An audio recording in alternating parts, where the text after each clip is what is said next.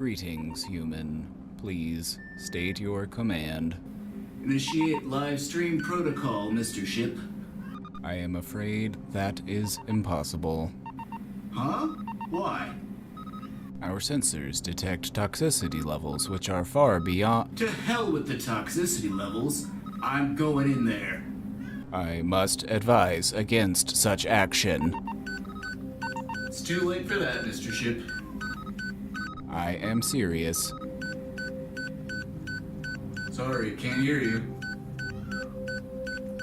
Do not do that. Oh, or what?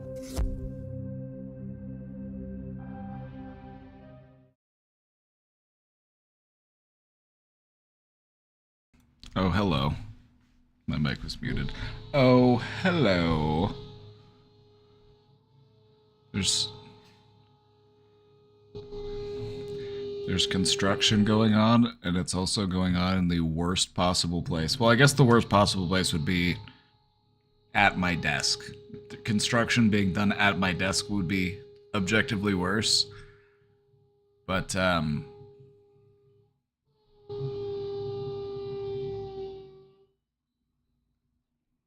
we're installing a rail. We're installing a rail in the front, by the front door.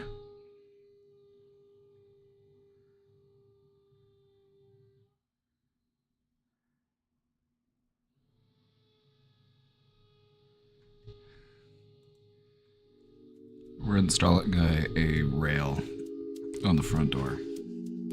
And so that is the sound of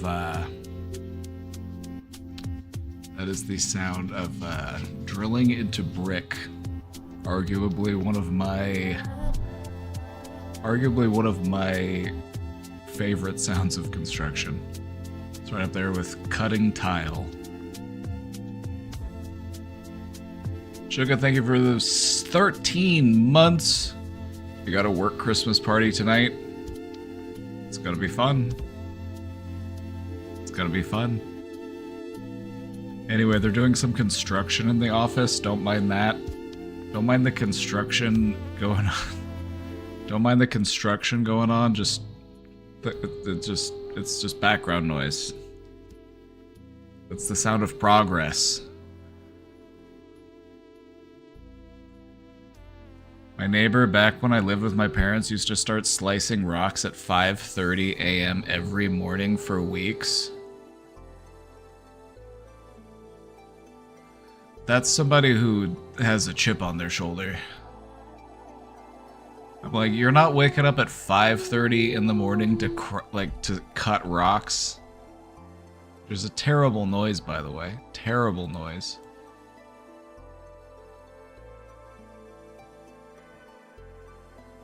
You're doing that because you want to piss people off.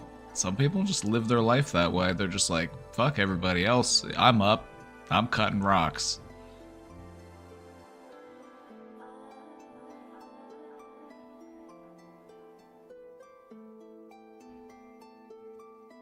I like to bang around in the morning. I just like to think my downstairs neighbor thinks that I have a job.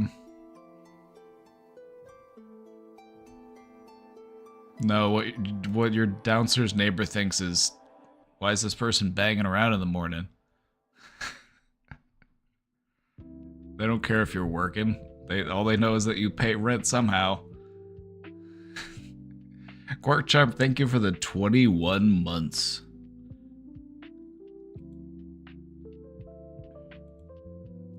I genuinely think he was just obsessed with his projects and didn't think of people besides himself. It was not malicious, I think. I feel like that level of ignorance could qualify as being malicious. If you are just that willfully ignorant of the people around you, I'm gonna say that that's where the line blurs. You know, normally we try not to attribute to malice that which can be explained by ignorance. I like to just assume that people don't know any better before I judge them for what they do. But if you're showing me that you just really just don't know better, or that you just don't give a fuck, then that's probably, it feels a little malicious. That's where the line starts to blur. Because he was super, super nice to us.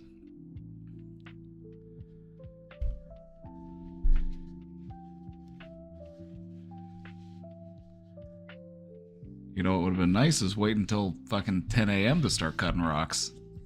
I like to give people a little bit of a, you know, if I'm not the early morning type of person. I like to get up at like 8, 9 o'clock.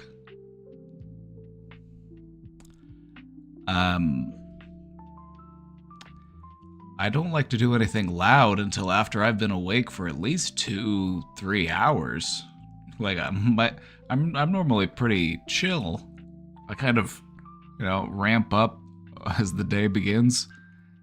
But to be like out cutting your grass at 6 a.m. You're out there, you're running the weed eater, you're just you just, oh my god.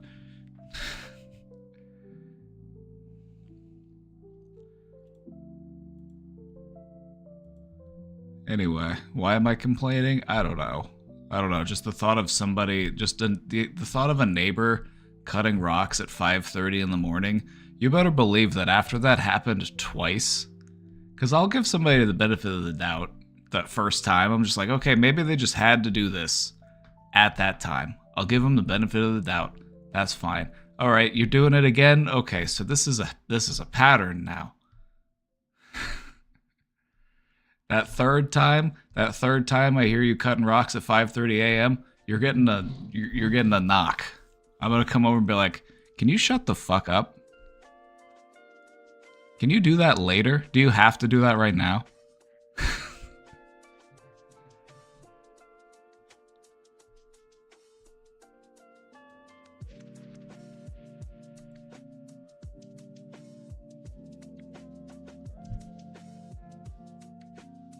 I try my best to be a very kind and patient person, but there's just a part of me that's like, if I need to be a dick, I will be a dick.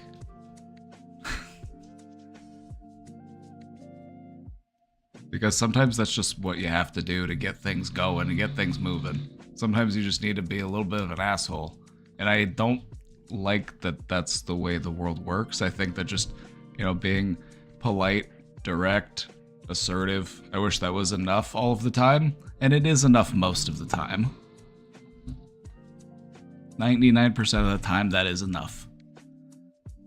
But every once in a while, you know, once every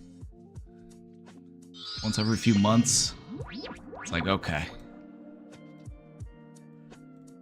You caught me on the wrong time, the wrong day.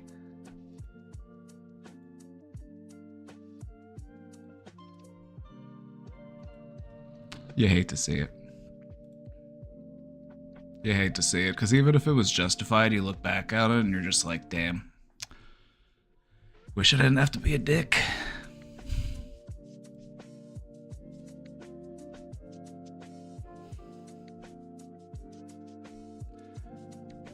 Big Staru, thank you for subscribing for 25 months. Oh, and by the way, we're on a hype train. Would you believe that? We're just going to start things off with a hype train this morning.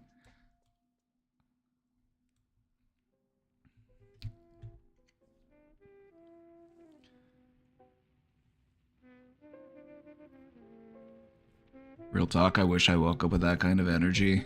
Alright, do you want to know how? I can tell you how to do it.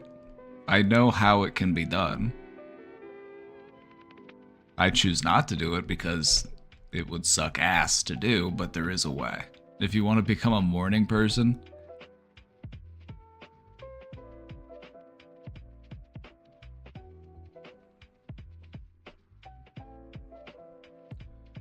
the way that you become a morning person is just forcing yourself to wake up in the morning and just embracing how much it fucking sucks for that first week.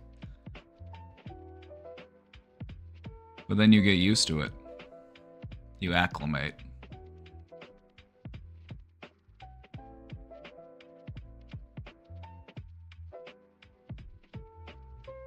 It's like jumping into a cold pool. It's just like there's an initial shock, and then after a while you're just like, oh, okay, I'm alright.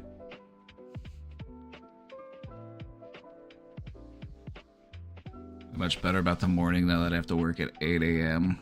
Yeah, I had a really early morning job once, and it wasn't even that early. Like, there are people who have to get to work at like 3, 4 in the morning. I'm like, my condolences.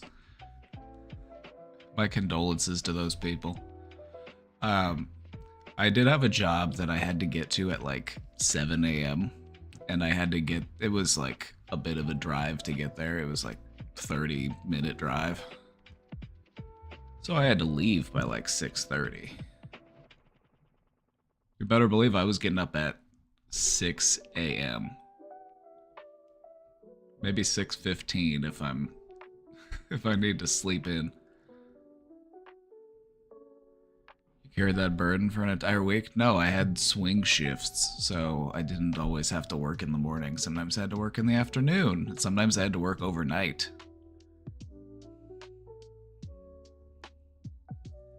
Those are the worst kinds of jobs. Your sleep schedule is just so fucked up.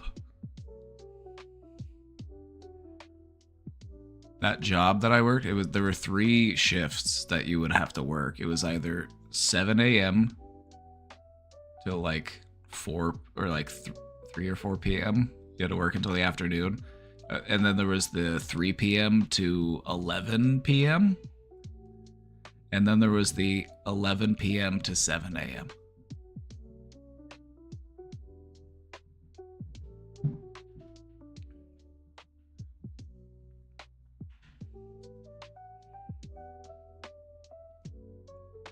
And they all sucked because if your shifts weren't consistent, your sleep schedule was just fucked up.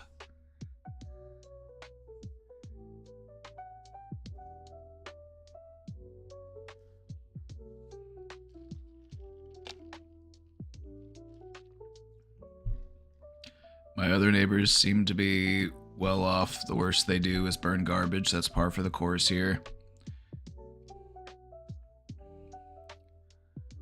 That's how some people do it out in the country. If you're out in the country, people are burning their garbage. This is something that a lot of people don't realize.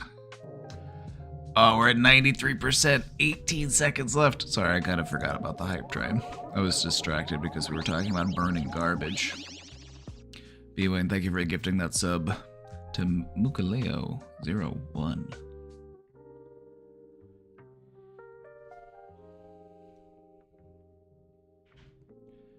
B-Wayne with another gifted sub to Bread Theory.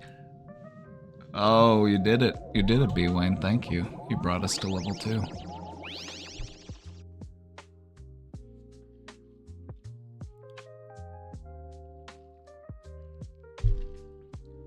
If you weren't aware of this, let me just go ahead and tell you. There are places in rural America where there will be community trash burning days. There's like a communal trash burning site, and people from within like a county will all come together. They will all collectively burn their trash on that day. All of my relatives in the country had burn pits, right? Everybody in the country's got a fucking burn pit.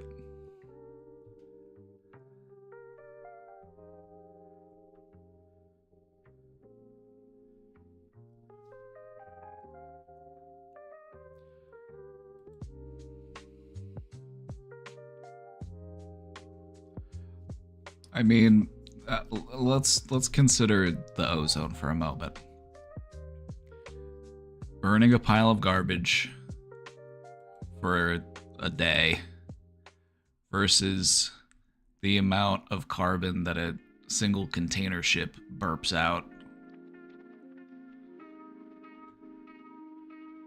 It's like, yeah, collectively, it's like,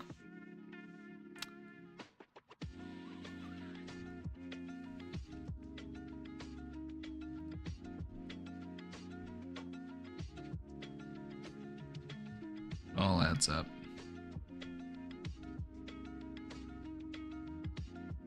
It all adds up, though. It's like, even though like one person's carbon contributions aren't that much, when you multiply that over like 1 million, that's still a decent amount, but it's still not nearly as much as like It's a fraction of a percent of like the entire carbon emissions in the world.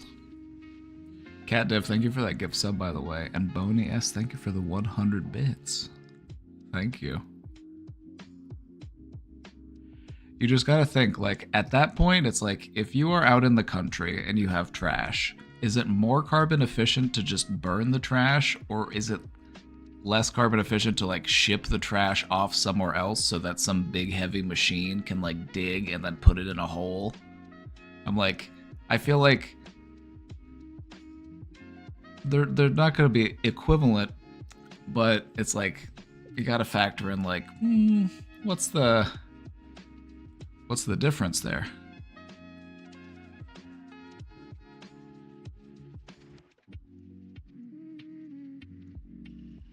I'm just curious. I just want to know I would like to see a cost benefit analysis of burning your trash out in the country versus having your trash picked up and then dealt with separately. Watch them just take it to some community place where they're just gonna burn it anyway.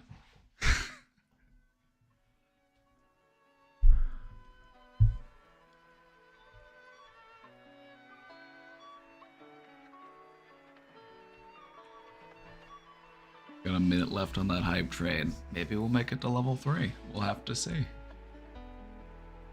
It all goes somewhere. Yeah, it's like, I could burn my garbage if I live out in the country, and that's going to make a certain amount of carbon that gets kicked up into the atmosphere. A lot of that carbon's just going to stay, you know, on Earth in the form of like ash and like other particulates. But some of that carbon does get kicked up and converted into carbon dioxide. But also, if I have to have some garbage truck come out and then pick up the trash, and then I have to put the trash in a bag, and that's also, you know, that's also oil. It takes oil to make that garbage bag. And so I gotta bag it up, I gotta offload it, I gotta ship it somewhere, and then I gotta bury it using big heavy machines that are just also guzzling oil. It's like, at what point is it just better off just burning the trash? At what point does it tip in the favor of just burning it?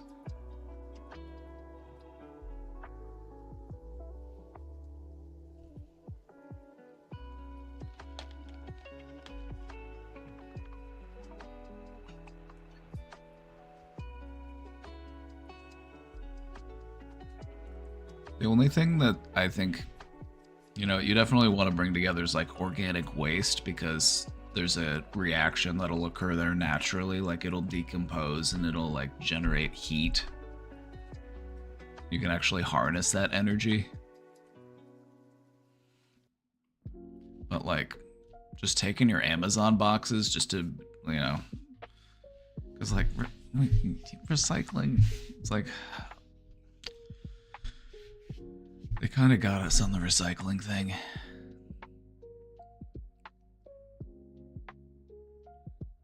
It's kind of depressing to find out that a majority of the stuff that gets recycled just ends up getting thrown away anyway.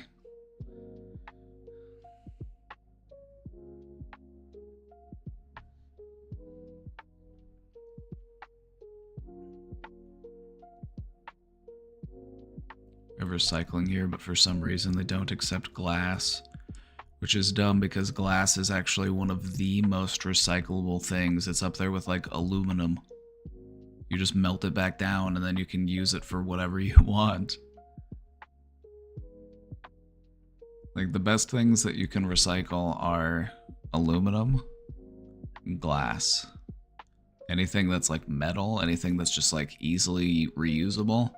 Like paper, it's like, making new paper out of old paper is actually a very, like, energy consuming process.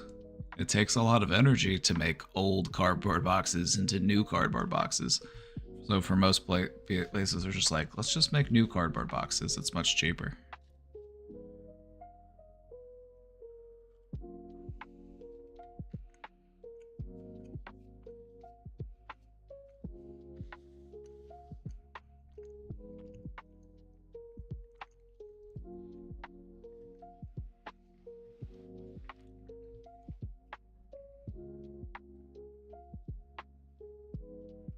It's like there are certain things you can do with like recycled plastic, but kind of like once the things that you're doing with recycled plastic, it's like once you recycle it once, it's like that's kind of it for plastic.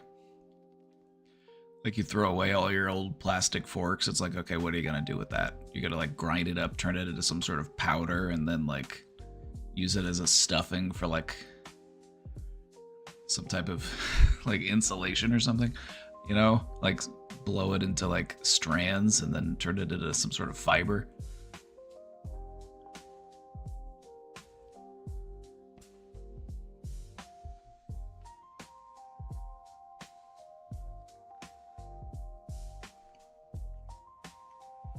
I think it's crazy that it's not encouraged to monetize trash, you know? I think it should be legal to dumpster dive. And I'm not even saying this because, like, I dumpster dive or anything, but I've watched videos of people dumpster diving, and just the ridiculous amount of stuff that will get thrown away in this country is insane.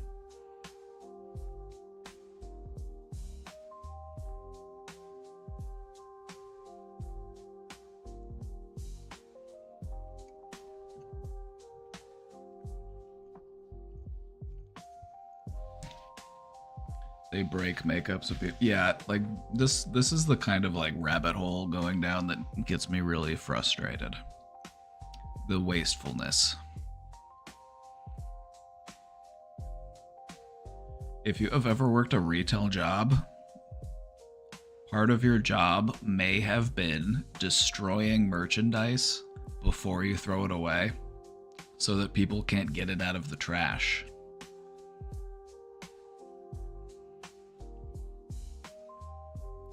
Like cutting up clothes with scissors, breaking things.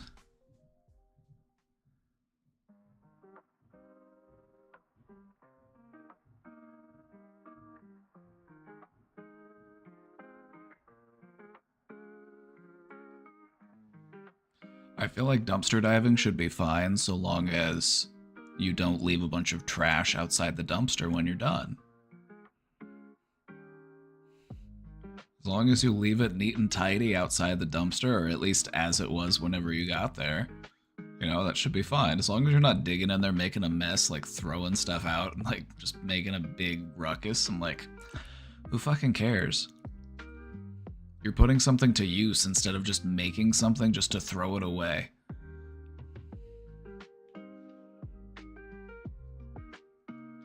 Like, imagine making something and then just immediately throwing it away. Like, well, fucking needs that shit.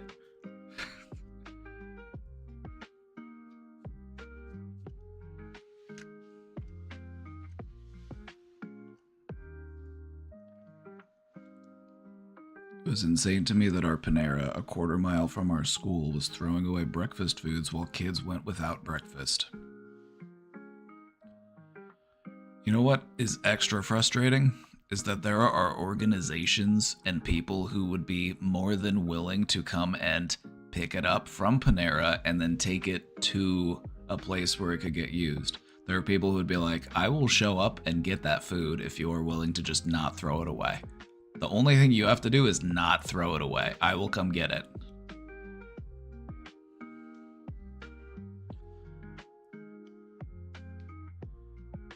You know, it was okay, let me tell you a little story about one of the things I used to do at one of my old jobs.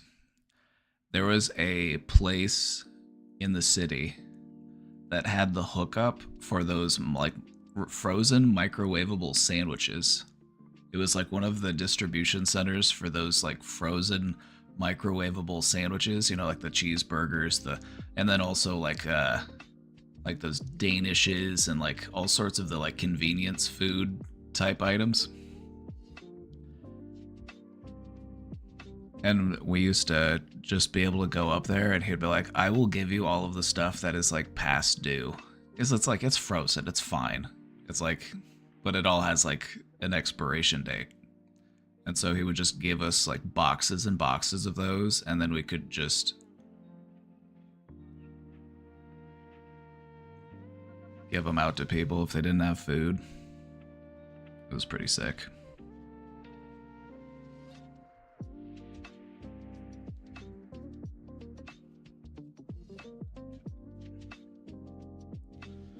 What I've heard is that they're trying to defend against lawsuits. Yeah. I think that there should just be a disclaimer on the outside of the dumpster. Climb in at your own risk.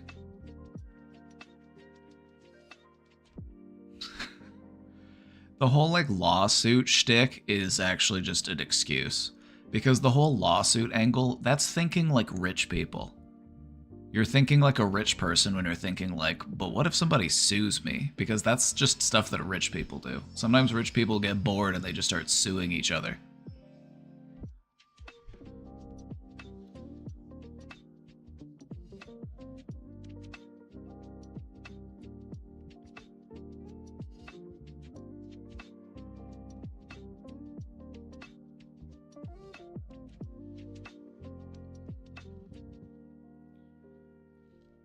All you have to do is write a law that says that there will be a notice posted on every dumpster. Climb into this dumpster at your own risk. And it has to be visible. Put a big sticker on it.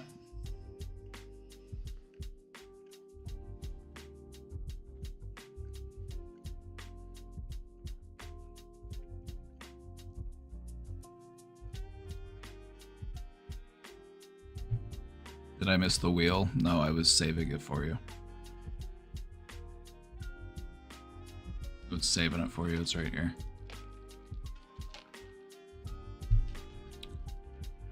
Dunkin' iced coffee today.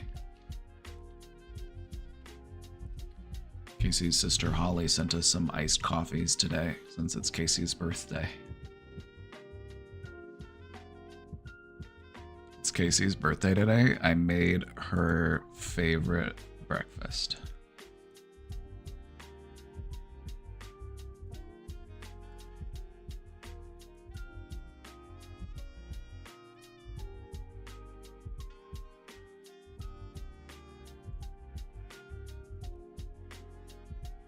Boston mentioned. Boston mentioned.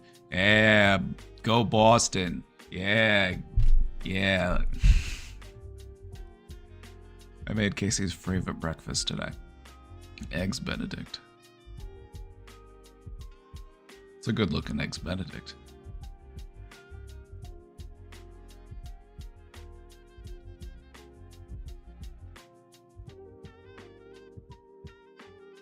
Sounds like a New Yorker trying to do a Southie accent.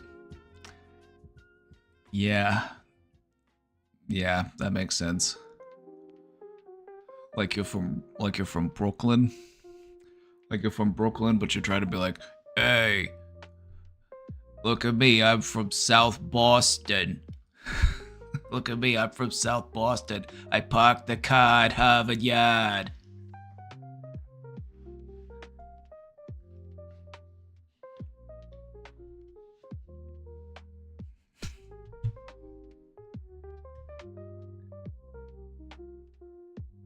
This was a delicious breakfast.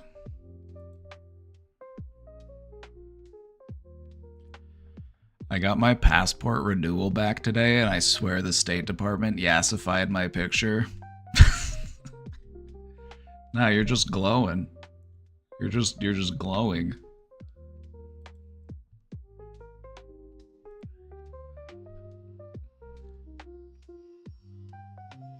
I got my first tattoo today, and it's super cute. Their first tattoo ever. Their first tattoo is kind of exciting. The first one I got was on my ribs, and that shit hurt. Got it right here. It's like whenever they would do the rib, it would just vibrate in my whole chest cavity. That one sucked. And then the one I got on my arm, it's like the inside of the arm is way worse than the outside of the arm. The outside of the arm's fine. Anytime it was on the inside of the arm, though, I was like, that fucking hurts.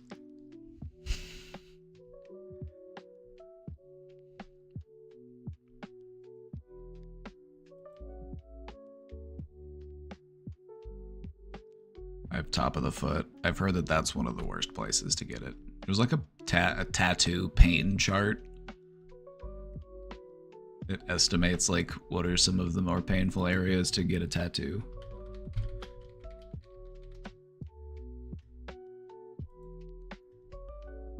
They're also slightly different depending on your body type.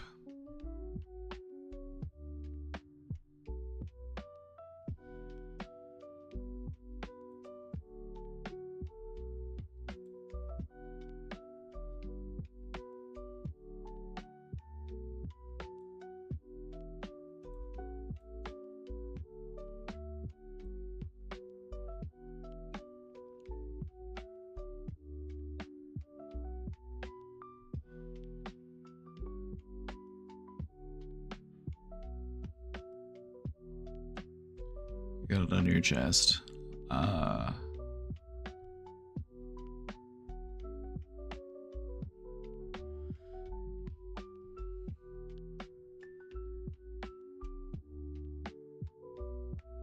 Hands aren't as bad as they say they are. I would assume, especially for your dominant hand. If you're a non-dominant hand, it might be a little more tough because you're used to using your dominant hand for like, you know, whenever you gotta do something heavy, you're like, all right, I gotta pick up this hammer. Here you go, dominant hand. Get to work, buddy.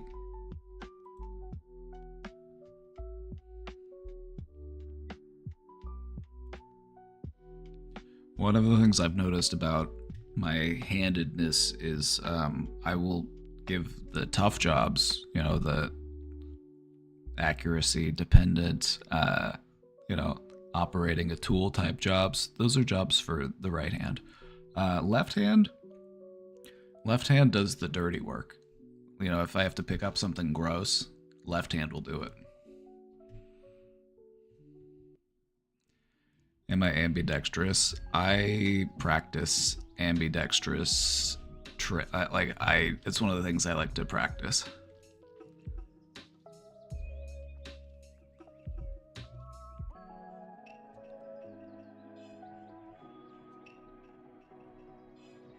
My dad taught himself to write with his left hand. He didn't like his right hand handwriting, and so he taught himself to write with his left hand and then just started writing with his left hand. So I kind of get it from him. Just a ambidexterity.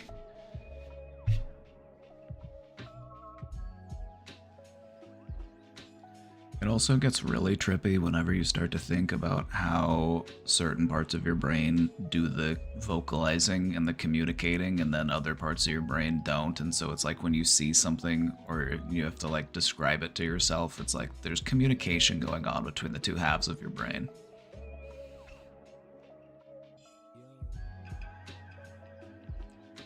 So I try to keep them in balance.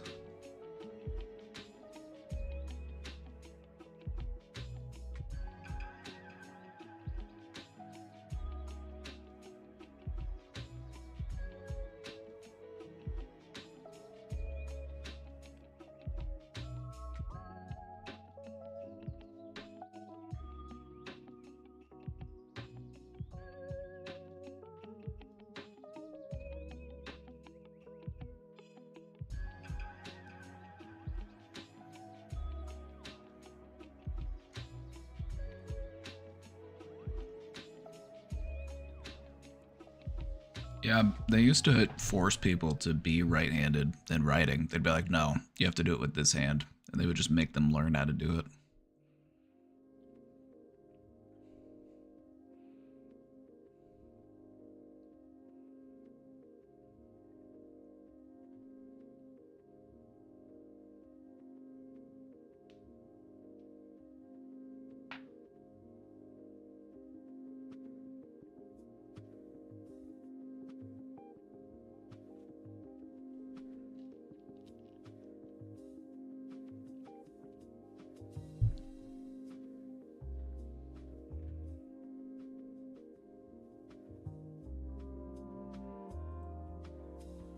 Honestly, free the lefties.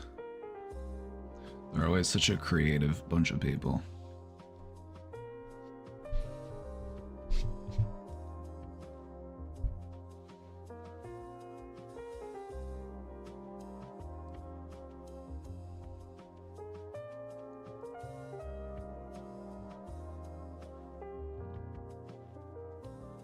Alright, I'm gonna put this wheel away. I'm feeling pretty good today. I would say I'm feeling proud today. We're going with proud today.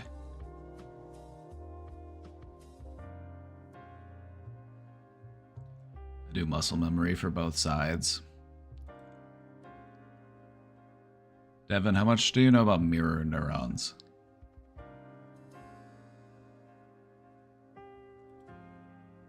How familiar are you with the idea or the concept of mirror neurons?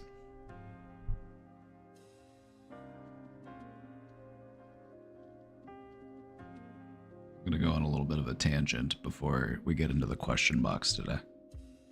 We also got a presentation lined up later, all about overcoming doubt, so you won't want to miss it. Alright, so let me tell you about mirror neurons real quick. There is a special type of neuron in your brain. It's called a mirror neuron, and what it is there for is it is there to be able to like observe something happening and then be able to do it ourselves. Like you see somebody else doing something and then you can start to imagine yourself doing it just by seeing them do it. So you can mirror them.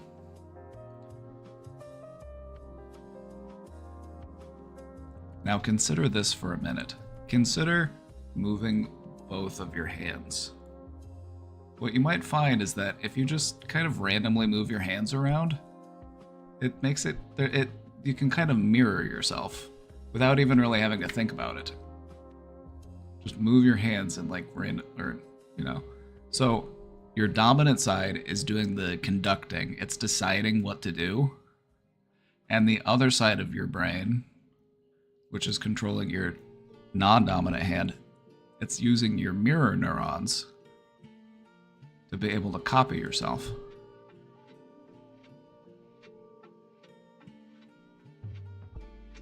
So try to switch which side of your brain is doing the conducting and which one's doing the following. Like try to lead with your non-dominant hand.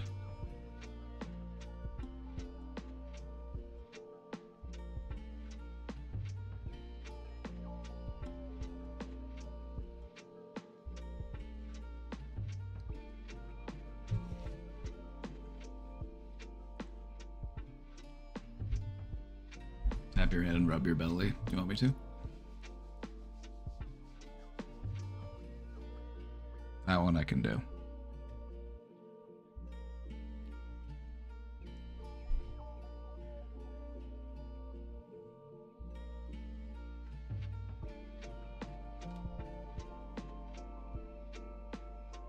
I'll switch directions and hands. Okay.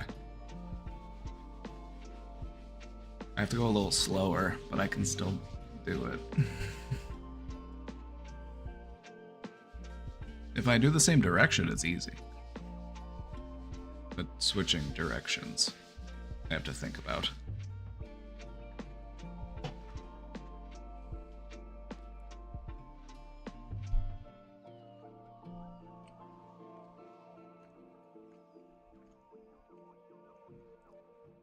Last night I got high and brushed my teeth with my non-dominant hand and my eyes closed and my tongue was doing tricks on that shit. I swear the body knew what it wanted. Knew what it wanted clean better than my dominant hand thinks it does. That's actually a really keen observation. If you want to get a really great toothbrushing in, use your non-dominant hand because you're going to have to pay much more attention to doing it. Whenever you're brushing your teeth with your dominant hand, you're just kind of like, I've done this a million times. I know what I'm doing. And you just kind of... But when you switch hands, you have to actually stop and think through about what you're doing. You're putting a lot more of your awareness into it.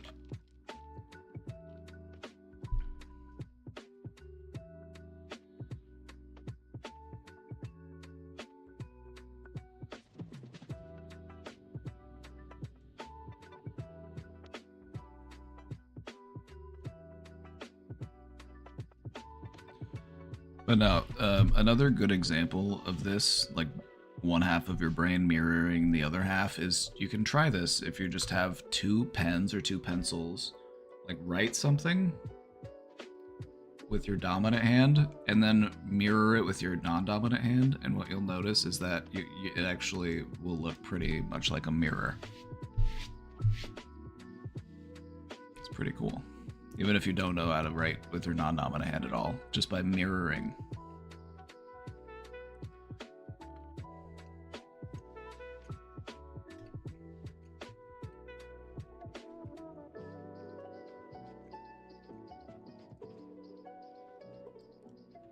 I keep the autopilot coded to the body control half of my brain. I don't get involved except to train muscle memory through my mirrored neurons.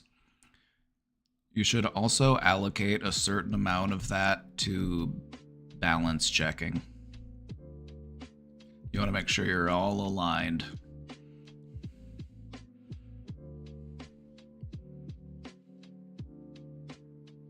Just didn't know there was a language for it.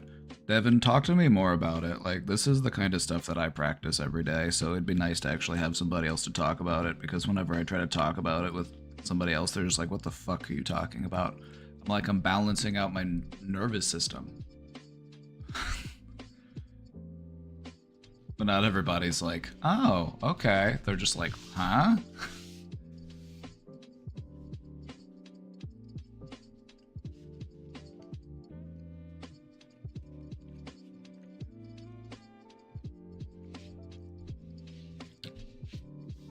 Devin's over here on the cusp of enlightenment.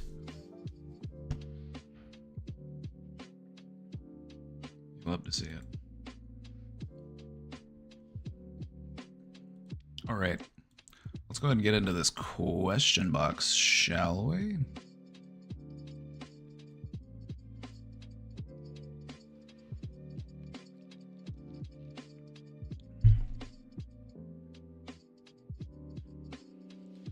Usually throughout the whole year, I'm lonely. I will reach out to people, but nothing seems to really lead to hangouts. When it comes to this time of year, I get excited. I feel happier than usual, but when January hits, I feel sad again. I know it's the expectations that I have during this time of year in hopes that people will actually reach out to me.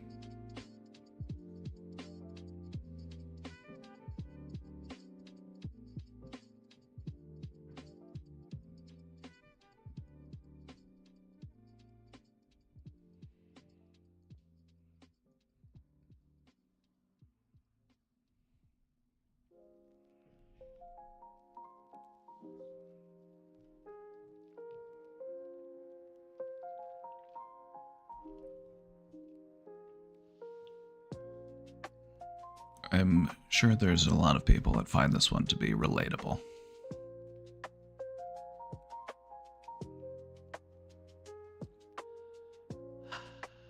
Being lonely sucks.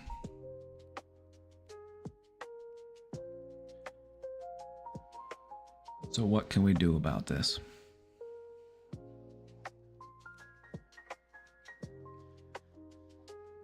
If what we're doing's not working, then we need to find something else to do. That's the way I look at it, because I've found myself in the same position. And I'm like, alright, I gotta switch it up. I just want to put something out there. It feels really nice to be the one to have people reach out to you. It feels really nice to feel remembered, to feel significant, to feel important. But you know what also feels nice? Being the one to reach out.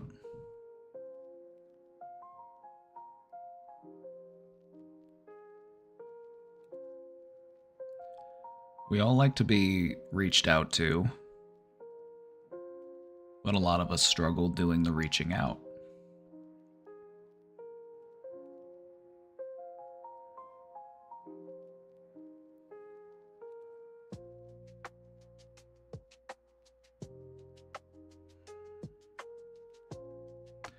The way I see it is this. If I want the people in my life to reach out to me more, I have to lead by example by reaching out to them more.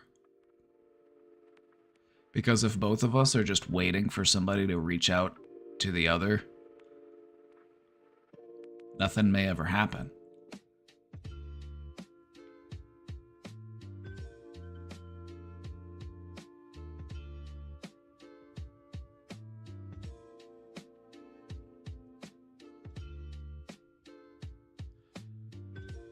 I think a topic to discuss would be, why is it hard to reach out? Why is reaching out such a struggle?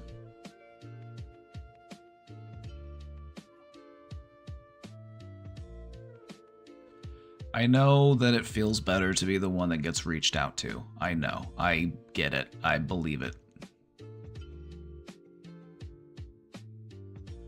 I believe it. It feels better to be reached out to. And I think part of what's going on here is a lot of us have the assumption that other people are just being reached out to and setting things up and doing things all the time, and it's just pure and effortless and fun, and then you're like, but my life is different.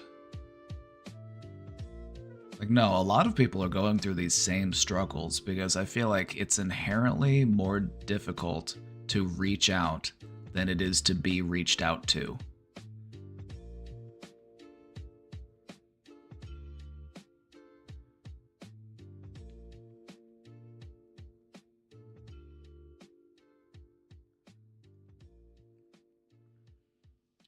This used to be me with rejection sensitivity. If people were busy or not feeling social, it felt like an attack, right? It's like we automatically just jump to, oh, they must be mad at me. They must hate me. They must never want to see me. It's like, no, maybe they're just going through it right now and they just don't have the energy in their tanks. Because that's where a lot of us are. And I feel like there are a lot of people who pretend or project the image that it's not that way for them, but a lot of people are feeling lonely too. I would say that the number of lonely people is probably at an all-time high as far as human civilization goes.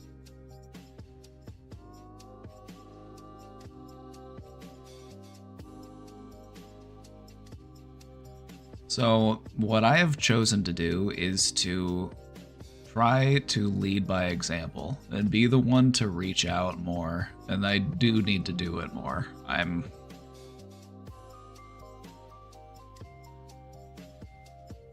Because I can identify as being that person who's just like, why is nobody reaching out to me? They must not like me. They must not want to hear from me. They must not want to talk to me. It's like, but at the same time, you're also not reaching out to them. And they're also wondering why no one's reaching out to them. And so you're both in the same position, blaming the other for the problem. Just be a part of the solution. Just reach out. I don't care if you have to reach out 1,000,000 times. If you only get one callback, if you only get one hangout, that's worth it.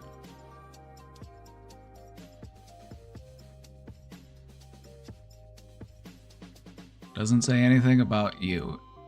You know, all you can do is just be open, be friendly, be affable, be kind.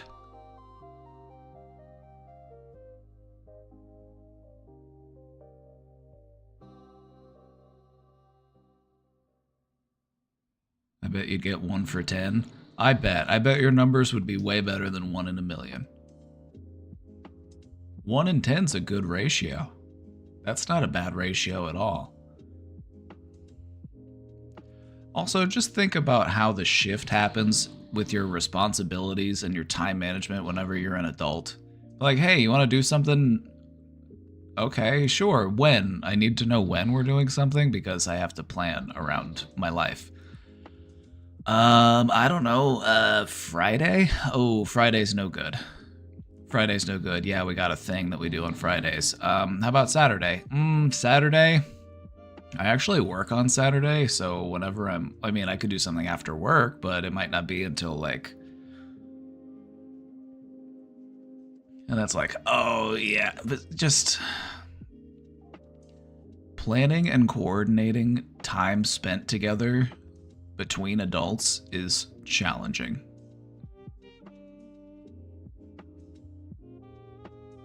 but it's worth it. So work it. Drop down, flip it, and reverse it. Just imagine that every person that you are reaching out to was just waiting to hear from you. Just change your perspective on it. Just be like, this person hasn't heard from me in a long time. I bet they'd really love to hear from me.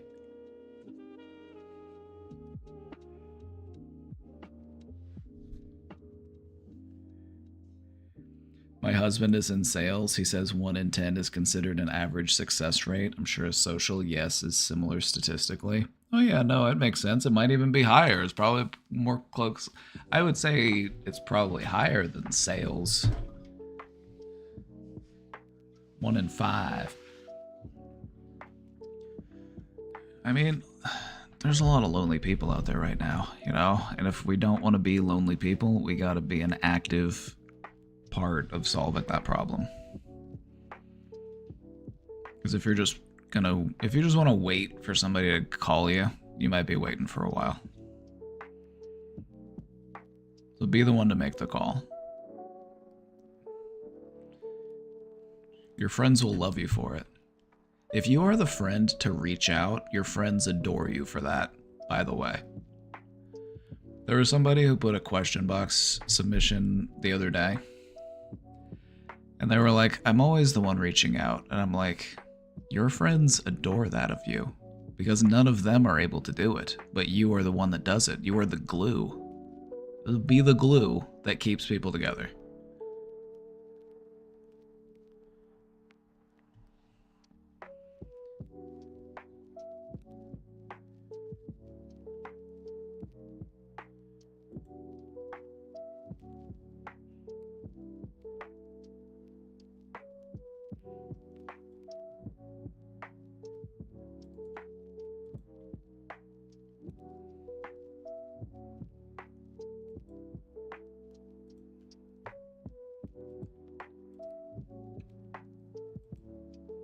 I recall a past stream where you mentioned that weed disrupts our ability to form new memories. Could you expand on that? How do we develop a healthy relationship with weed or any other drug/medicine?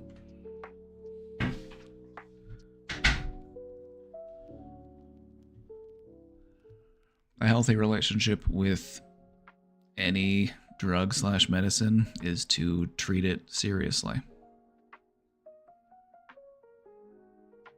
You know, if you're going to treat it as medicine, treat it medicinally. It's something to be respected. It's not something to be abused or indulged in. You know, treat it like you would treat Tylenol.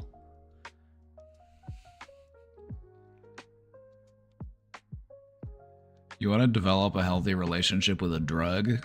The only relationships with drugs that we need to develop relationships with are the fun ones. There are fun drugs and there are some other drugs that are not so fun. So treat those fun drugs just like you would treat the not so fun drugs. That's how you have a healthy relationship with them. Take them as needed, as prescribed. Don't binge. That's the way to do it. Take it seriously.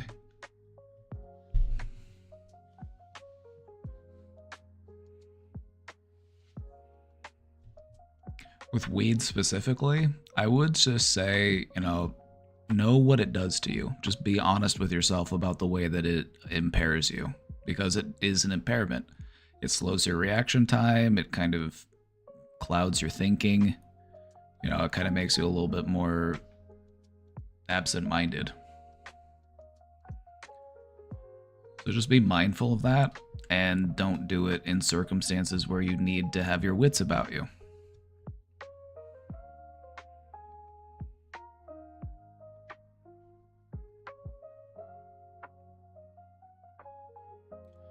So, how does weed affect our memories? Let's take a little look.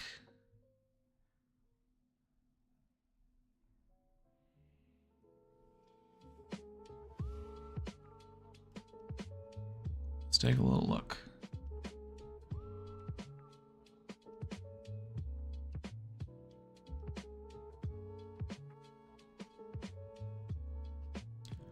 Let's find a good article. We have a longitudinal study on the impact of marijuana on adult memory. Or do we go to mycannabis.com? Can cannabis affect memory and cognition?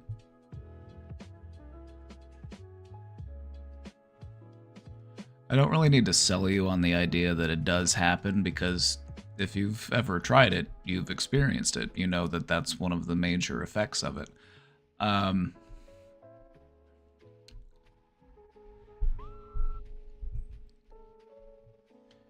It derails your train of thought. This is a good way of describing it. This is from newsscientist.com. Here we go. Let's look at this. Let's look at the study.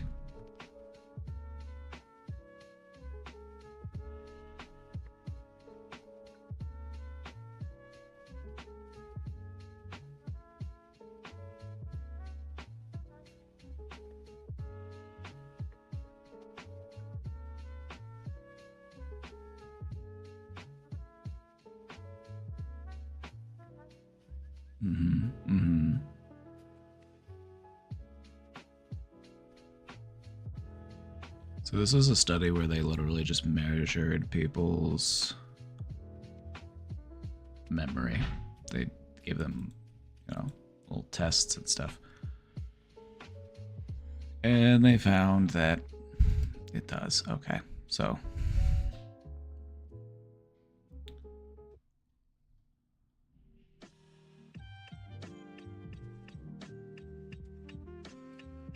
theconversation.com.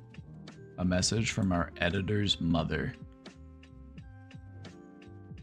What's your mom doing?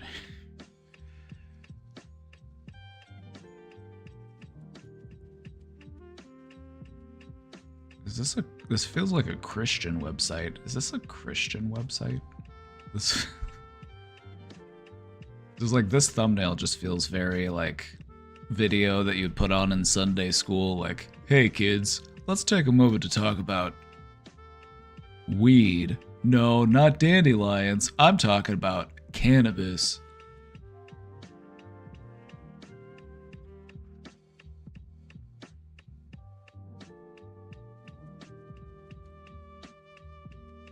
Okay, so they're talking about the effects of the different chemicals and stuff. I'm trying to see, what areas of the brain does it affect? Actually, the easiest way for me to explain this is to show you...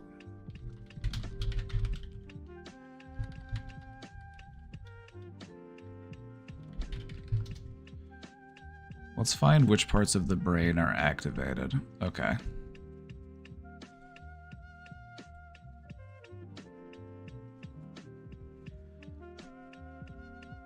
So, the reason why marijuana affects you in so many different ways is because you have receptor sites in your brain that can connect with the active molecule in weed. So whenever you smoke it, that molecule enters your bloodstream and then it enters your brain. And then it can bond to certain receptor sites in different parts of your brain. So it latches onto your cerebral cortex, your amygdala, your hippocampus. As far as your memory goes, we're going to mostly be thinking about the hippocampus.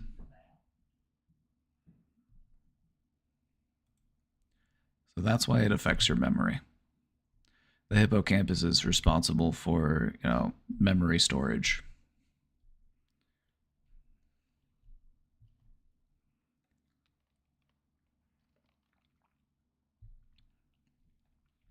You can also see all of the other different ways that it can affect you.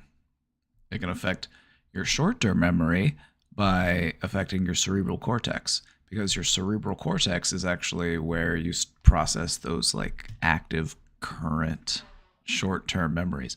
Like, I'm hungry, I should go make a sandwich, and then you go to the kitchen and you're like, oh my god, I already made a sandwich. When did I make this sandwich?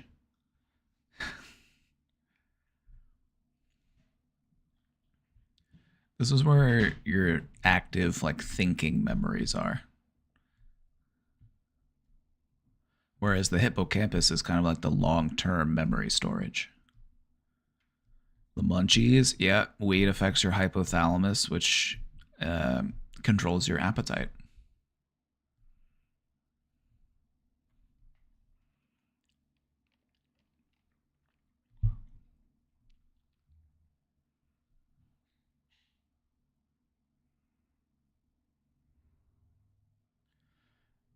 Yeah, this is why different strains can give you different sort of effects, is because they are, depending on the different compounds within the weed, you might get more of a, cognitive effect. Other varieties might give you a more body effect. So if you're serious about doing weed, recognize which strains you like, the ones that are, give you the effect you're looking for.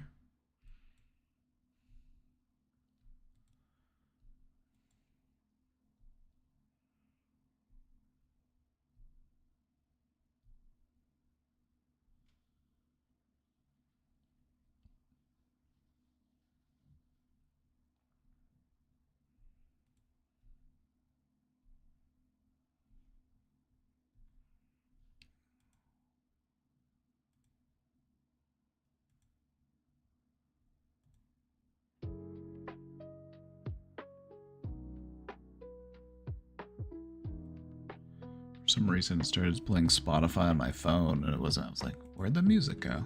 It started playing from my phone.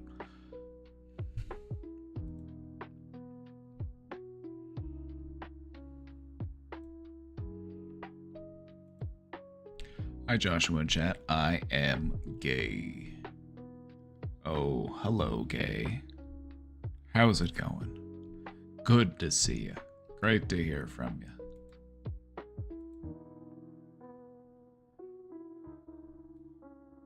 Always a pleasure. Family dinner tomorrow, but I'd have to sit next to my sister, who is always mean to me. Do you have to sit next to them? Is there assigned seats?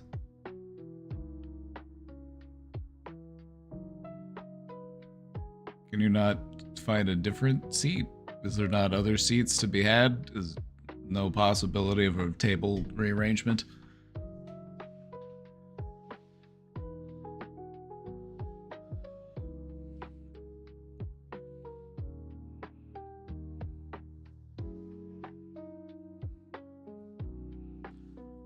It's my father's side of the family who will be attending, about 15 people total. No one is around my age, and all the younger people there talk about is partying, and I don't have any relationship to these people. I usually sit and say nothing and suffer every single one of these Christmas dinners. I hate it so much, but it feels rude not to go, but at the same time I know I'd hate it. But I do want pizza. What do I do? What can you do to make this better? What can you do to make this more fun?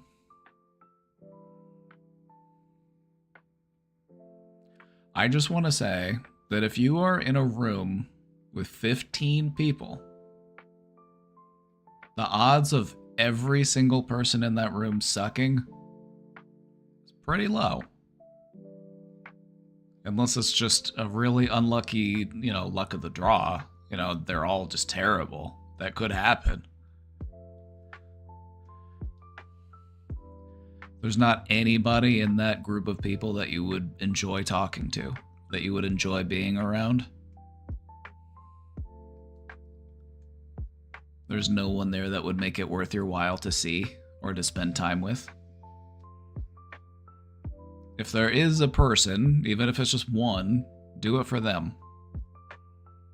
Don't do it for you. Do it for them. Do it because they want to see you. Even though you have to hang out with all these people that you don't really care for, do it for the person who is glad that you showed up. Do it for them.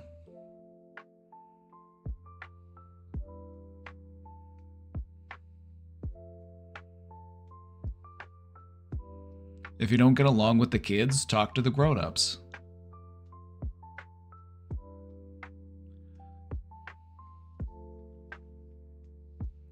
My favorite people to hang out with at a family get-together are the kids, because No, none of the adults are asking me what my favorite dinosaur is.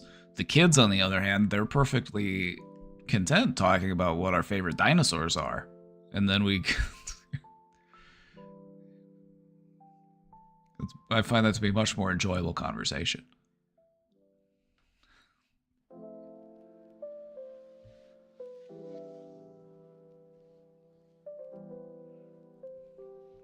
This is my pro tip for you. You need an icebreaker at your next gathering. Ask people what their favorite dinosaur is. Because most people will have a favorite dinosaur. Most people will have a favorite dinosaur. And if they don't have a favorite dinosaur, make fun of them for not having a favorite dinosaur. I'm like, come on. You serious? You can't think of one dinosaur?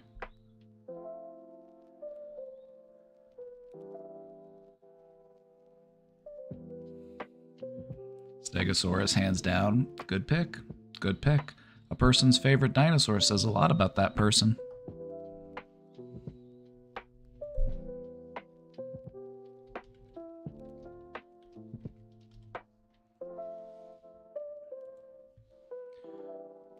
You wanna know one of my favorite dinosaurs? One of my favorite dinosaurs is the Pachycephalosaurus. This guy had a big fat head, and he would headbutt people.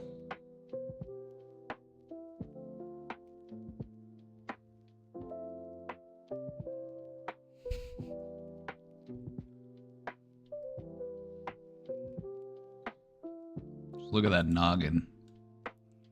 You know, relatable.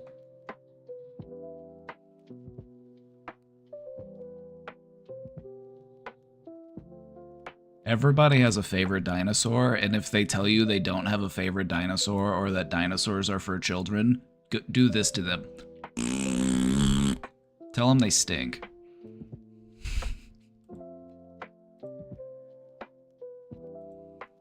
My recommendation to you, questioner, is go to the party, have pizza, and try to have fun.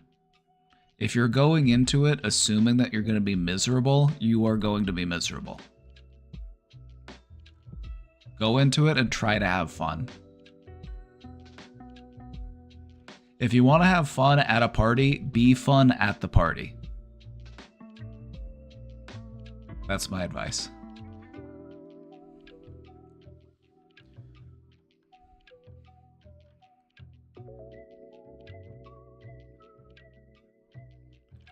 It's just like Kesha said, the party doesn't start until I walk in.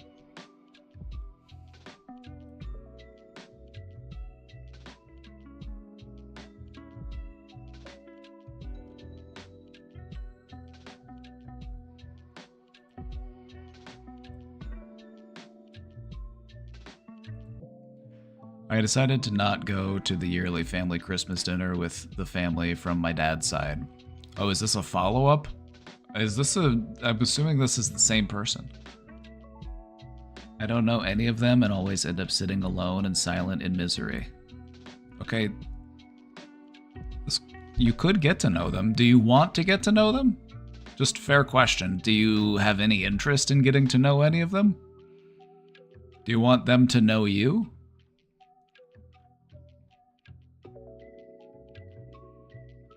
Or are we just content on keeping these people strangers? That's kind of up to you.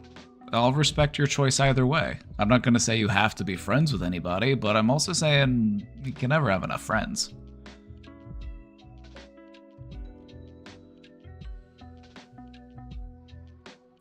It feels so bad. It also feels like I'm saying F my family, so I feel guilty. I already sent a confession about this, but maybe this explains it better.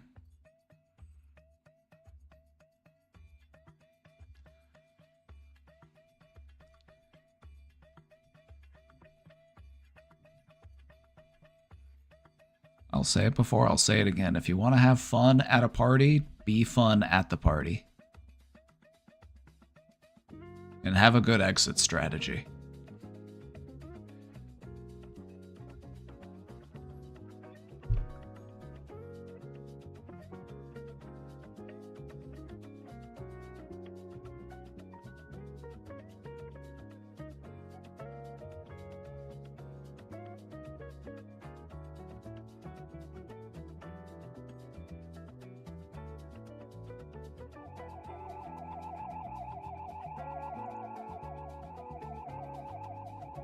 Left Rights, thank you for subscribing. Thank you.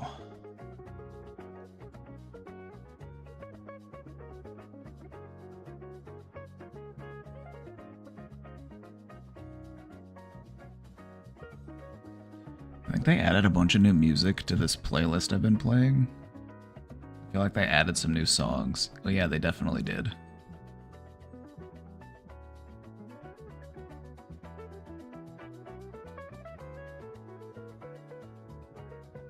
Yeah, this is on that same playlist I've been using, the DMCA free lo-fi and chill beats. They added new songs. And this is one of the new songs. Love is real. It's true. It's true. How to dance? Dancing is easy. Just listen to the music. Is the question still open? Oh yeah. I'll get back to it here in just a sec. Dancing is easy. Just listen to the music and then pick an instrument that you hear within that music and then move in time to that instrument. It could be the bass, it could be the guitar, you know, just pick one of the rhythms within the music you're listening to and move in time to that rhythm. Just pick an instrument and follow it with your body. So like in that last song, it was the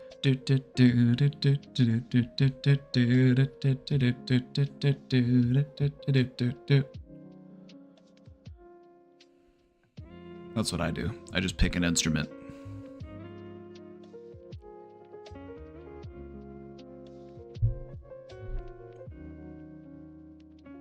This is not a dancing song. This one I cannot dance to, but that's fine. This playlist isn't just dance beats.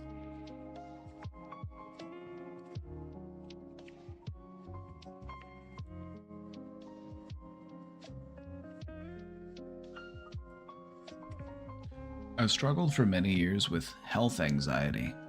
Ooh, health anxiety. That's a very common form of anxiety. I would say it's probably one of the more common ones. So you're not alone in this one. I conjure up scenarios in my head about what is wrong with me and Google symptoms. It eventually makes me visualize the worst things possible. How do I learn to settle this and calm myself down?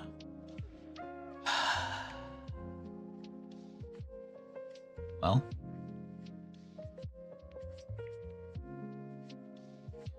just consider that the added stress is not good for you. What ends up happening to some people is they develop what we would refer to as a psychosomatic illness. Meaning that because you believed so intently that you must be ill, it actually starts to make you ill.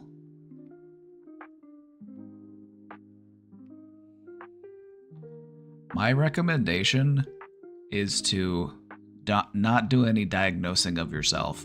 If you are concerned that you have something or that you talk to somebody about it, call the nurse line, call your doctor, you know, don't just do your own research because you're always going to gravitate towards the worst possible thing because that's the one that catches your eye.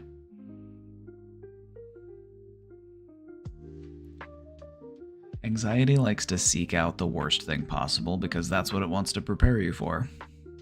Like, otherwise, what is it doing? Anxiety's not trying to half-ass its job of protecting you. It's going to take the worst possible thing into consideration. So how do we learn to settle this and calm myself down? All right, let's talk about it. Think about calming your body down. When it comes to calming down your mind, it's often easier to begin by calming down your body. So, slow down your breathing and put yourself into your body. Turn your attention onto your senses. What do you feel right now? What does it feel like when you breathe in through your nose? Where do you feel it when you slowly exhale that breath.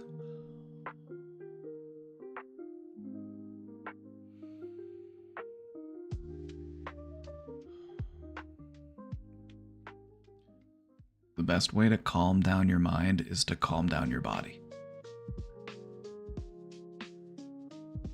And oftentimes what we end up trying to do when we feel like our mind is racing, our mind is anxious, we try to calm it down, we try to talk ourselves out of it, and that can be helpful, that can work, but it doesn't always work. So, sometimes we find ourselves caught in a loop. So breathe. Just be.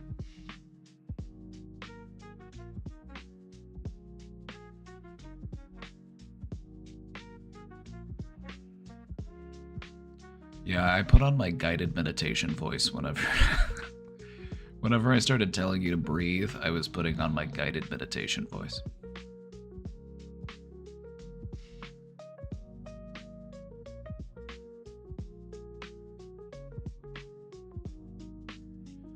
I've been meaning to record more of them. I need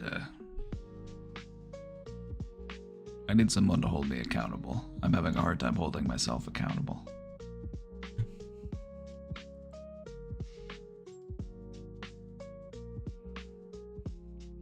So anyway, when it comes to calming yourself down, do it in your body.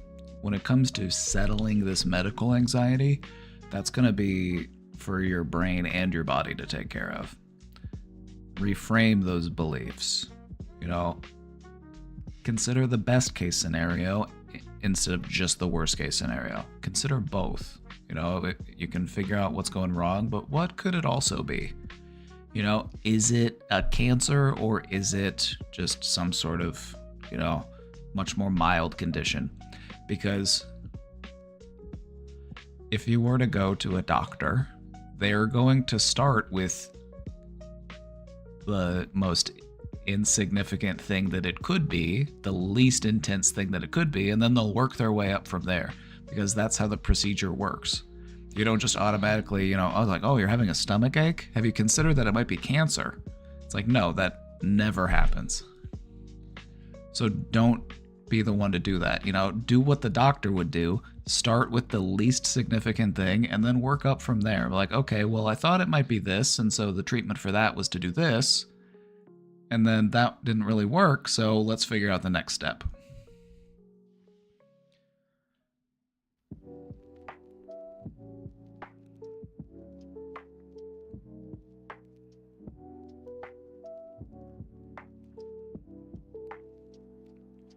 Don't just immediately jump to Z, start with A and work your way through.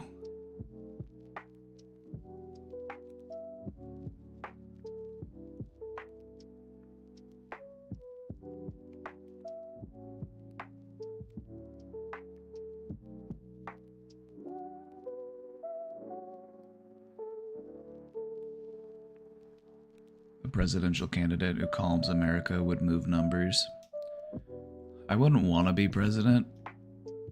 I wouldn't want to be president, but if I were made to be president, I guess I would do it. I'd give it a try. Why not?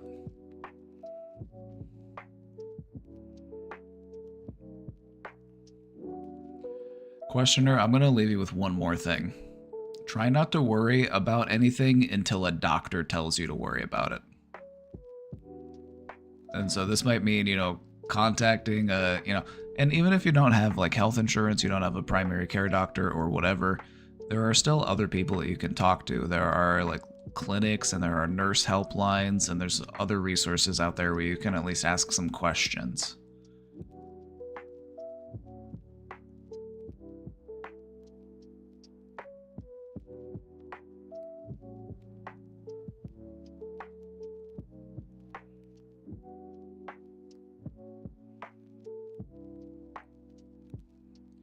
Yeah, I want to make America calm. Period. I wouldn't even say make America calm again, because it's fuck it, we've never been able to calm the hell down. We live in the land of gun and cheeseburger. We're a wild folk.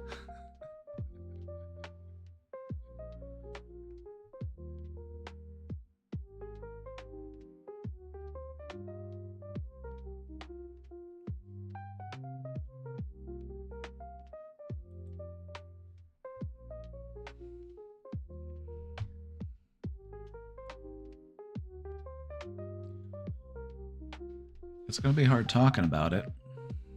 Well, I'm glad you're getting it out. I'm glad you're able to open up about it. Sometimes the stuff in life that's hard to talk about is the stuff that's the most important to talk about.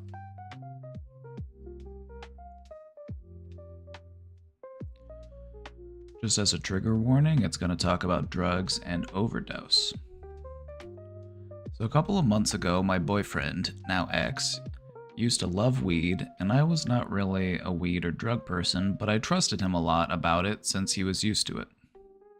So long story short, I consumed it via drinking small shots of weed milk, and the effects, and got the effects, but not too bad. One night we did the same, and I drank it right in his house, the usual dose. I drank it at night in his house, the usual dose, and basically started tripping really hard to the point that I was in another realm of consciousness.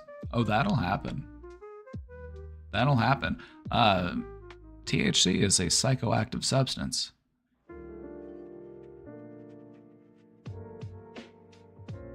THC is a psychoactive substance. If you consume it in high amounts, especially edibles, will really do it. You will possibly trip, much similar to like a psychedelic trip, because weed is a psychoactive substance. This is why some people are like, yeah, man, I did 100 milligrams of an edible and I'm never touching weed again. It's like, yeah, because that's not what you're supposed to do unless that's what you're looking for. It's like, are you looking to trip balls? Because you're going to trip balls.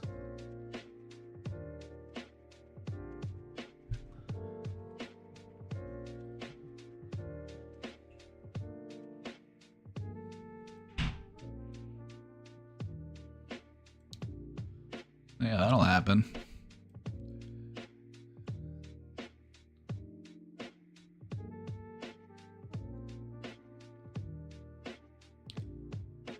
I was in another realm of consciousness, could not see anything around me, only a yellow background, and was time looping hard with super fast heart rate and epileptic style shivers. My mouth was super dry and was boiling hot. I could not hear him and barely could control my body. This episode lasted 7 to 8 hours and felt like I was falling in portals constantly. The only thing I saw was repeated scenes of him answering me. At one point, my only contact to life was physical touch. Can you explain if that was spiked or was it normal, please? Also, he did not call the ambulance or anything, so I don't know if it was a life threat. Oh, yeah, you tripped. This is... The things that you're experiencing sound much like a too high of a dose of an edible. Yeah, all of the things that you've reported line up. I don't think it was... I'm just yeah, could it just be weed that did this? Yeah, just weed could do this.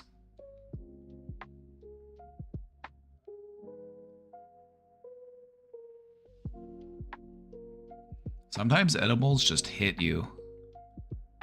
It's like, I don't know if it has to do with like your brain chemistry that day or just like what's going on, but like sometimes edibles will just like, I was not expecting that from that edible.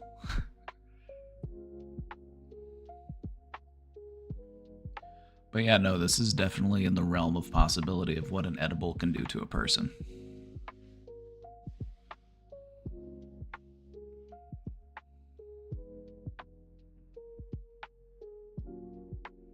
You must have taken a pretty high dose.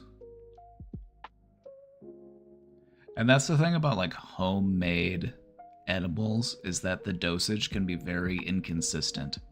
And so one time you might try it and it's like, okay, this is mellow, this is chill, and then it's like, oh, that next time you tried it, oh yeah, by the way, there's actually 10 times as much in that one because this was made at home.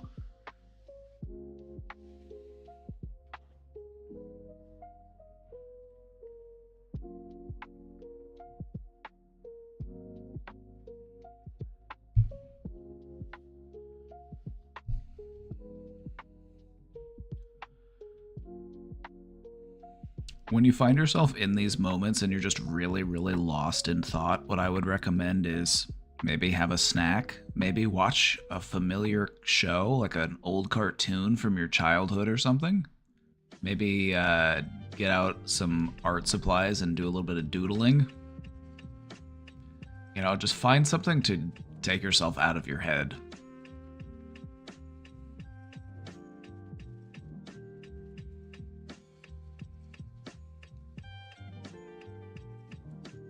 What to do when you got too much in ya. Depending on where I'm at in my hormonal cycle, the same dose of an edible can either knock me on my ass or have no effect whatsoever. Interesting. Very interesting. I've also known people who don't have any effect whatsoever to edibles. Like maybe it has something to do with like the enzymes in their liver or something. Whenever you consume an edible, it gets metastasized in your liver into a different form of THC. So it's a different effect than if you were to smoke it.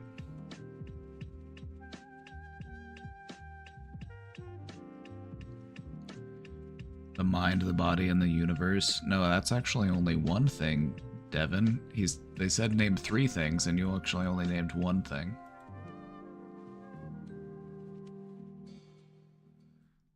The correct answer is pizza, hot dog, chicken bake.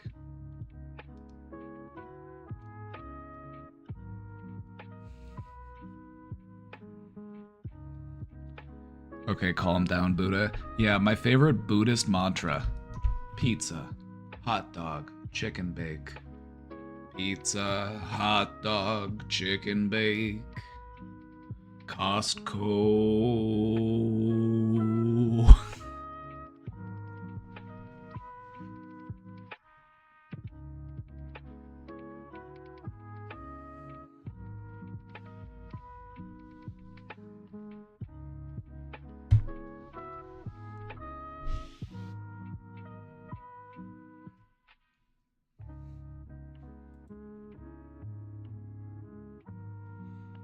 All right, are we ready? We're all caught up with the questions, so I think we're ready. We're ready for overcoming doubt.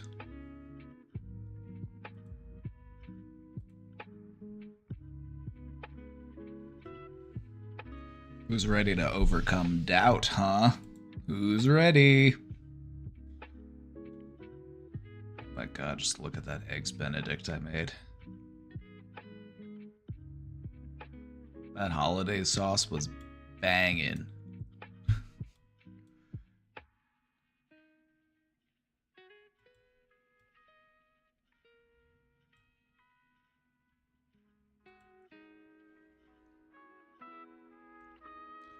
Who's ready to overcome doubt? Or are you doubting your ability to overcome your doubt?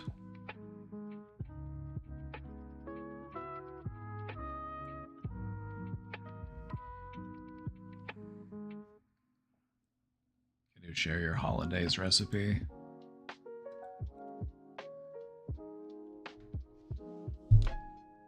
It's a pretty standard holidays recipe. Could probably find one online, but in mine I used a little bit of white pepper, a little bit of smoked paprika. I didn't have lemon juice, so I used white wine vinegar. That works just fine in lieu of lemon juice. 4 egg yolks and 1 stick of butter.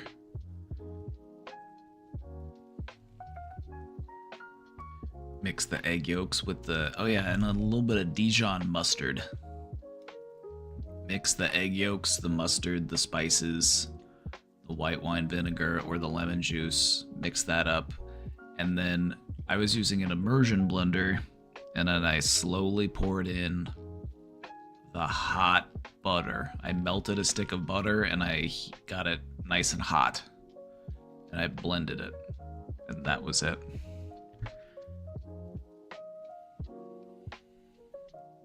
That's the secret. That's hollandaise. Hollandaise is so delicious, but it's also probably one of the worst things for you that you could ever eat. It's just butter and egg yolks.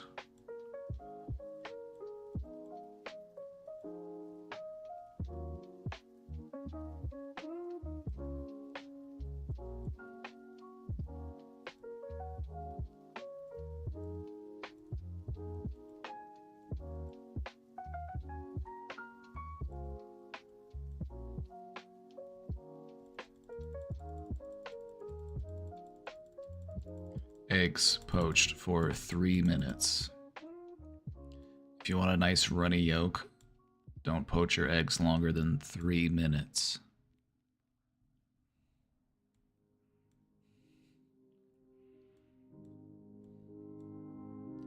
That's it. That's the recipe. Bye, Devin. Have fun at work.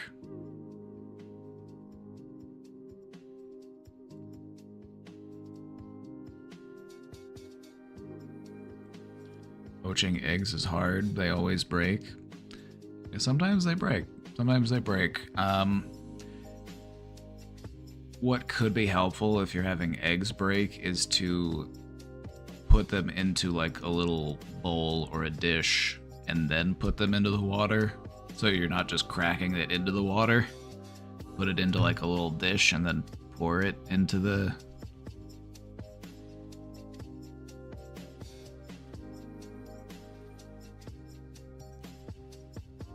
Also, give your water a little spin. Spin your water up so there's a little vortex going, and then put your egg in, and your egg will go. Woo! Also, put vinegar in the water so that the egg coagulates better. And anyway, enough about Eggs Benedict.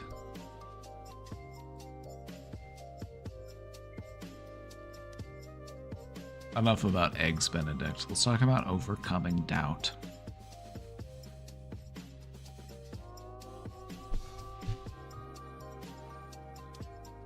Quick, unofficial poll. This will be an unofficial poll. You don't actually have to answer a poll question. Have you ever experienced doubt in your life? If yes, type Y. If no, type N.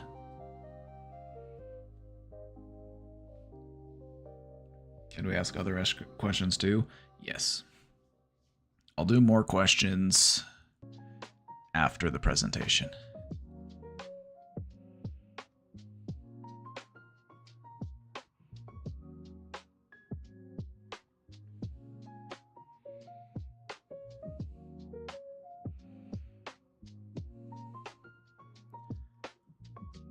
If you've ever experienced doubt, welcome to the party.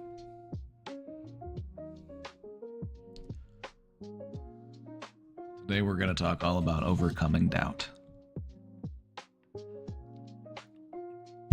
You wanted an empowering presentation? Here's an empowering presentation.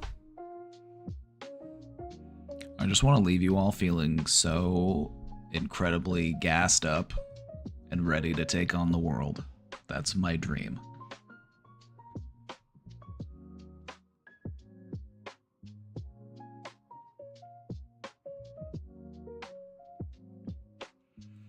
Oh, I should have had people type X for doubt. That would have been, you know, like the L.A. Noire.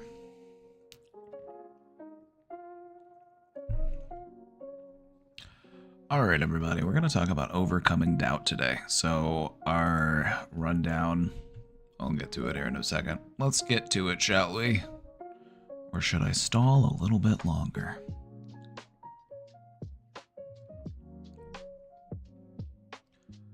Let's get to it.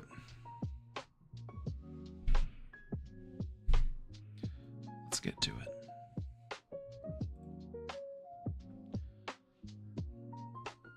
As you know, we got to start off by saying, what is this thing that we're talking about?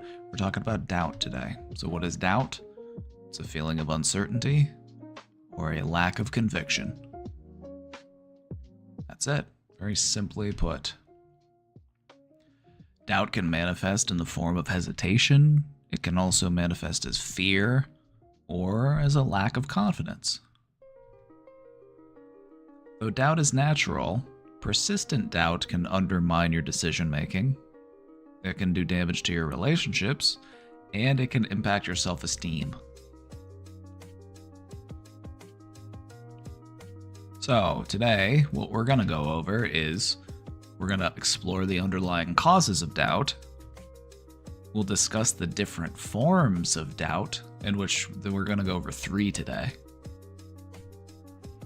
And we're going to talk about strategies to overcome those different forms of doubt. So as you know, the best way that I know of to solve a problem is to start off by understanding the nature of the problem before you start talking about what to do about it. So that's what we're going to do today. Are you ready? Are you ready?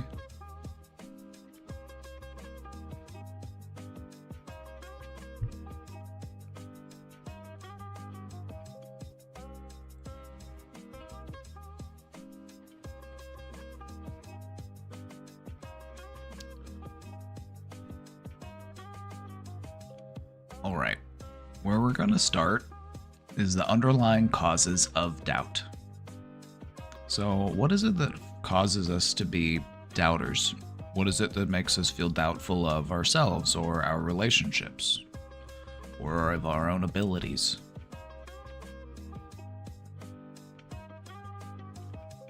First off, a fear of failure. Fear of failure is a big one because failing sucks, doesn't it? Isn't failing just the worst? A lot of doubt arises from that fear of making mistakes or facing negative consequences.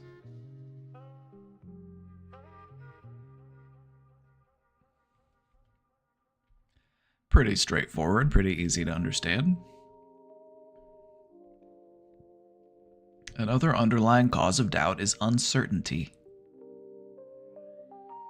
And this can come from a lack of information, or maybe a lack of clarity.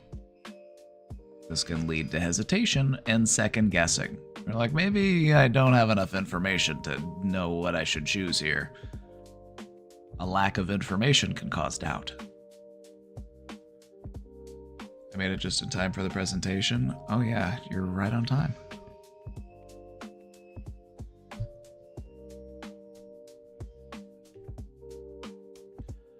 Doubt can also stem from feelings of low self-esteem. If you feel unworthy, or if you feel incapable, this can contribute to your feelings of self-doubt.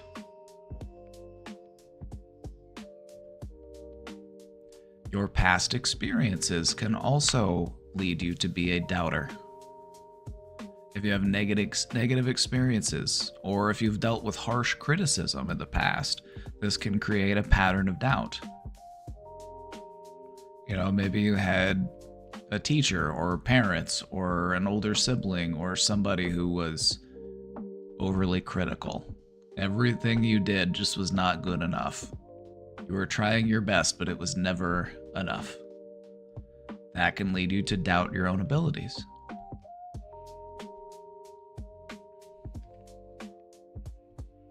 Perfectionism can also be a cause of doubt. If we have unrealistic expectations for ourselves, it makes us question our abilities and our decisions.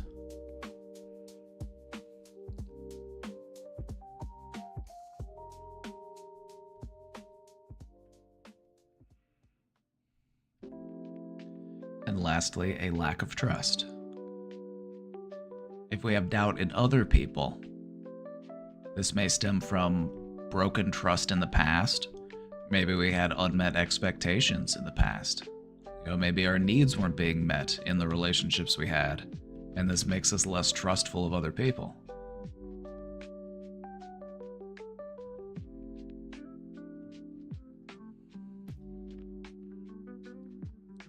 Hey everyone, I spaced out today, just remembered I was missing this stream. Unfortunately, I'm gonna have to dock your pay.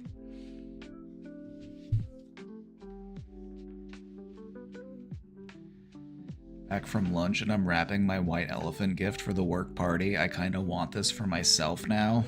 Alright, so here's the plan. Steal your own gift from someone else.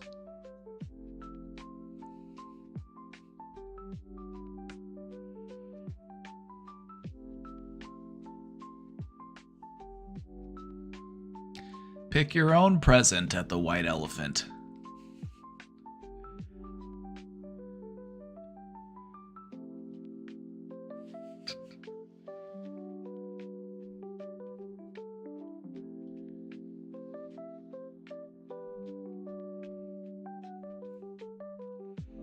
All right, any questions about these? These are the underlying causes of doubt.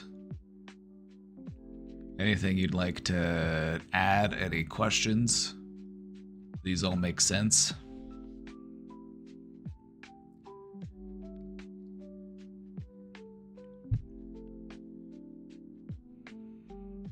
Are we ready to move forward? I think we're good.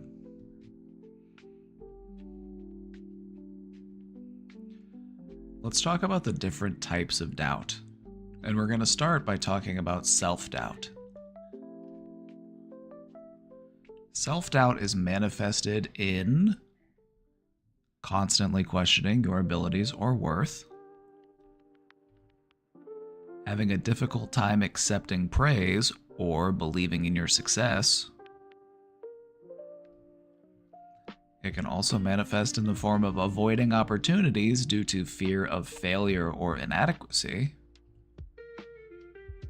and a pattern of negative self-talk and a tendency to compare yourself to others. These are the ways that self-doubt manifests.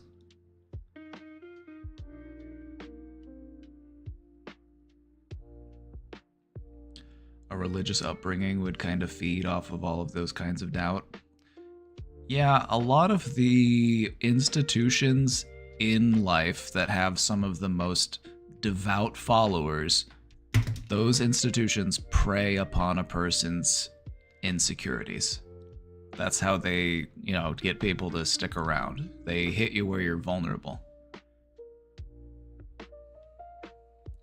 Whether it be your money or your afterlife or whatever it is,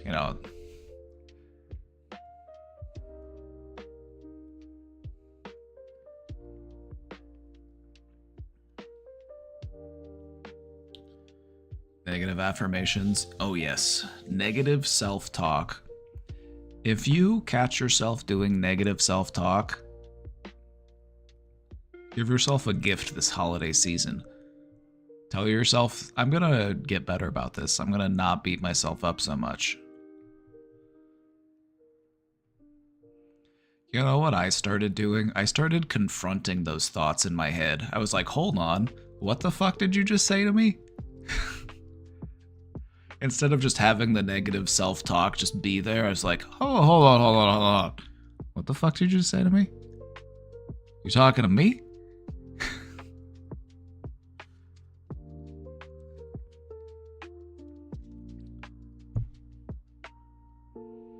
You're not going to beat yourself up into becoming the person that you're trying to be. You're not going to get there by just berating yourself. It's not going to happen. If you want to get to where you're trying to be, you got to be a little bit nicer to yourself.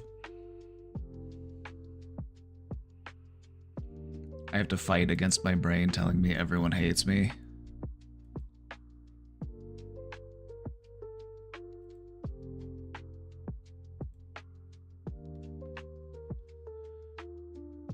Do you like you?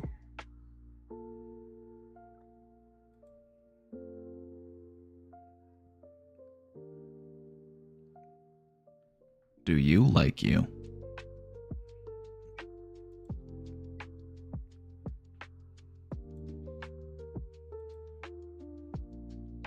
For the most part, yes, and the things I don't, I'm working on. That's a wonderful answer.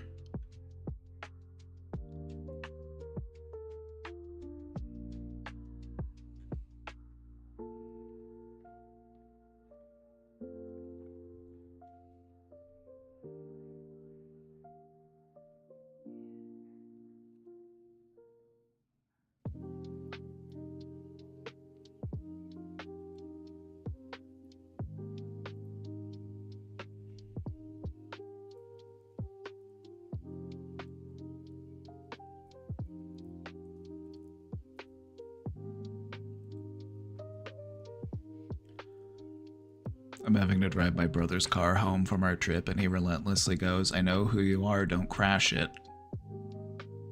You know, instead of taking that personally and being like, "Oh, he really got me. Oh, he's really," just be sarcastic about it. Be like, "I'm gonna run into the first thing that I can."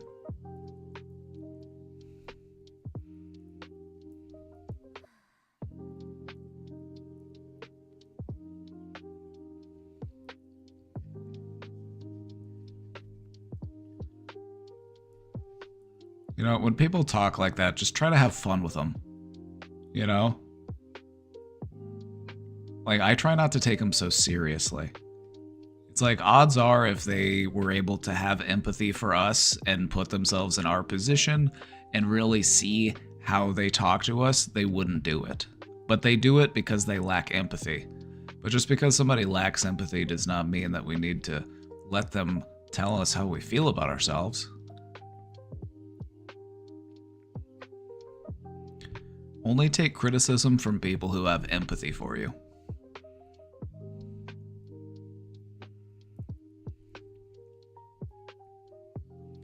You know what I would do if somebody told me that? I'd say, "Shut the fuck up. I'm driving your car. Go." We'll be fine.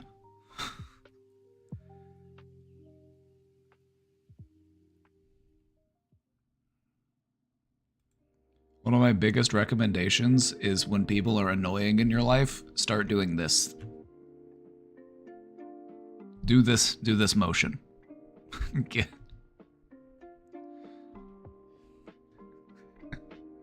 out of here.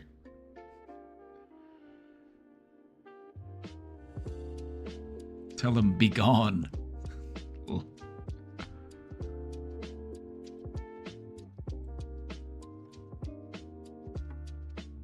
Like, get out of here with that nonsense. They're just buzzing around you. Like, get out of here. He was napping in the passenger seat the majority of the trip. Wait, he made you drive and then he just slept the whole way?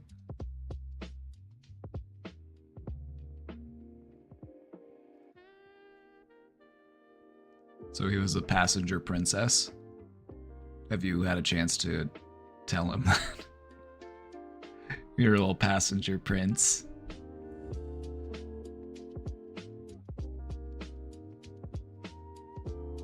Call him your little passenger prince and then just give him a little pinch on the cheek.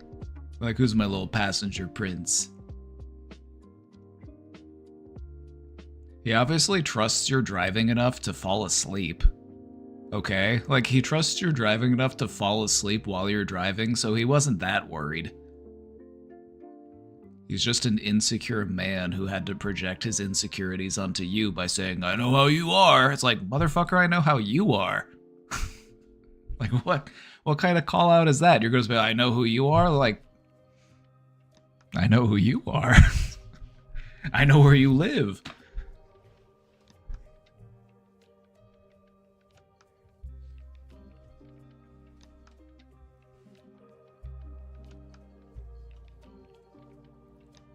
Like, believe me when I say, like, I always try to take the higher path, but, like, sometimes taking the higher path is not always the way to resolve a conflict with someone. Sometimes you have to politely give back to them what they are giving to you, just so that you can really show them the way that they're talking to you. Like, you don't have to get angry about it, you're just, like, reiterating it back to them. It's like, I don't have to escalate, I don't have to get mad, I don't have to start yelling. I'm just gonna say what you said to me, I'm gonna say it back to you, so that you can see how it feels.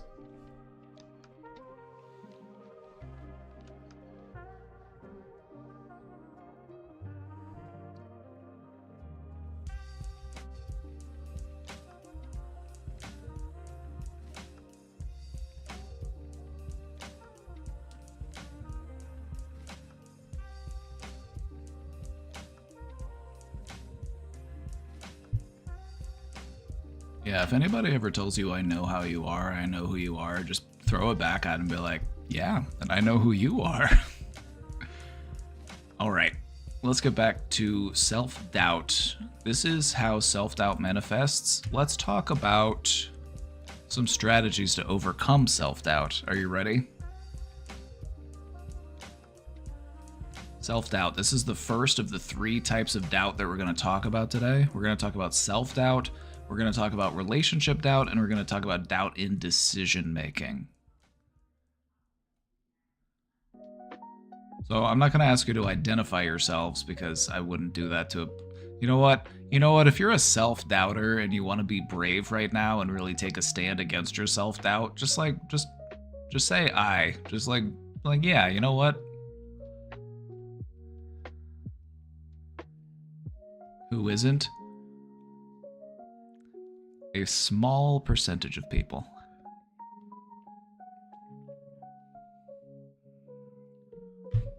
The only people that I've met in this life who were completely devoid of self-doubt were also delusional.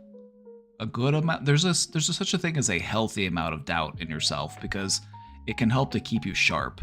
A little bit of doubt can actually help you because it keeps you on your toes, it keeps you performing at the highest level. So a little bit of doubt is actually a good thing. You don't want to be so free of doubt that you're just like, I'm fine, I got this. Drive right into the wall.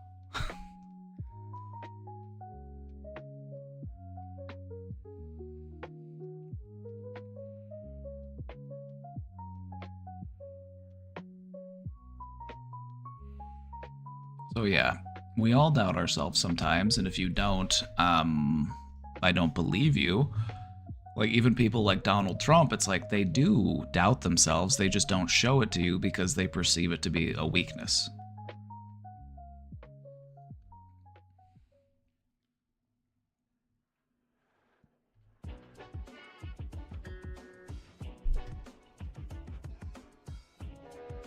Alright, so if you are a self-doubter, like most of us are,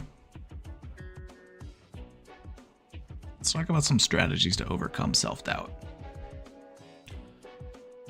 First off, we gotta talk about how to challenge those negative thoughts. If you are having self-critical thoughts, find a way to challenge those thoughts. You can replace them with evidence-based affirmations. This is a technique we like to call reframing. Another way that I like to do it is to not take them so seriously or to just recognize them as an intrusive thought.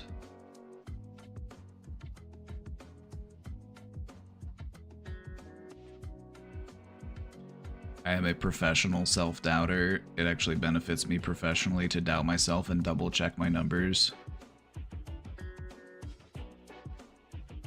Well, for Christmas this year, you are gaining self-efficacy, actually. That's what I got you for Christmas. I got you self-efficacy, so hopefully you can balance that out a little bit. You gotta challenge those negative thoughts. It's a big aspect of overcoming self-doubt. Practice self-compassion. Treat yourself with kindness and forgiveness as you would a friend. Treat yourself the same way that you would treat a friend, somebody that you care about.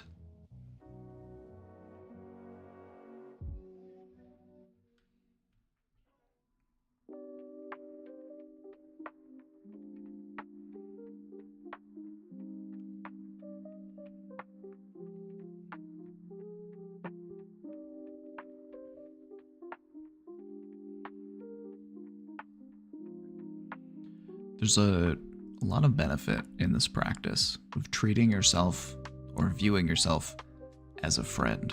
It's one of my favorite techniques. It's one I recommend it all the time. The best friend technique.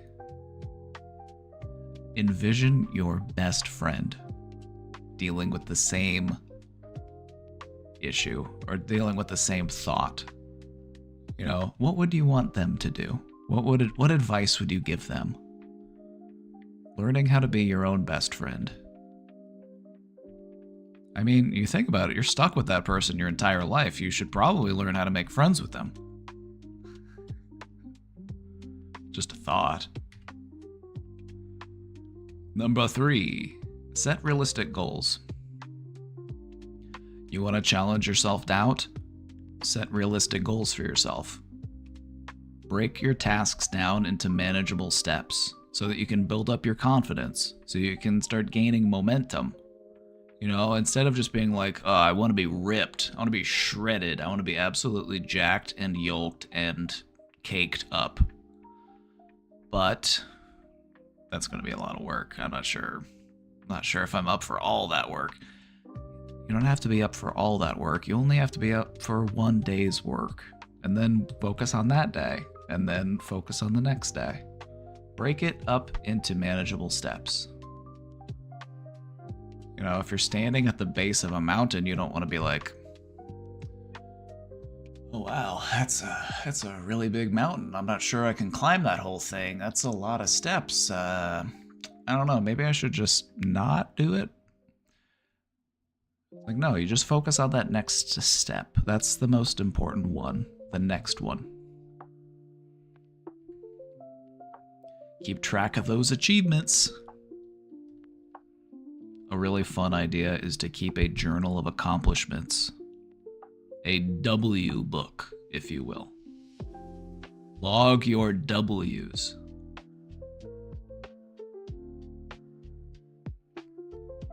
Keep a log of your accomplishments so that you can counter those feelings of inadequacy. It helps to enhance our perception of them, to actually make note of them. You know, it makes them more memorable, it makes them more real. So add another W to your W book.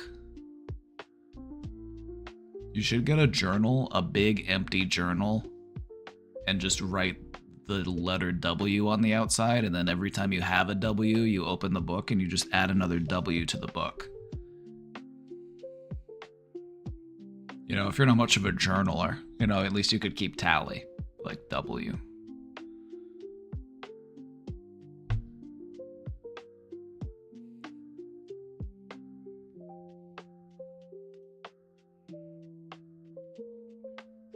You know, modern problems require modern solutions.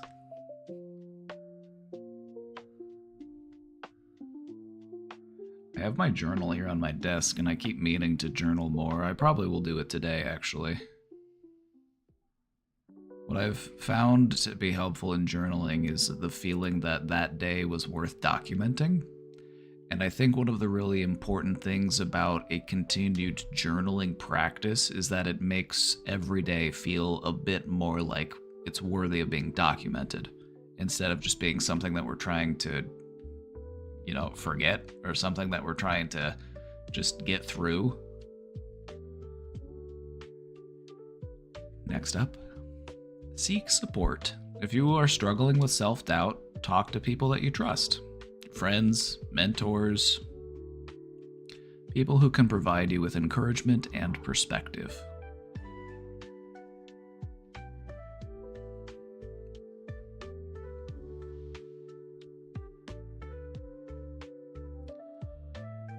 Any thoughts on this before we move on? Any thoughts, any questions about these strategies to overcome self-doubt?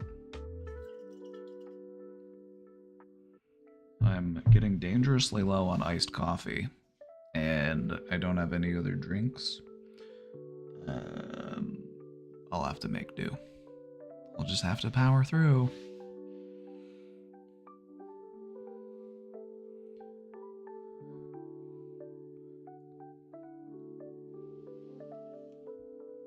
Any last thoughts on these? Alright, these are my strategies for my self-doubters out there. Let's continue. Let's move on into the next form of doubt, and this is going to be doubt in your relationships. Joshua, you would be so proud of me. I'm being overtly nice to Demon Paralegal so she stops trying to get me in trouble. You're playing 5-dimensional chess.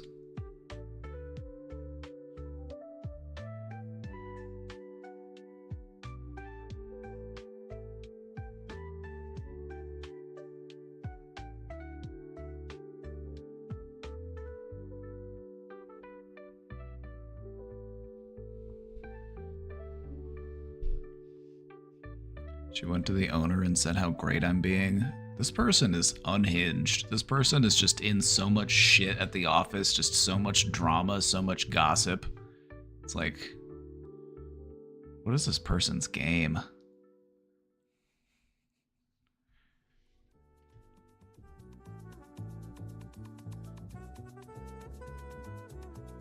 Alrighty, everybody, let's talk about doubt in relationships. Let's talk about how it manifests. Doubt in our relationships can manifest as questioning your partner's loyalty, questioning their intentions, or their feelings. They can also manifest in the form of hesitation to trust due to a fear of vulnerability or past betrayals. You may also see overthinking interactions and interpreting neutral events negatively. You know, you saw the person and you said hi, and then they said hi, and you're like, well, the way they said hi, it didn't sound like they were very happy, and it didn't sound like they were very excited. So they must be mad at me, and they're trying to tell me that by not saying hi in a pleasant way.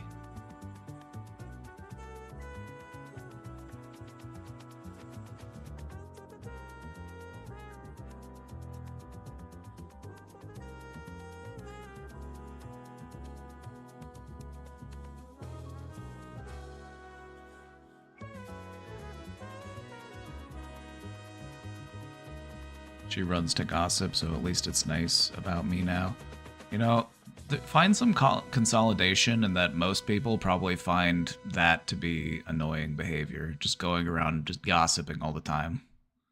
Most mature people just find that kind of like, okay. Can self-doubt contribute to toxic friendships? Oh yeah. This slide on relationships, you know, this is mainly oriented towards like romantic relationships, but this could also be applied to friendships, a lot of this, because it has to do with you being able to put your trust into another person, whether that be a friend or a partner.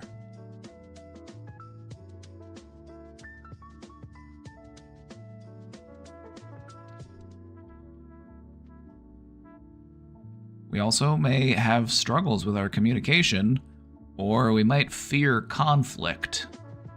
If we have doubt in our relationships, we might avoid having serious conversations. We might have a fear of conflict. So these are the different ways that having doubt in a relationship can manifest.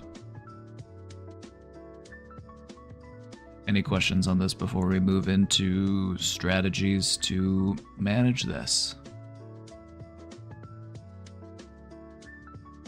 Do you think that can come from childhood, having to anticipate what your parents would want? Oh, overthinking? Oh yeah, absolutely.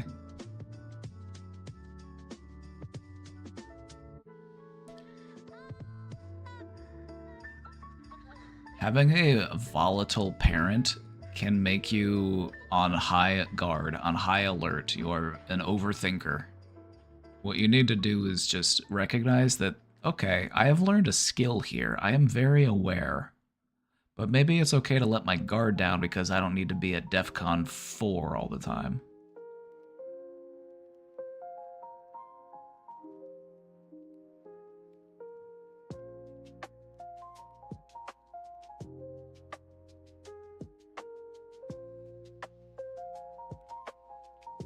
Monkeys didn't know what prostitution was until they were taught to use money. That's true, actually.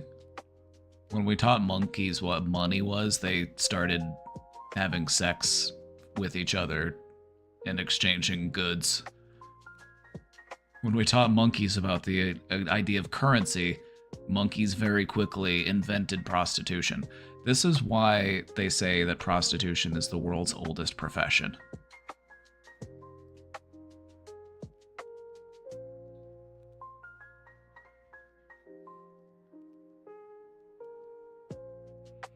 Which is why we won't tolerate slander for sex workers, because it's the oldest job. It's been around forever. And I don't think it's going away.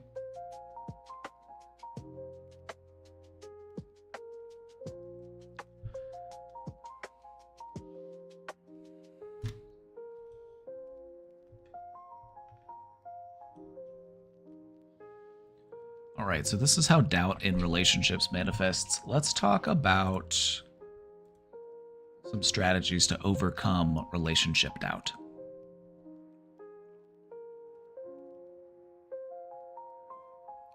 I am okay, just need to connect to right energy outlet. You know, we've got some good energy here, so just open up to it and you'll receive it shortly. You'll know what it is because it kind of sounds like If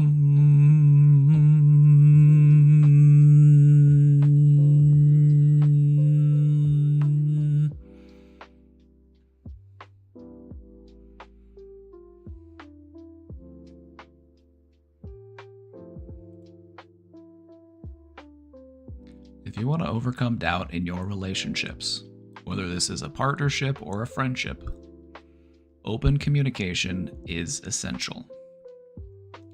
Express your concerns honestly and listen to your partner's perspective. And this should be mutual. This shouldn't just be one person doing this. If it's just one person playing this game, it's not going to work because relationships are a co-op game and you both have to play your part. So you both need to openly and honestly express your concerns, and you both need to be willing to listen to your partner's perspective.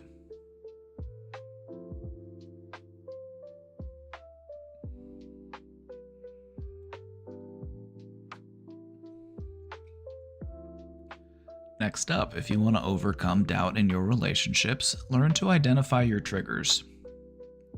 Reflect on whether your doubts stem from past experiences or current behaviors. You know, what is it that is causing this doubt? Why is it that I worry? You know, is it something that's going on that's leading me to worry? Or is this just me worrying because of what I have been through in the past? Or is it both? You know, just take a step back from the situation and just think like a investigator. You know, be an investigator in your life.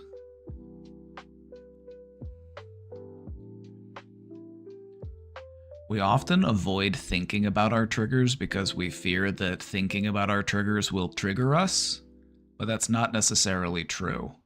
Thinking about your triggers is a great way to overcome your triggers. It's a great way to live around your triggers.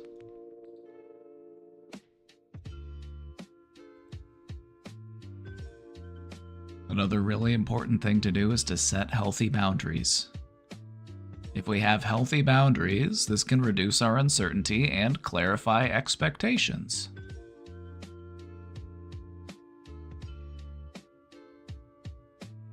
You know, healthy boundaries regarding communication, regarding, you know,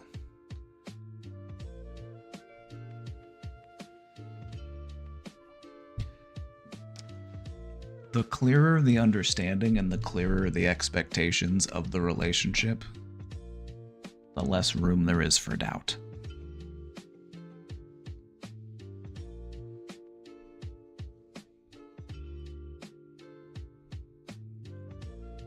Build trust gradually. Focus on consistent actions that reinforced trust over time. We don't have to, you know, be super trusting right away. And if we recognize that we aren't very trusting of new people that we meet, recognize that that's okay, that's normal. Take time to build that trust. Focus on the consistency that reinforces that trust.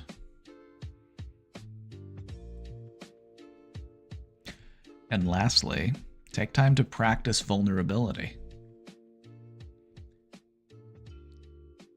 When we share our feelings with the people that we care about, this strengthens our emotional intimacy. And it also helps us to reduce our insecurity.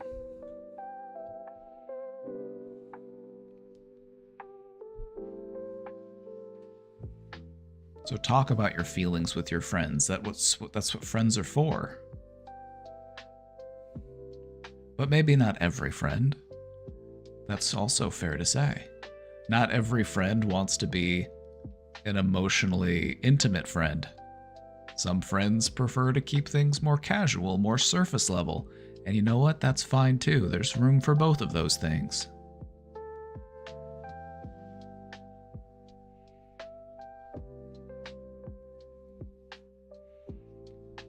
And this is where healthy boundaries come into play.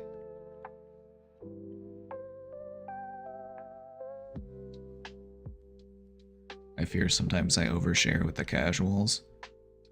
My recommendation is to just do it consensually. Do you mind if I overshare a bit?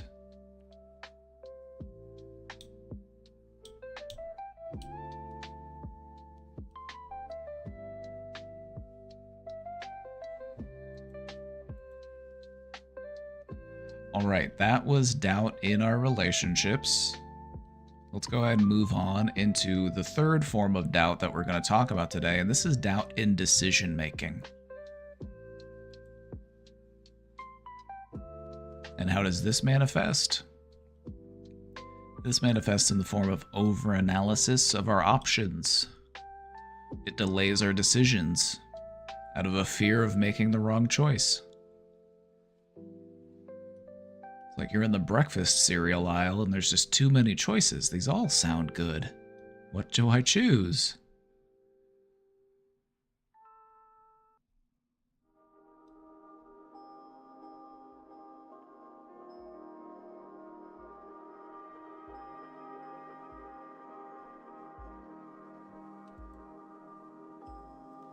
This can also manifest in the form of second-guessing past decisions and having feelings of regret. So having doubt in our decision-making isn't just something that we deal with currently, this is also something that we can deal with retroactively. If we have a hard time making choices, we might look back and second-guess our choices. We might struggle with regret. Another way that this manifests is relying excessively on others for reassurance. We have a hard time assuring ourselves, and so we seek assurance from others.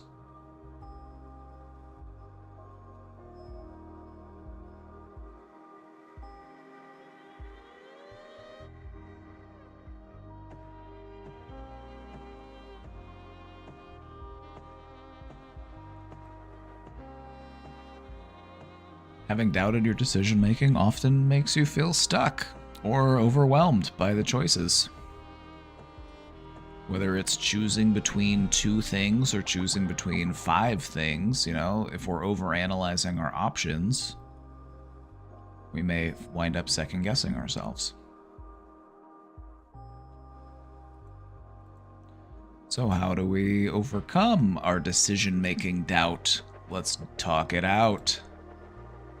First off, something really important is to learn how to embrace imperfection. No decision is perfect. Perfection does not exist.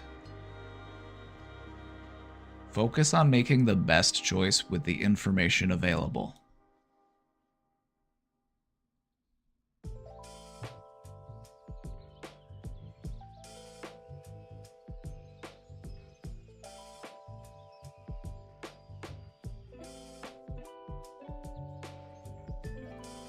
Another helpful technique, if you have doubt in decision making, is to narrow it down. Limit your options. If you have too many choices, you're trying to decide which sound canceling headphones you're trying to buy, you're trying to figure out, you know, which of these blenders do I want to get? And you're looking on Amazon, you're like, there's 300 blenders. Narrow it down. Narrow it down. Limit your options. We want to avoid analysis paralysis.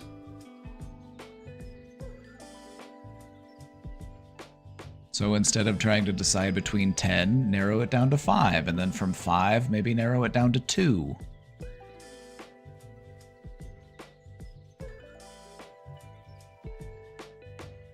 Learn how to trust your intuition.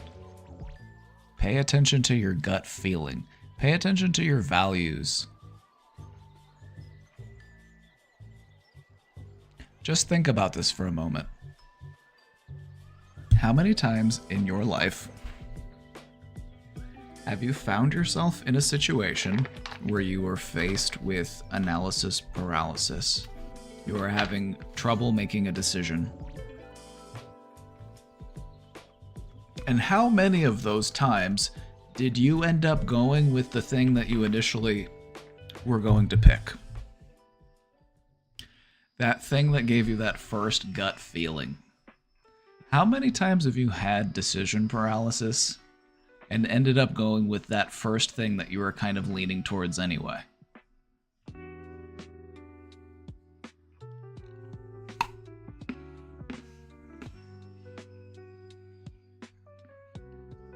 For me, it's probably like 80-90% of the time.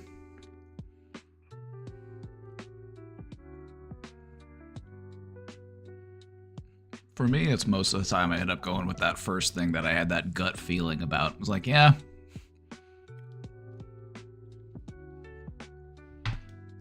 Welcome back. We were just talking about trusting your intuition when it comes to doubt in our decision making.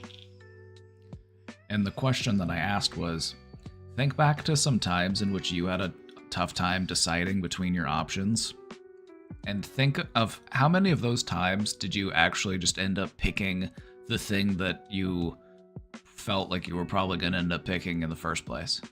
You know, that initial gut feeling.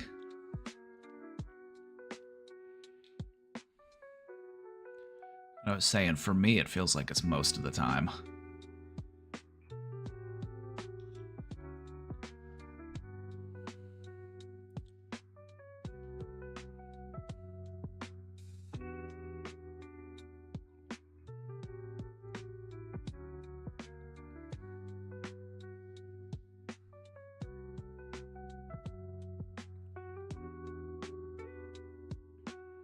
I have trouble discerning valid intuition from slight paranoia. Just try to figure out where it's coming from. Where is it manifesting in your gut, or is it manifesting in your mind?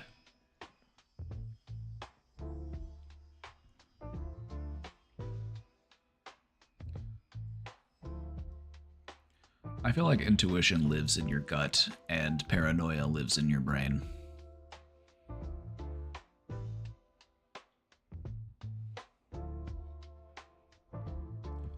Alright, another strategy for overcoming this analysis paralysis is set a time limit for yourself. Give yourself a deadline. I need to make a decision in this amount of time. To prevent us from overthinking. You know, give yourself a time limit. Don't let it just be indefinite, and try not to wait till the last minute. We're probably going to wait till the last minute anyway, but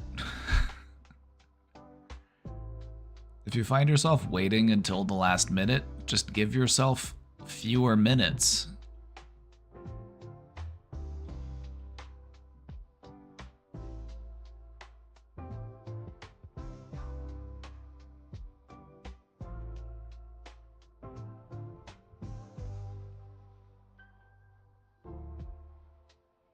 What if you go over the time limit and still haven't made a decision? Then flip a coin.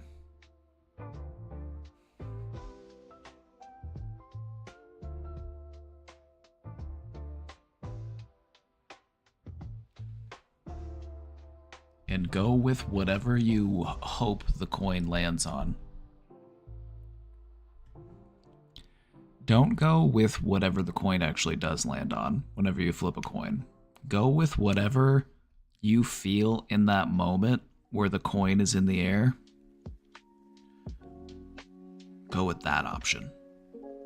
It's like you flip the coin and you're like, ooh, tails. Go with tails. Flipping a coin is sometimes, it's just a great way to actually like help you find out what you intuitively want. Because in that moment when the coin is in the air, you're like, oh, come on, heads.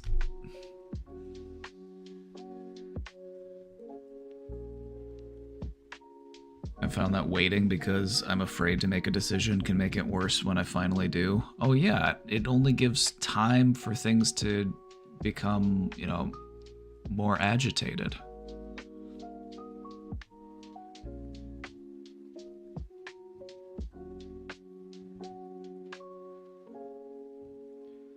Another way to reverse our doubt in our decision making is to learn from the outcomes that happen. So treat your decisions as learning opportunities rather than irreversible mistakes.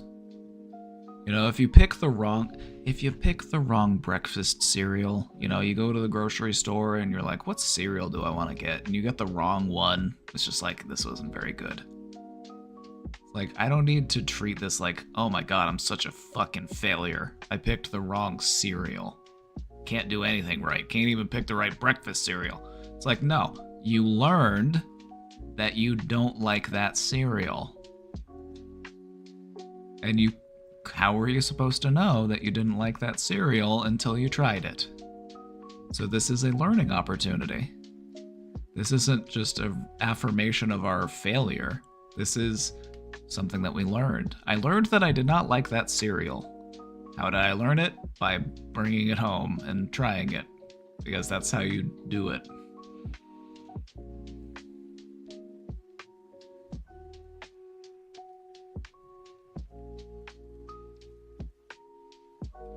Learn from your mistakes. That's why regret exists.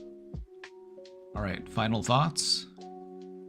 Final thoughts? I'll post a copy of these slides in the Discord because there are some good takeaways here, and so I'd want you to be able to have it for reference. My final thoughts.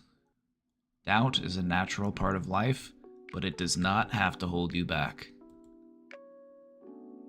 By understanding the causes and the manifestations of doubt, you can tackle it more effectively. Remember this. Growth often happens when you step outside of your comfort zone, despite your doubts. If you want your comfort zone to grow, you're going to have to be a little uncomfortable.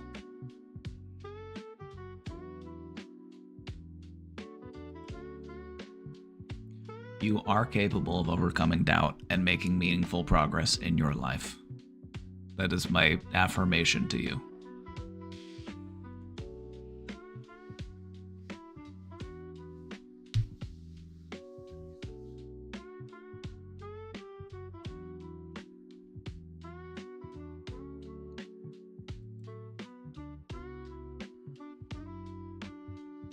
And that is overcoming doubt.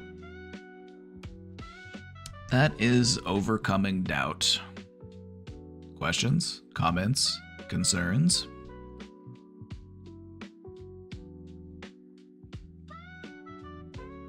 Thoughts on the presentation?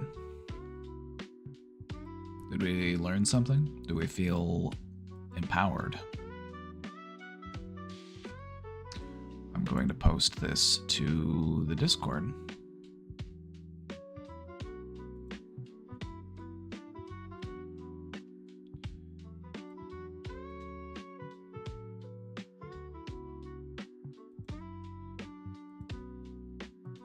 If you liked the information in that slideshow, you can find a copy of that presentation here in the Discord, right here in the Show Talk channel. You can find a copy of that PDF right there. Thank you. No, thank you. Any questions? Any thoughts? How are we feeling? How are we feeling? Do we feel perhaps a little empowered? Maybe we can free ourselves of some of this doubt. Maybe we can do some reframing. Maybe we can do some positive affirmations. Maybe we can focus on our successes, celebrate our victories.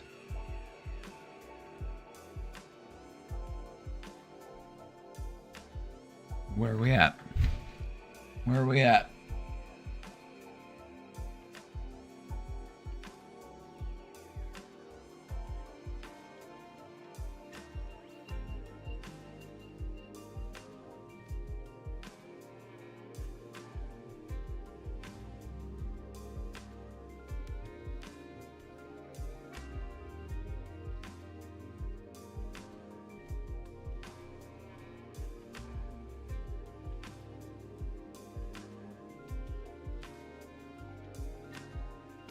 Wish you were my lecturer for all my uni stuff. I mean, if you have questions about stuff that you learn, like if you are in school studying psychology, like I'll help you with your homework. Like if you have questions about stuff, I don't mind talking about it. I'm not gonna do your homework for you, but sometimes it's nice to have somebody to be a bit of a mentor.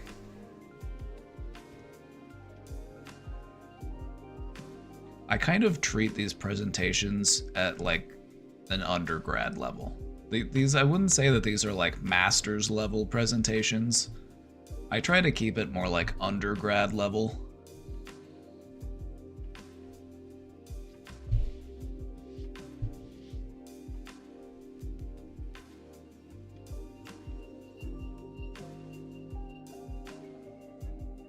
If these were master's level presentations, there would be many more citations and there would be links to studies, and it would be like, in this study, this guy did a test study on self-doubt and he found that this technique was effective in reducing self-doubt for this % of people, and it would be much more like scientific. That would be the difference. I'm trying to make it more just like fun and educational.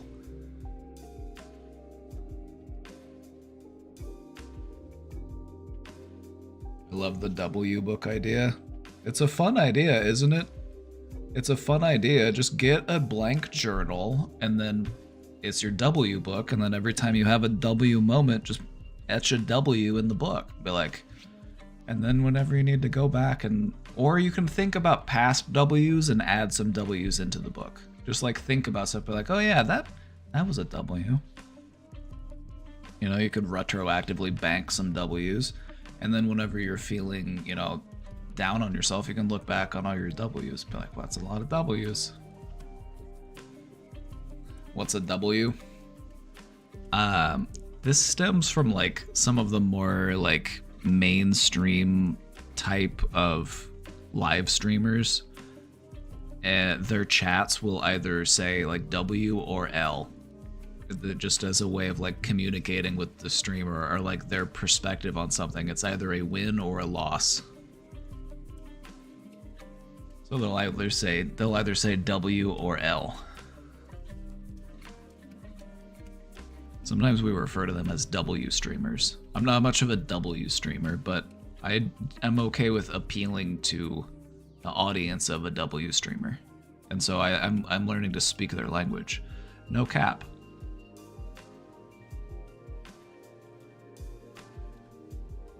Just giving it to you straight, no cap.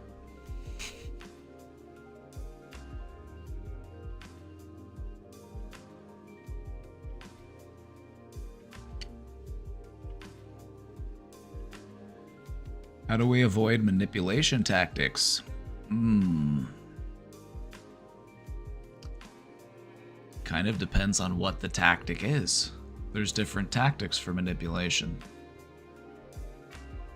In what way do we feel that we are trying to be manipulated? I would say that that's one of the most important things to understand before we start thinking about what tactics we should employ. In what way am I trying to be manipulated?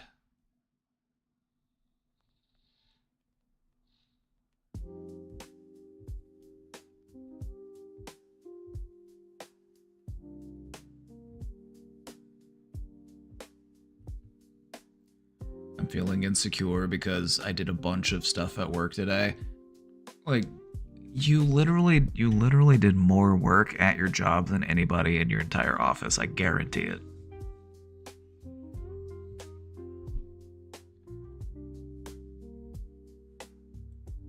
You appreciate the beard. You know, I like the beard too. I like the beard too.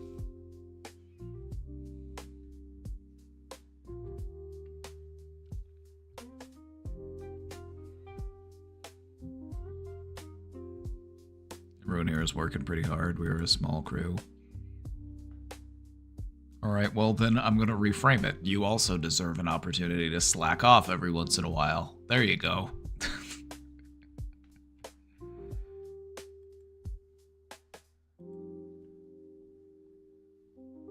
It's okay to only be at like 30-40% on a given day. You can't show up and give 100% every day. That's unrealistic. Some days are just 30% days.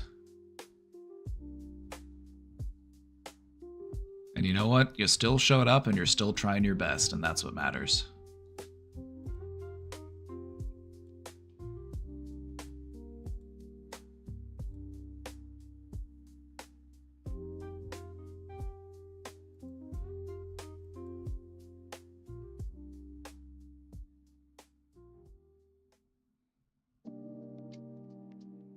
Alright, we've got some more questions in the question box, so I'm going to get to them.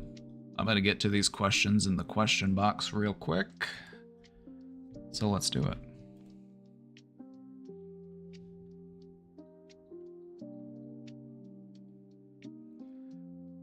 I'm going to skip ahead in the question box real quick because I was just looking at the questions in the box, and this one was the most recent one, but it's also one that I can get to very quickly, so I'm gonna jump ahead real quick so I can just get this one out of the way. Just want to put today behind me. Been a little out of sorts today, tripping over my words and feeling like I'm weird. L Day, R.I.P. Bozo.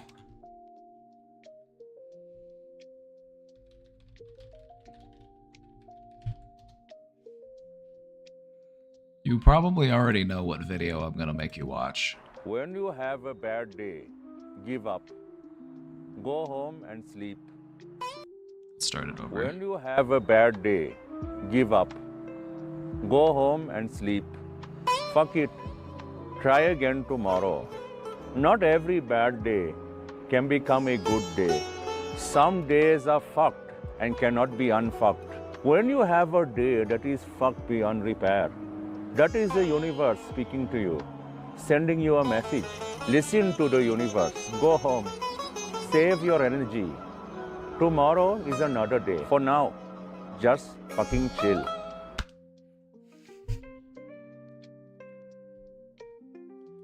That's a technique we teach in DBT. It's called radical acceptance.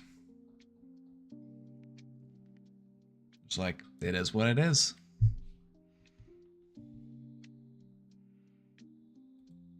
So yeah, I just wanted to get to that one first because that one was pretty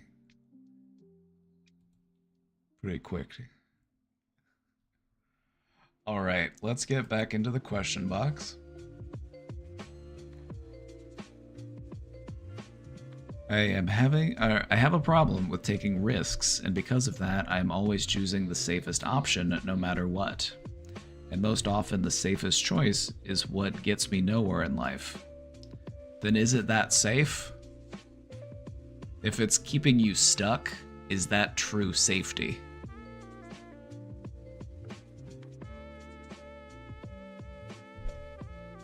I don't mean to get all philosophical with you, but you've just got me thinking. If we always choose what we perceive to be the safest option, we might not actually be seeking safety. I think we're just actually seeking familiarity.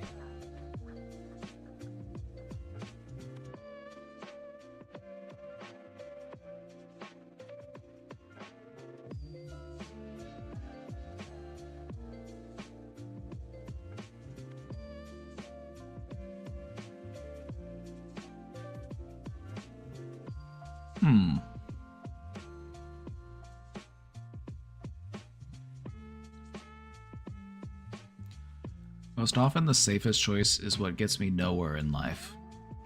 After a super religious upbringing, I've always had the mindset of, I can never recover from any mistakes. I don't know what religion was teaching you that, but that's a really bad thing to be teaching people. Like, oh hey, remember that mistake you made?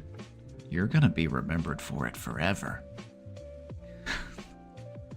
Like, no, actually life is about recognizing your mistakes, learning from them, doing better. That's what life is all about. It's not about not making mistakes, because none of us are perfect.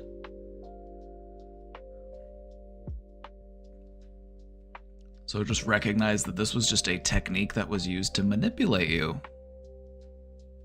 And we can distance ourselves from that. We can unpack that. We can relearn. And because of that, I've lived my life of 25 years never taking any risks and being willing to make mistakes. Can I just say something? You know, maybe it would have been convenient to take risks and make mistakes early on, but I feel like in the grand scheme of things, you're doing fine. You know, you don't have to take any huge risks. I'm just saying take controlled risks, take measured risks.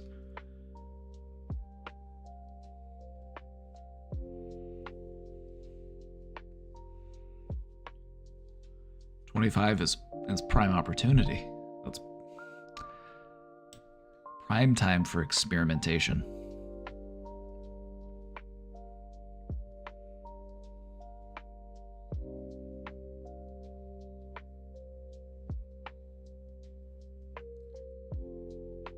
I think the paradox here is that never taking any risks and being willing to make mistakes is a mistake. And so in avoidance of mistakes, you are making mistakes. And so then it's like, okay, well, I don't need to fear making mistakes because even if I just try not to make mistakes, that in it of itself is me making a mistake. So mistakes are inevitable and I should embrace them.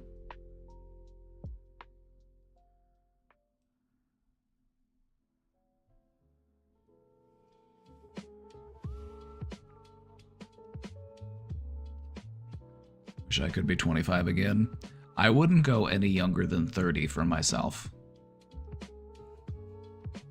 I wouldn't go any younger than 30. Like 30 was like...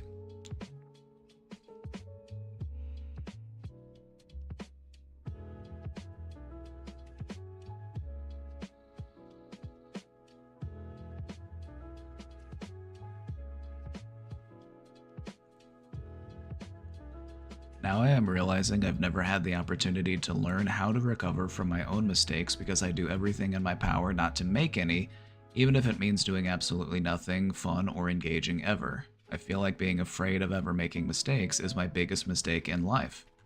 Then we're on the same page. So what do we want to do about it? What do you want to do? See, this is where all of the fun is. You have an option now. You actually have a choice here. Do I want to continue to beat myself up for not taking more risks, for not taking chances out of fear of making mistakes, or do I want to continue to punish myself for making mistakes? Would that end up becoming a mistake? Because I feel like it would. To just continuously punish ourselves. Just to continue the pattern. We're going to break the pattern. So what do you want to do? What's something fun? What's something exciting? What's something you've always wanted to try? Something you've always wanted to do? Even if it's just trying a new restaurant, going out to dinner by yourself, going to do a new thing. You know, just it doesn't have to be anything too out of the box.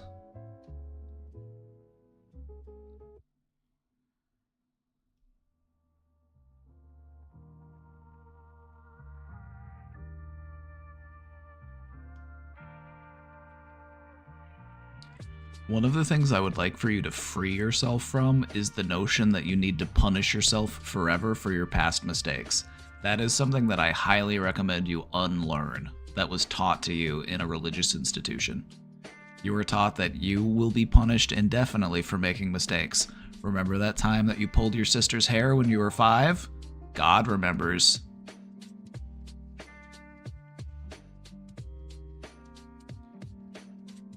Do something fun, you know, go to the art supply store and pick out some supplies and try something that you've always wanted to try. Maybe you wanted to try painting. Maybe you wanted to try doing a little sculpting. You know, maybe you want to go get a bongo. Maybe you want to learn how to play bongo. You know, whatever you want to do. Just, that's up to you.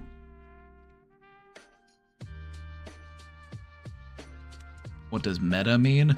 Meta means to like take a step back from something and look at the bigger picture.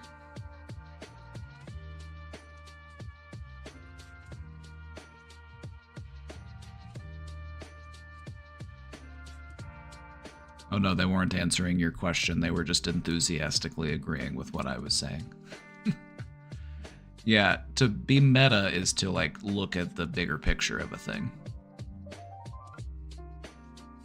Yeah, that's why they call it a meta-analysis. It's like you're looking at, like, okay, so how many people have studied this phenomenon? I'm going to do a meta-analysis, and I'm going to compare all of the studies that people have done on this thing. That would be a meta-analysis.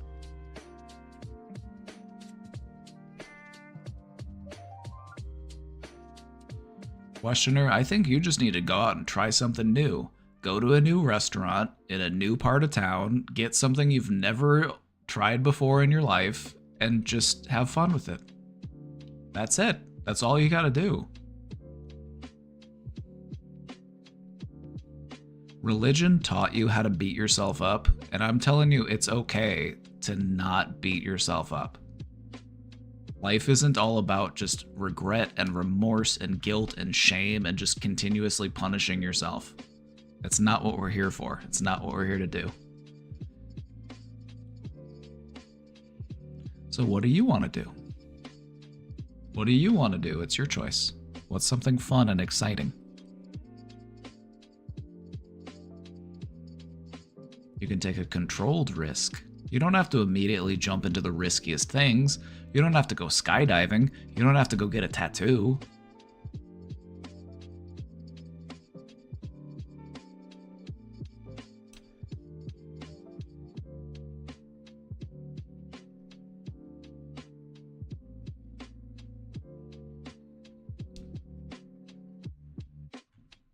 Something small. You know, go to you like to read, go to a bookstore. Go to a bookstore and pick out a book. You know, something that entices you. Something that's like, huh, this is a little unusual for me. You know, maybe you normally like one type of book. Go for a different type of book. Just try it out. Calculated. Low impact.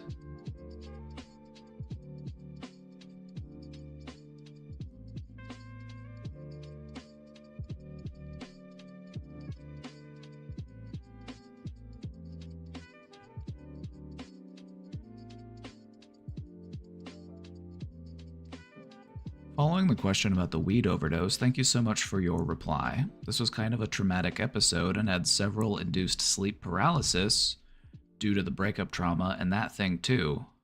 I was not informed about this hallucinogen effect. Yeah, and a lot of people aren't, because a lot of people, you know, they don't really explain it that well or that clearly, that really high levels of weed, especially edibles, have the potential to basically put you into a psychedelic state. And if you are not expecting a psychedelic state and you are abruptly put into one, that's an ordeal. Anybody been there before? Anybody ever? I've been there. The first time I ever tripped.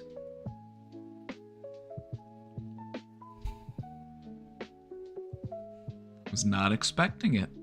I thought it was one thing, it ended up being something completely different.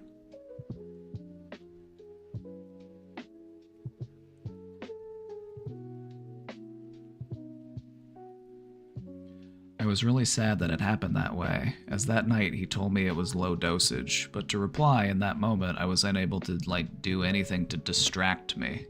I was too far gone, and my thoughts to think about something good was useless to me. Just had to wait and bite the bullet. I think he also regretted introducing it to me, but I don't know. I'm not angry at him. He never OD'd like that before, he told me. He said that it could have been due to adding it in the fridge. No, that wouldn't do anything. That would not, that does not matter. But I don't know if I should trust that. Maybe it's just the dosage. Also got diagnosed with HPPD, but thankfully I rebounded, so I got no symptoms. Well, that's good.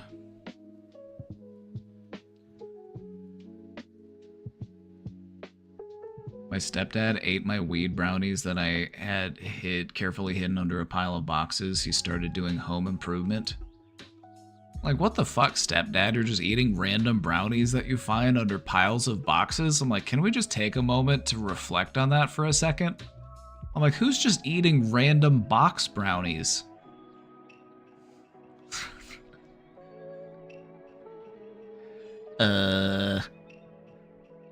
Like, all right. You started doing home improvement. You know, sometimes we like to return to something familiar. Does that seem so funny? It's because it is funny. It's categorically funny.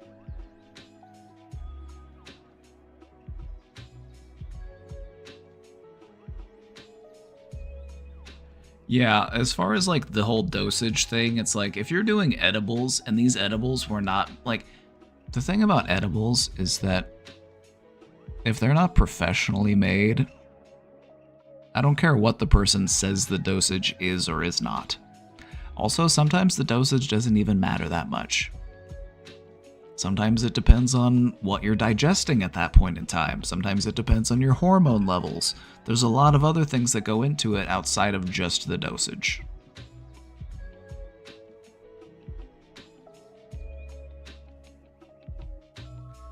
But yeah, weed can do that to you. It can put you into a psychedelic state. My best recommendation is if you are in that state, just go with the flow. Try not to swim upstream, just float. Just go with the experience. That's the best way to navigate it. When you try to swim upstream, that's when you have a bad time.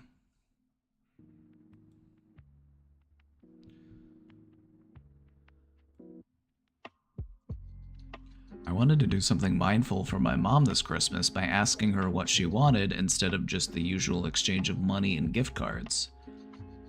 She told me she wanted a specific coat, so I asked her to send me the link, but the next time we talked, she casually mentioned that she had already bought it herself, almost in the same breath. It left me feeling frustrated and dismissed. This triggered a lot of emotional overwhelm. I started spiraling, wonder why she might have done it. Was she hinting for money for reimbursement? Did she just not care? Probably that one. Probably, like, I'm just gonna come out and say it, like, it probably what happened was she was like, oh, I want this coat. Actually, I kind of want it now. It's starting to get a little chilly and it would really go well with this outfit I'm planning for this dinner that I'm having in 2 weeks, so I should probably get that coat now and not wait until Christmas. That was probably the thought process. I don't think that this was something that was like intentional or manipulative. Like that's just what I think. I don't know your mom. I don't know what her motives are, but that's just my assumption is that most people are probably just like, I bought myself the coat because I wanted the coat and I didn't want to wait till Christmas to get it. You know, I'm an adult with money, so when I want something, I go out and buy it. So I don't know if this was meant to be shady or backhanded. It could have just been a simple case of she wanted the coat, so she bought the coat, didn't want to wait.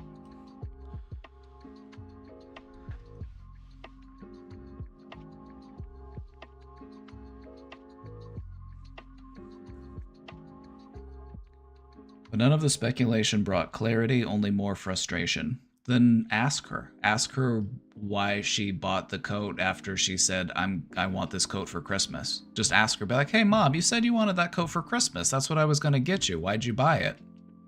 Just ask her.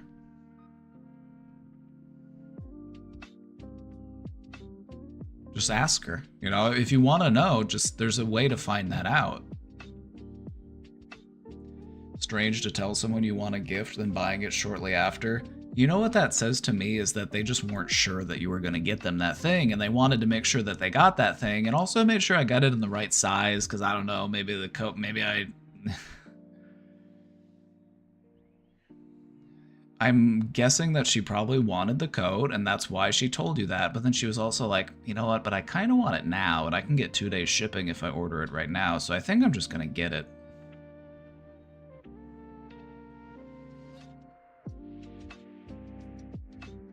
Has she made impulsive purchases before? Is she a impulse shopper? That could be. Sometimes people are also just really bad about picking out gifts for themselves. This is also a thing. Sometimes people are just like, you ask them, hey, what do you want? Like, what's a good gift for you? And they can think of one thing that they would want. And then when they tell you that thing, they're like, yeah, that thing that I want. And so then they're thinking about it, They're thinking about that purchase and they're just like, you know, Christmas is still a while off, and now that I'm thinking about it, I kind of want to get it now, and I mean, I've got money for it, so I might as well just get it for myself, because I don't know if the person's actually going to get it for me for Christmas, and so I don't want to wait and then end up, you know, maybe they sell out, maybe they won't have it in my size anymore, and then I won't be able to have it because I waited too long. You see what I mean? Impulsivity.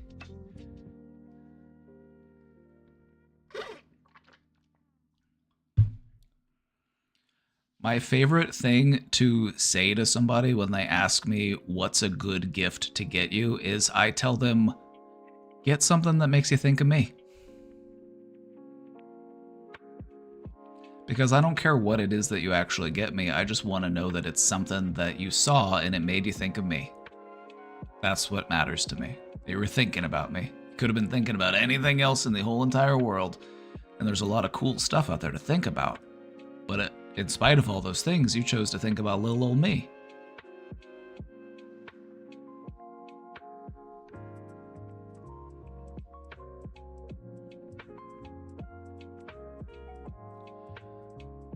I ended up stuck in decision paralysis, feeling like any gift I chose after that would be a waste of time and money. It depends on how your parent views gift giving and gift exchanges. Some people just view it as a transaction. Some people it's more meaningful than that. So maybe have a conversation with your mom and see what her feelings are. I want to work on being okay with not understanding her behavior or what message she might be trying to send. Instead of spiraling and taking it as a personal slight, I'd like to be able to let it go and not let it consume so much of my emotional energy, but it's easier said than done. Is this something that you could talk to her about? Because I feel like this doesn't have to be an argument, this doesn't have to be a fight, this can just be you getting to know each other better.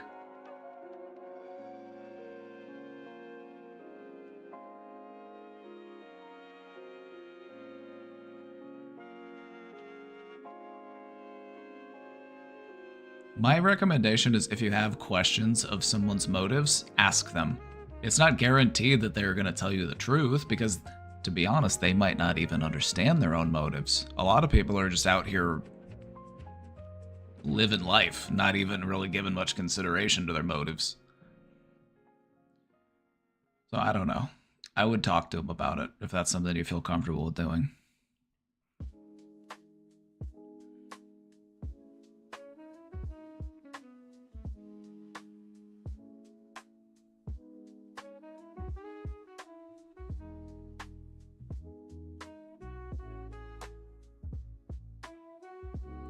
How about you make her something?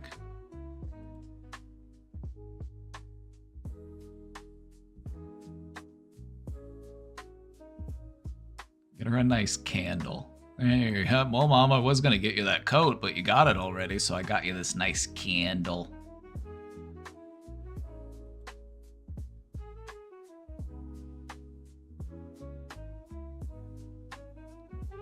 Hi, Papa. I'm a little financially stressed at the moment. I'm hoping my background check and drug test go well because I'm in need of some income. I've done well at saving and spending money the past few years, and I'm used to having a few grand to my name. My mom said she would help me with my student loan repayments, which are about $2,000 a month at the moment.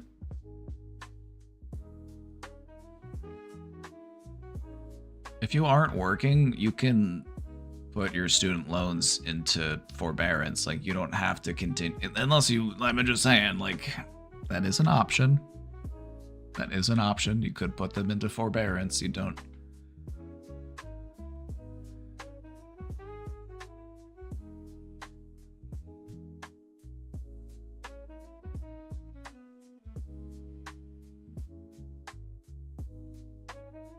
That's what I do. I'm just gonna defer my student loans until death.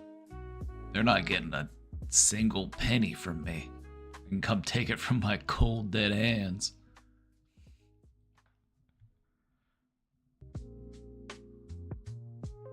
Yeah, $2,000 a month is really high as well. Like, that's a very high student loan payment. I would just not be paying it right now, if I'm being honest. Like, sure, there's interest, but like,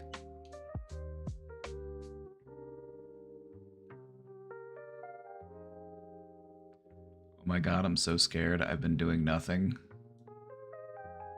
Nothing is something worth doing. But have you had enough of nothing? Are you ready for something?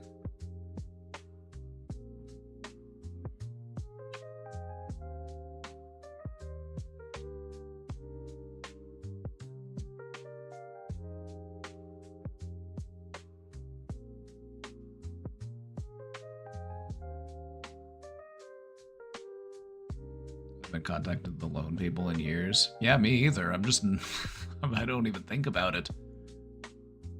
And you know what happens? Every once in a while I get a email from Credit Karma and they're like, "Hey, guess what? Your credit score went up." I'm like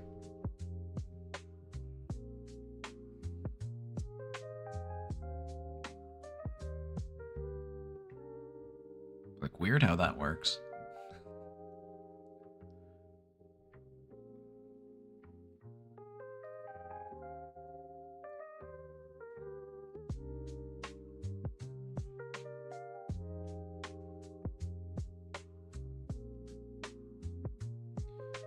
Yeah, I'm in the perspective of they can pry my student loan money out of my cold dead hands because I believe that we should allow people to go to school.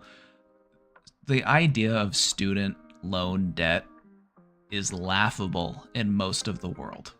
Just so you know, it's not a global thing. It's by and large an American thing. Just like health insurance scams.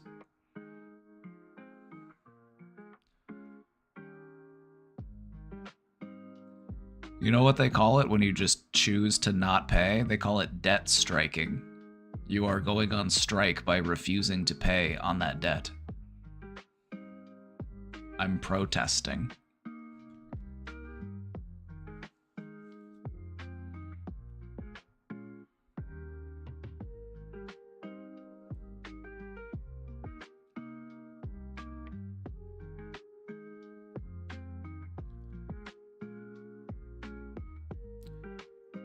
My mom said she would help me with student loan repayments, which are about $2,000 a month at the moment, which is so high. That is so high. That is a huge amount every month.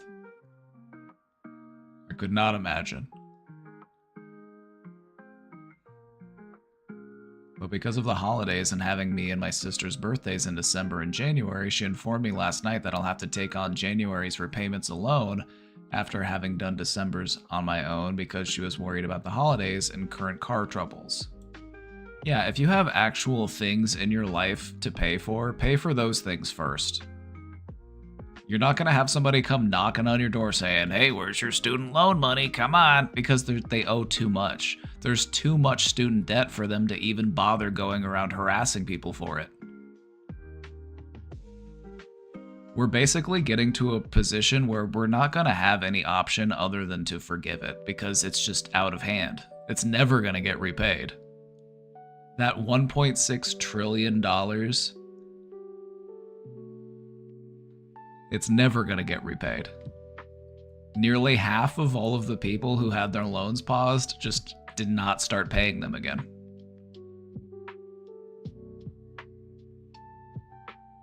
So, I mean, do what you're gonna do. I'm not gonna tell you what to do, but I'm just gonna say a lot of people just aren't paying those student loans because they feel like they shouldn't have to. And I agree with them.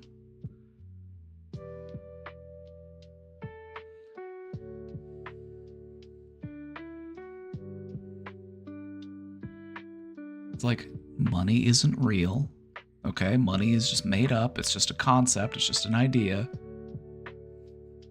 They could just make it go away. They could just say student debt is forgiven, and guess what? Nothing changes.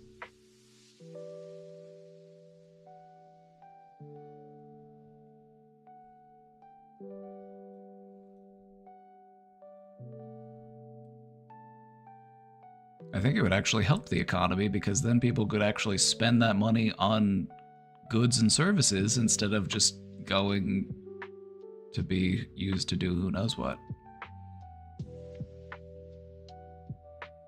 Like, what do they even do with the money that they get? I don't know. I don't know where it goes.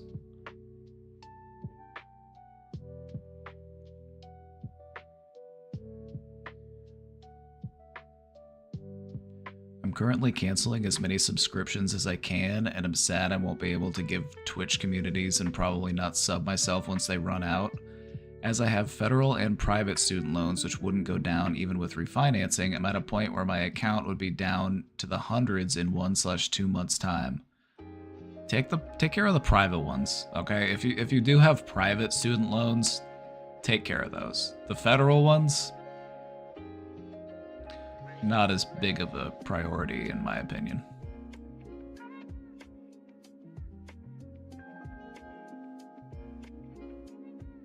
Yeah, if you have like high interest public loans, focus on paying those off first. Also, if you have big student loans, don't just pay across all of your loans equally. Pick the one with the highest interest and bring that one down first and then move on to the next one.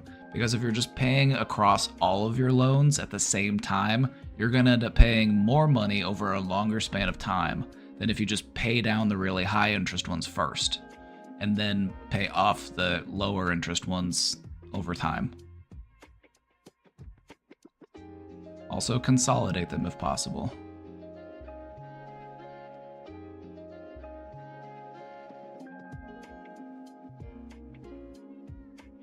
Yeah, whenever all of those people took out those PPP loans and then never paid them back, I'm like, okay, so I'm not paying my student loans back. I'm like, if you can do that, and then I'm not doing that. I'm just gonna learn from the role that you're setting for me. You know, I'm just gonna model that behavior.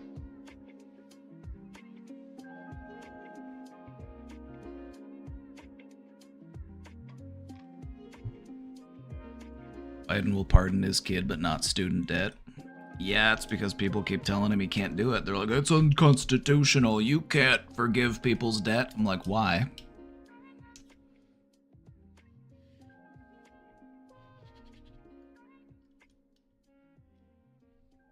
Like, why? Like, why not? I've decided to pardon myself of student debt, actually, so that's what I'm doing. I pardoned myself. I forgave my student debt, actually. I'm just waiting for the government to catch up. I actually already forgave my student loans. My student loans have been forgiven by me. I'm just waiting for the government to catch up.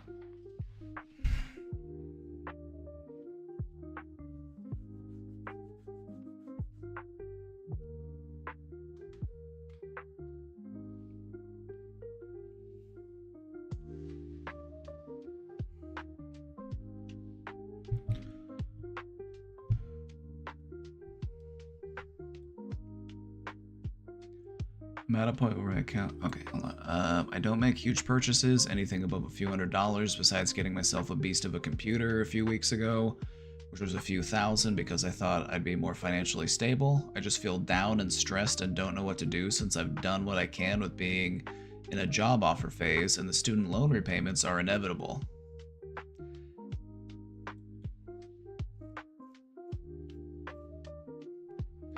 It's just crazy to me that I'm spending 1.6K in private student loans and then what I believe, need a check but I'm locked out of my account, need to make a phone call, is a few hundred in federal student loans. I don't regret getting my degree at this, and this is something I'm passionate to do for the rest of my life and needed a degree for. But I feel like I should have trusted my gut sooner and knew that I'd likely be making these repayments on my own. Not sure what advice you could give to help me feel a little better, but definitely needed a quick stress rant. Just go back to school. Just go back to school. Become a student again. It sets the clock over. Just be like, actually, I'm enrolled in a class. I'm a student. I have to defer. Defer until death.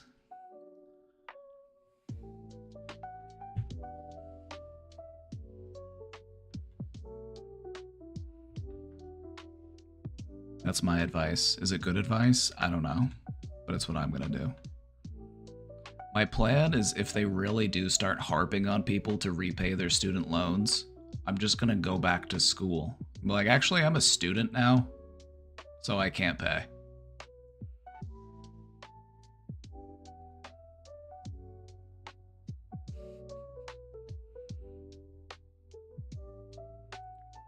I'm gonna go to. I'm actually taking a pottery class at the local community college.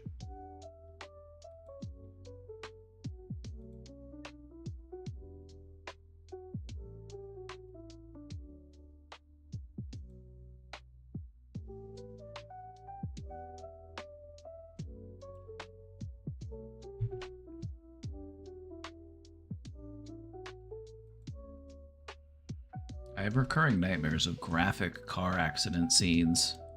I had another one last night. They're so bad I sometimes cry in my sleep and then wake myself up. I never had these kinds of trauma directly, but it is a huge fear of mine. I think after watching Red Asphalt and Driver's Ed. Do you think there's anything I could do to stop these dreams? Remember that they are your dreams, and you are in control of them.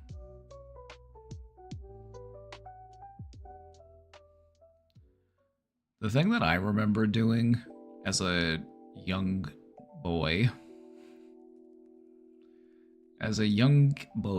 one of the things that I would do whenever I was dealing with like recurring images, whether like I saw a scary movie or whatever it was I was trying to like get through, what I found to be helpful is to make it less serious. Just imagine it sillier. You know, you're having a nightmare of a car accident. Actually, it wasn't cars. Actually, it was clown cars, and now all the clowns are coming out.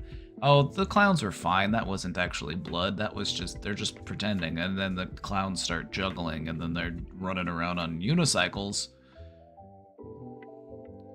That was always my strategy, is to just make it silly. If I find it bothersome because it's frightening, I take the wind out of its sails and I try to make it silly.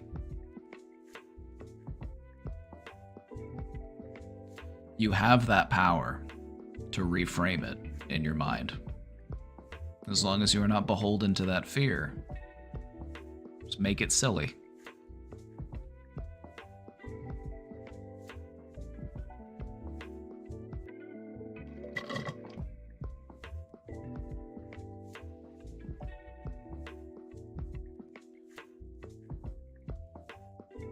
I have recurring nightmares, and I've had nightmares since childhood. Meditate on it. Meditate on it. Train that brain.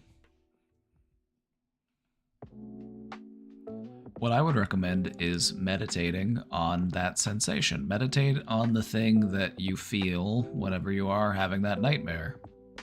And then change it. Change your mind's relationship with it. You know, try to think about it differently. Try to make it comical. Try to make it less serious. You are the one that is giving it power. I just want that to be clear. You are the one that is giving it power over you, and you can take that power back. It's all in your mind, man. It's your brain. You're in control. You're the one driving that thing.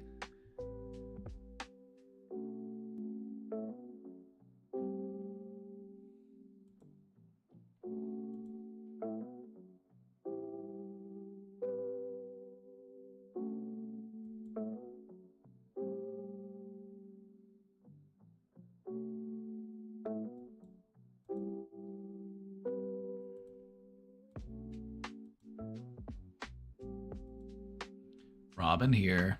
Hi, Robin.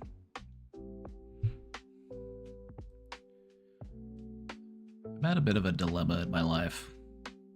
I would like to have a partner, but the problem is I have very little dating experience, and the idea of casually dating people is scary to me. I think I need to push myself to casually date people so I can learn how to handle rejecting people I know aren't a good fit for me, and also being rejected by people I genuinely like. Possibly, but I feel like this is also approaching the situation with a lot of rejection in mind.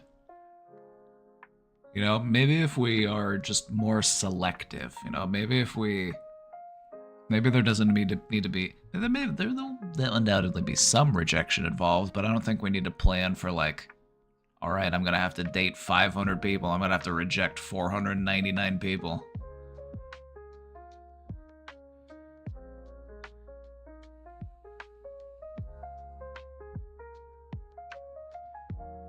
My recommendation would be take it less seriously until you find somebody worthy of taking it seriously.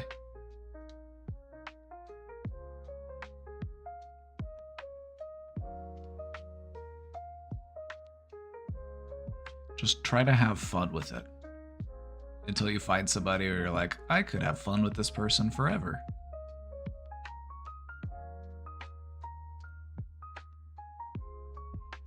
There's also an added layer of me being the kind of person who isn't really attracted to strangers, so I'll have to deal with the beginning phase of just not being attracted to someone.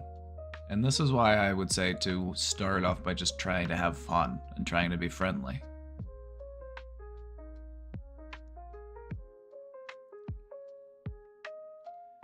You'll probably end up finding somebody who has similar values and virtues as you. Try to be the person that you're looking for. If you want to find somebody, do the attracting.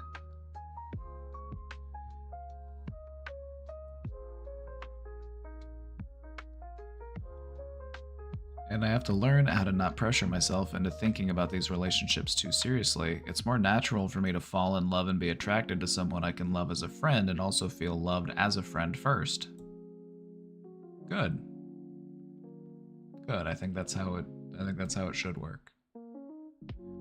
Not sure how to approach casually dating men who I want to love me as a friend first, especially when so many people see the casual dating scene as a hookup and one-night stand opportunity when that is not at all what I am aiming for.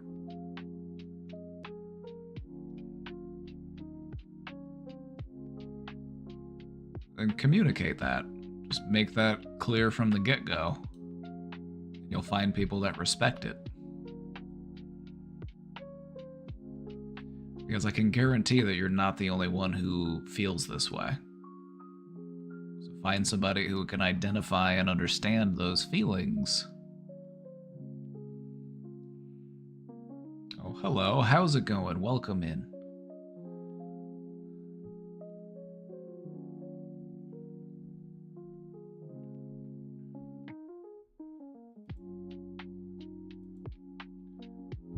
I don't know if Robin's here right now. Robin, I hope you were here for your question.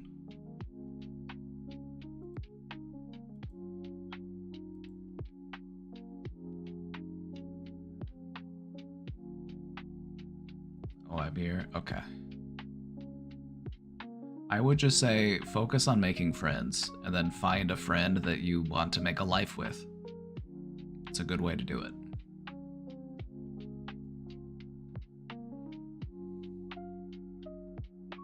You know, and even if those relationships don't go all the way, you know, they're still meaningful, they're still valuable because you learned something about yourself, you learned something about other people. You know.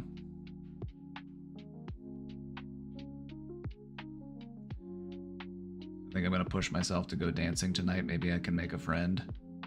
The only friend you need to worry about making tonight is that dance floor. Go be friends with that dance floor. Go draw people in with your aura.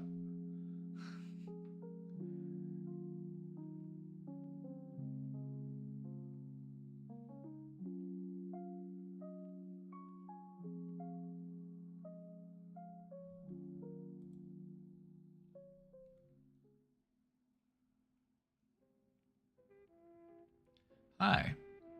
I had submitted a question about a month ago regarding my therapist leaving the practice, and I decided I would stay with the practice and transfer to another therapist.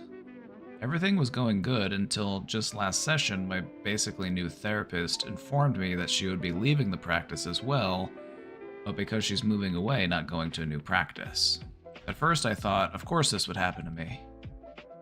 I was just getting comfortable, and now I feel like I can never let my guard down in the future with the next therapist. Alright, hold on. Give me that. Give me that. Give me that. Give me that intrusive thought. Do you see that? I got it. I got it. It's right here. I got it right here. You already let your guard down twice. You've already connected with 2 therapists. You think you can't do it a 3rd time? It's actually going to be easier the 3rd time. Believe it or not. Now that you have practice in it. Because that's how skill progression works. It's actually going to be easier the third time. In fact, you might not even have to start over from step one. You might be kind of like, okay, I kind of know where I'm going with this. So I'm just going to take this because you don't need it, and I'm just going to get that out of the way.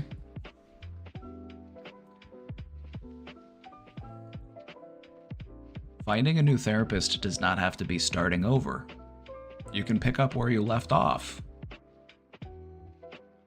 You know, spend that first session with a new therapist telling him what you worked on with the previous therapist. Give him a summary. And then tell him, you know, I don't want to rehash everything because I don't feel like I need to.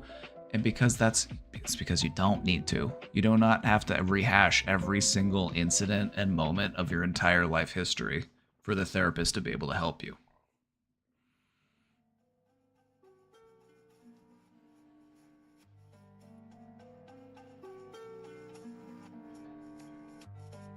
You already did it twice. You'll be able to do it the third time. Absolutely.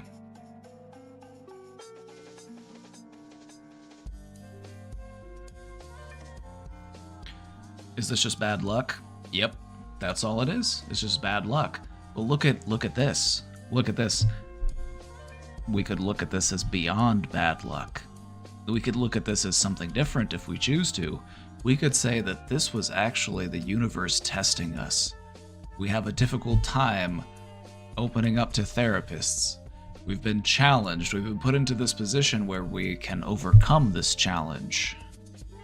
This is an opportunity.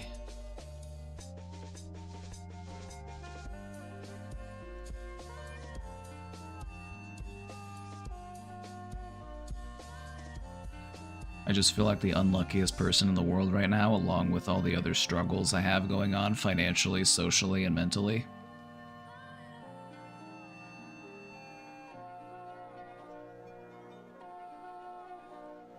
Now, I know that we tell ourselves not to compare ourselves to others because that's typically not something that you want to do.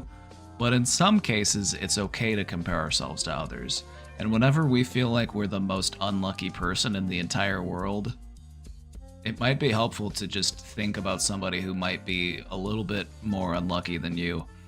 I think this is why so many people like true crime documentaries. I feel like this is why so many people like true crime. They're just like, oof.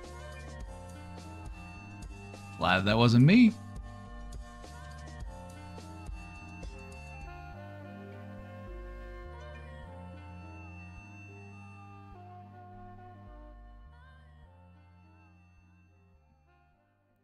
Yeah, it doesn't need to be starting over with this new therapist. It's just unfortunate circumstances.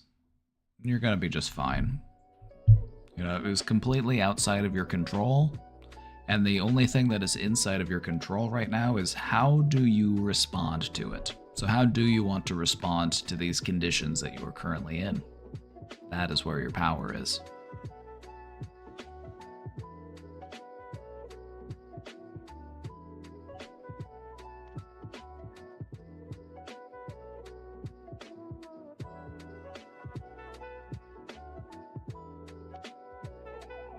Hey, Robin, thank you for the 3 months. Has it been 3 months already? 3 months already, can you believe it?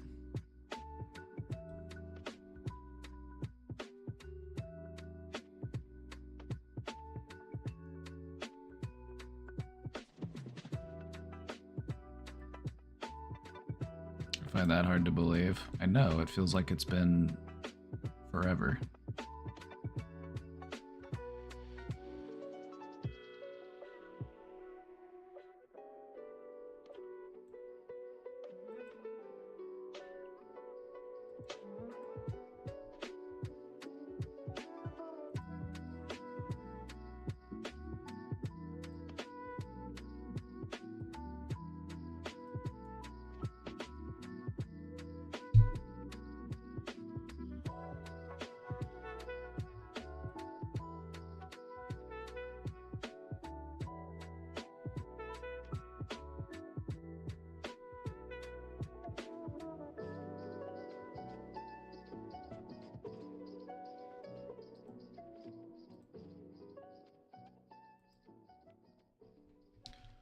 So, I have ADHD/dyslexia and dysgraphia.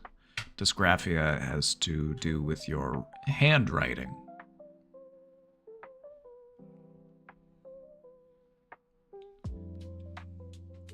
Dysgraphia. It's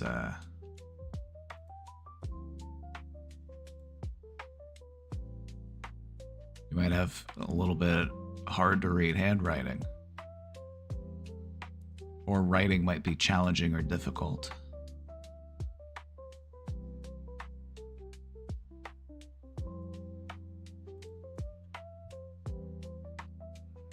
I have two questions. The first one being, why do some ADHD medications do not work on some people with ADHD? For me, it definitely does not work. However, I used this brain game thingy and really did the trick. Alright, so to answer your first question, why do some ADHD medications not work on some people with ADHD?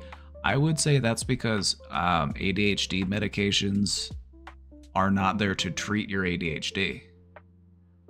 They are there to increase your motivation by tapping into your brain's reward circuit. Allow me to explain.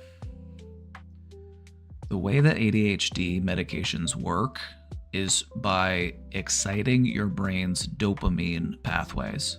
Dopamine is the reward chemical in your brain. It's the one that makes you feel good for doing stuff.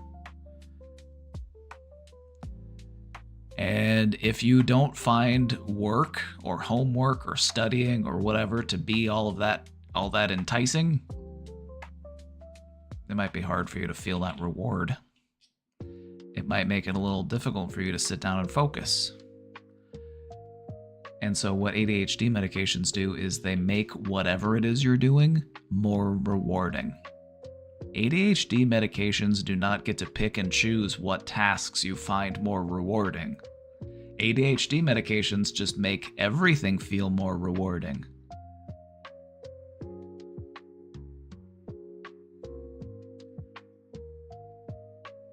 And these can be, these can be really habit forming over a long time. A lot of people can rely on them in order to feel that motivation or even to just feel normal. So I'm not the biggest fan of, these types of stimulant medications. I feel like,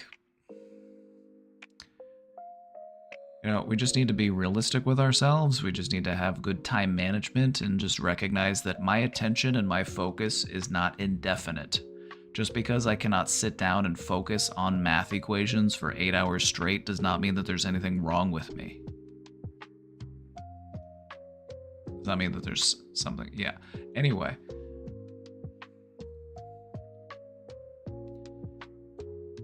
What I find to be more helpful in treating things like ADHD, or what I believe to be true, at least in the long run, is not medication, but rather mindfulness practice, doing meditation, honing your focus, and then also time management. Recognize about how long you can pay attention. How long can you sit down and focus on a task? All right, start with that. Start with that, take a break as necessary, and build it up. If you can only pay attention for 5 minutes at a time, pay attention for 5 minutes, and then take a 1-minute break, and then come back to it for another few minutes. It's about setting realistic goals for yourself, and then working on enhancing your ability to focus. It's a skill. It's something you can practice.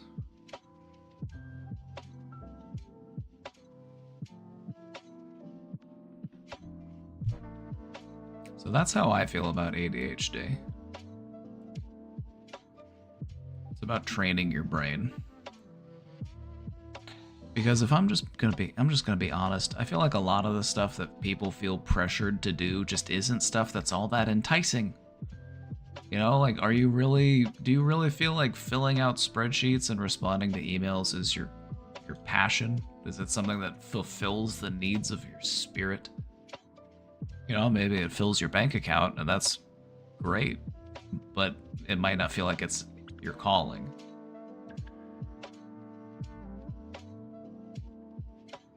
And I feel like that's part of the reason why so many people experience symptoms of ADHD is because when they're sitting down forcing themselves to do something, they can't help but escape the thoughts of all of the other things that they would rather be doing.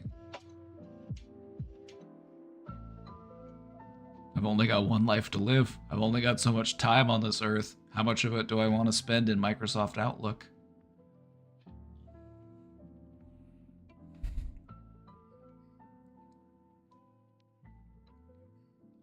A second question. It's a two-parter. How do we heal ourselves from breakups? It's been like 3 months that I've been away from him, and it's quite sometimes hard to navigate to find ourselves again and rebuild.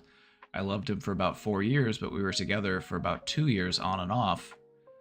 As the second time he appeared to be in my hometown again, so I was very truly happy. You know, time is the best way. Time and new people are the best ways to heal from a breakup. It's only been 3 months. That's practically yesterday. That's basically yesterday. How do you think you'll feel in 6 months? How do you think you'll feel a year from now? You probably have no idea.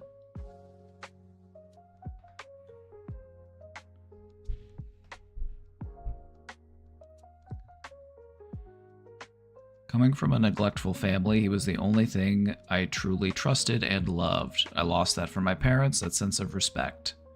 They did too much damage to me as a child, and even now I feel that my dad is kind of a narcissist in terms of traits. He is very egocentric and, well, shares little empathy for me and my brother especially.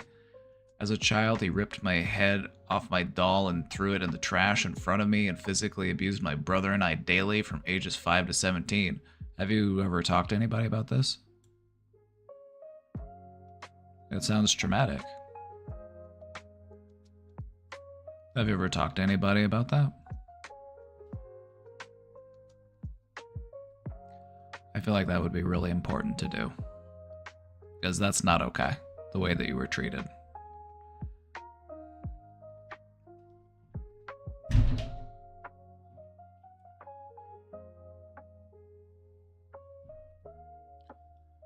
I hope no one would ever have to live through that. My ex-boyfriend's family also gave me a chance to have that kind of real mom and dad connection I never had, and was so healing. Almost got homeless because my parents wanted more emotional closeness to them. I'm usually the one who is there for my mom's emotions when she struggles. That is my role. Is there anything I can do to heal overall? And how to protect myself from my parents as a young adult? Find people that you can confide in. Find people that can support you emotionally. You know, you weren't put here just to tend to your parents' emotions. You are your own individual person. You should be focusing on your needs as well, because they're just as important. Your emotions are just as important as your parents' emotions. So treat them with that same level of seriousness. Find people that you do feel that comfortable engaging with. You know, it sounds like you need that connection with like a trusted adult. It sounds like you need somebody that you can like look up to and be sort of a mentor for you. So try to find that person. You might not find it at home. You gotta keep looking. Because right now it kind of sounds like you're having to be the parent of your parents. That's kind of what it feels like. It feels like you're having to be the emotionally mature one. You're having to be the grown-up in this relationship. And that's not really fair. You know, they are supposed to act like adults too.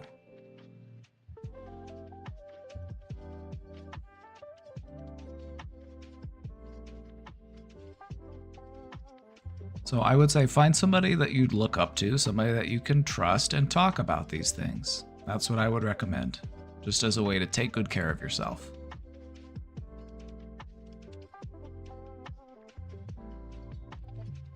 A girlfriend of 5 years left, and I see no future for myself anymore. She left me for another man right away. She was the only person in my life, and I've been having really bad thoughts.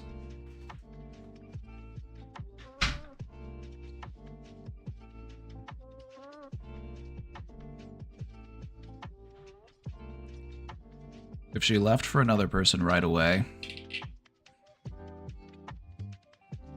this was probably something that was in the works.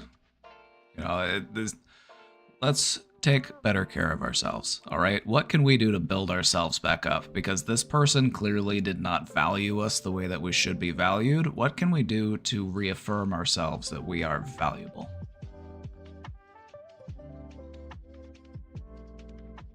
What can you do to build yourself back up? I feel like beating yourself up right now and pushing yourself down is going to be too easy. So let's go for a challenge. Let's try to build ourselves back up, shall we?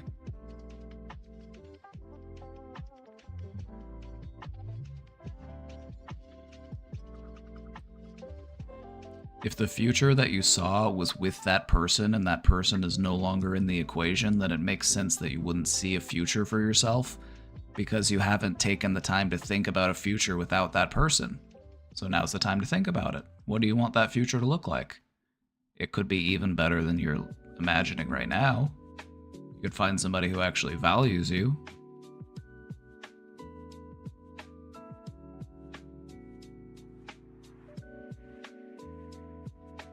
What can you do to be the person that you're trying to become? What can you work on today to help you become that person you're trying to be?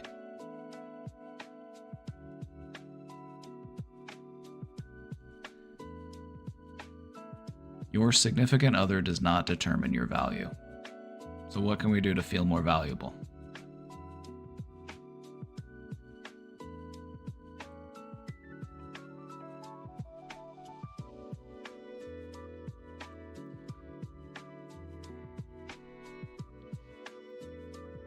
Hi.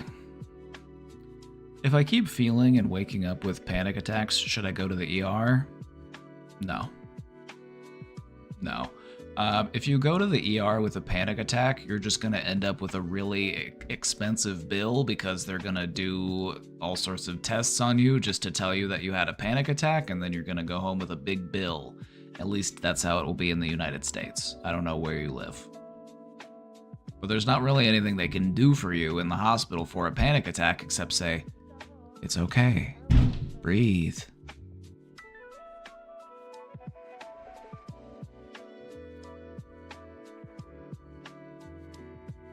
Yeah, if you go to the ER with a panic attack, they might just be like, all right, have a seat. And then you're sitting there for hours and then you're like, well, my panic attack went away. I guess I'll go home.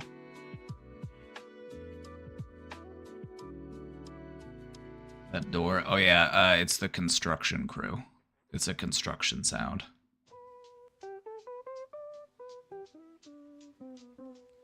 Around here, you'd end up in a psych hold for at least a day and go to a psychiatrist for a panic attack?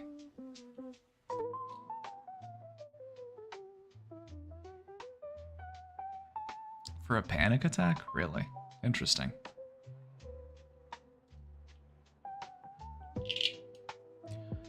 I'm not thinking about harming myself or others. It's just getting hard keeping it together at work, but when I come home, I just break down and cry for a bit, stop, then start right back up. I set up an appointment with a therapist, but that won't be until January. Perfect. Perfect. You know why? Because if you were to start therapy right now, you might not know what it is that you want to talk to the therapist about, so you've got time to do the prep work. Think about what you want to get out of therapy. Think about the things you want to work on in therapy. Start focusing on getting better. Start focusing on healing. You know, start thinking towards the future. Being more proactive and working through this. What are your goals for therapy? What sort of stuff do you want to do? What sort of stuff do you want to talk about? Now's the time to figure it out. Start writing it down.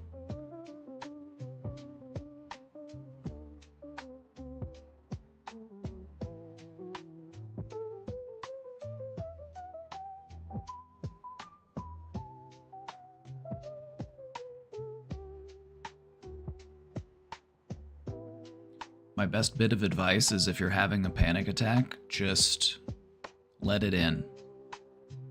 Let it in, breathe through it, and then notice how free you feel after it's over. The thing about panic attacks is that after they're over, you actually feel really good. It's because your body is giving you endorphins. It's like you just went and ran a mile. It's like, oh yeah, here you go, have a runner's high.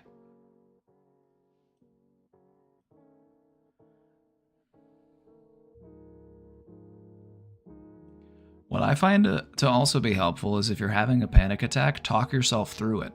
Say it out loud. I feel like I'm having a panic attack right now. I know that I'm going to be okay. I might feel really stressed. I might be really anxious, but I'm going to get through this. I'm going to be all right. I just need to keep breathing. I just need to be as relaxed as I can, and I just need to let it pass.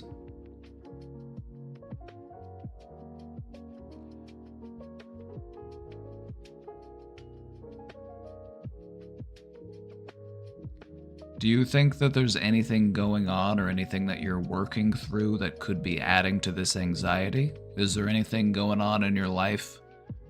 Anything that you've been dwelling on that's got your anxiety revved up? Is there anything that you could do to reduce that stress in the meantime before you get into start talking about it in therapy? Just because you're not starting therapy until January does not mean that you don't have to, you have to wait to start working on it. Now is the perfect time to start working on it.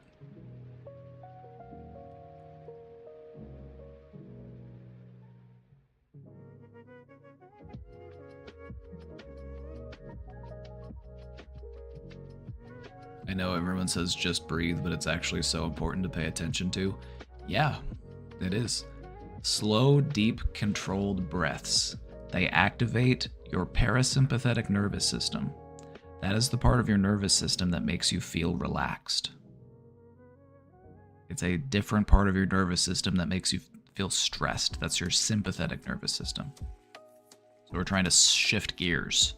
And the way that you shift gears within your nervous system is through your breathing. Because your lungs have those connections to all of the different parts of your nervous system. The manual and the automatic.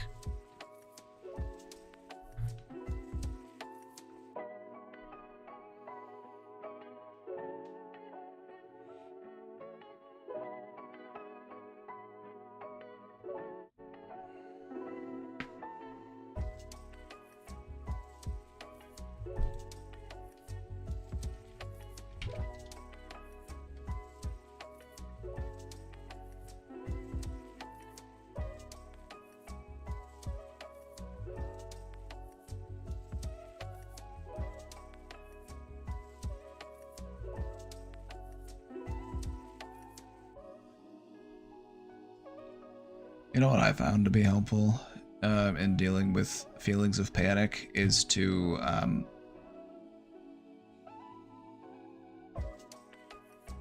make faces at myself in the mirror. Those kind of like Maori war chant haka type faces.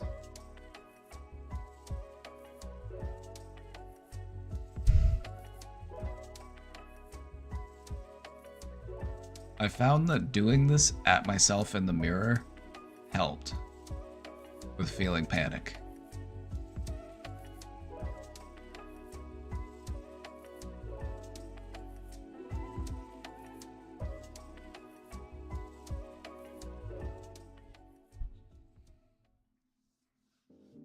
It's like, all right, because the thing about panic attacks is it makes you feel like you're gonna die.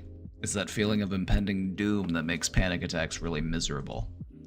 And so my thought was, well, if I feel like I'm facing death, I want to face it like a warrior. So what does a warrior face look like?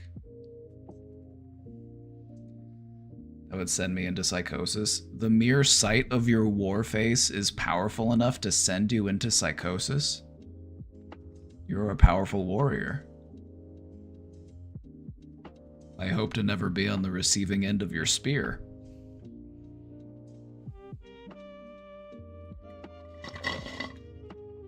I think it could also be a valuable lesson in learning to appreciate just how sinister you can look.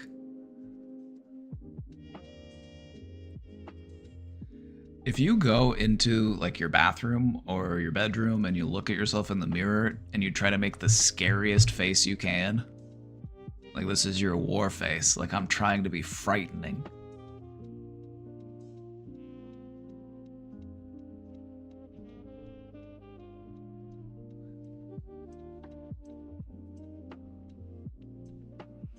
My sinister look is stone cold.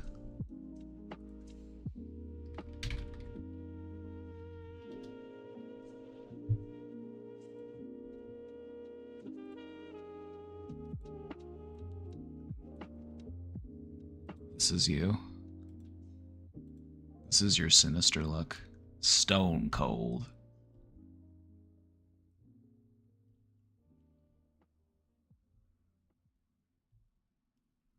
Stone cold. Even more than that? Okay, that's impossible because this is Stone Cold Steve Austin. Nobody's more stone cold than Stone Cold Steve Austin. This is literally his name.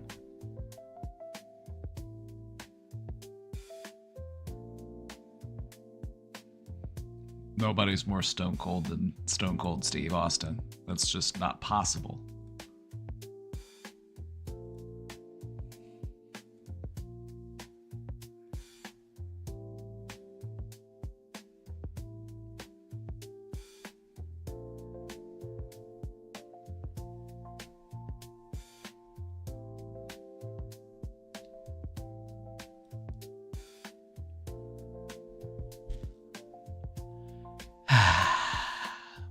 How are we feeling? How are we feeling in this moment? Am I really only one sub away from hitting 350? Oh my goodness. We're just sitting right there on the cusp.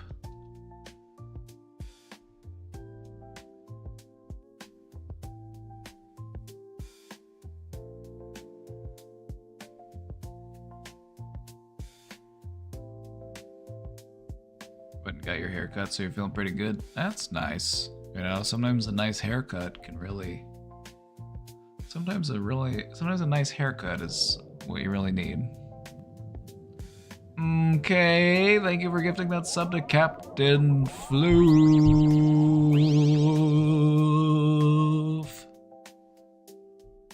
We did it. We hit the goal. Thank you. Thank you for being the change that you wish to see in the world.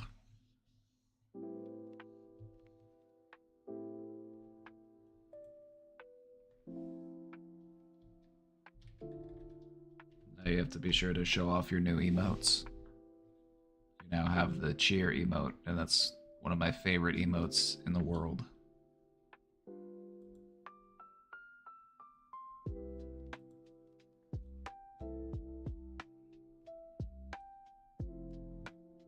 Whenever you're feeling insecure or you're doubting yourself, just remember that emote.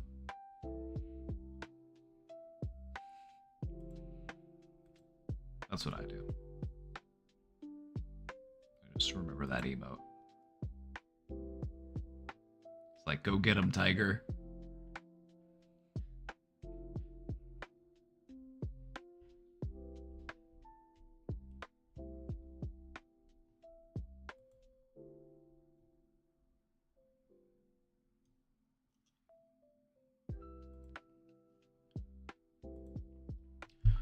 I want to get over my fear of sleeping in an uncomfortable position. After 2 months with bad night terrors and sleep paralysis, I just used to sleep on the side as instructed. How do I make myself more at ease? What I'm going to encourage you to try is doing some mindful stretches, maybe doing some yoga. You know, getting more comfortable in your body is a great way to learn how to become more comfortable in new sleeping positions. You know, focus on finding balance in your body. Just doing those stretches, toning those muscles. I feel like that's a good way to become more comfortable sleeping in different positions. Because what I've noticed is that after I started practicing yoga, I could fall asleep in many different positions that I used to not be able to fall asleep in.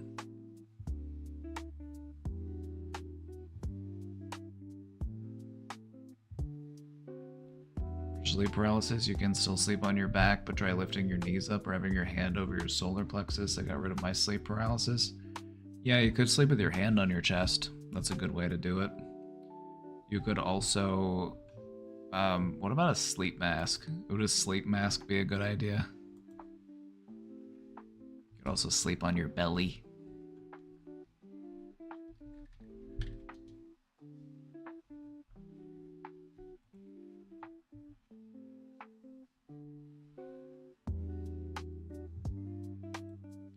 Like, imagine you have sleep paralysis, but you got one of these bad boys on. It's like, what's the Hat Man gonna do? You know, what's your sleep paralysis demon gonna do? You got one of these bad boys on. It's like, you can't see me.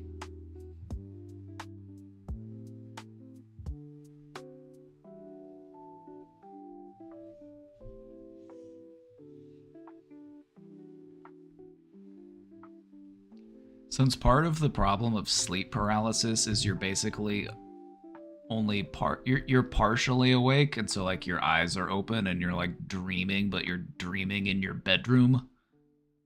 I'm like, part of what you could do to fix that is just, okay, just blind yourself.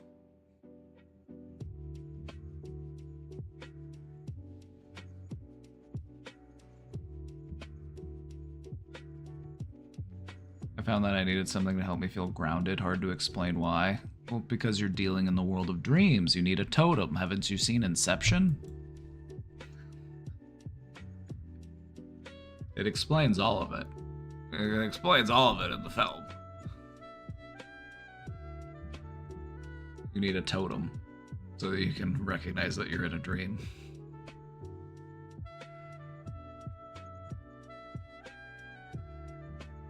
Grounding exercises are one of the things that people will train themselves to do to become a lucid dreamer. They'll do things like, okay, I pinch my nose and then I try to breathe through my nose. And if I can pinch my nose but still breathe through my nose, then I must be dreaming because I'm only pinching my nose in my dream.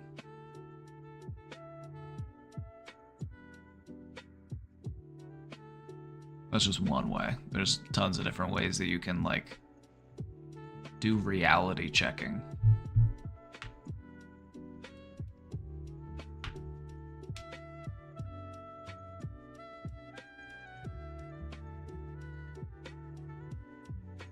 I don't know if I could ever sleep without the mask and just like I used to sleep on my belly. Yeah,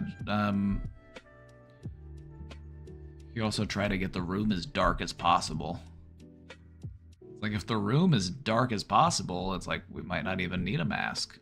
The room's just very dark.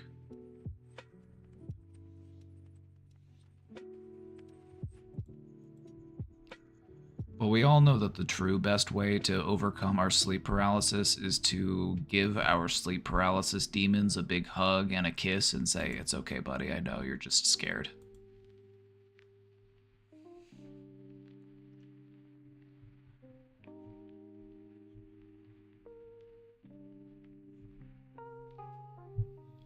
You know, we did a presentation about a month ago on sleep paralysis.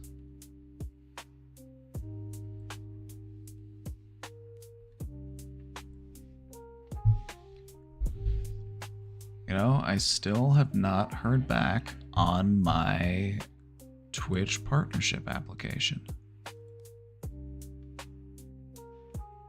I applied...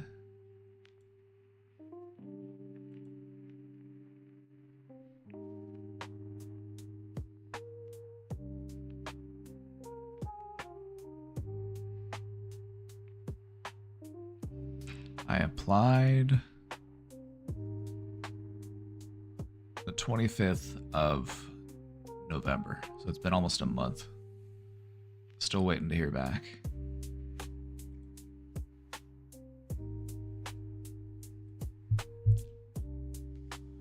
So hopefully that means they're taking me into consideration.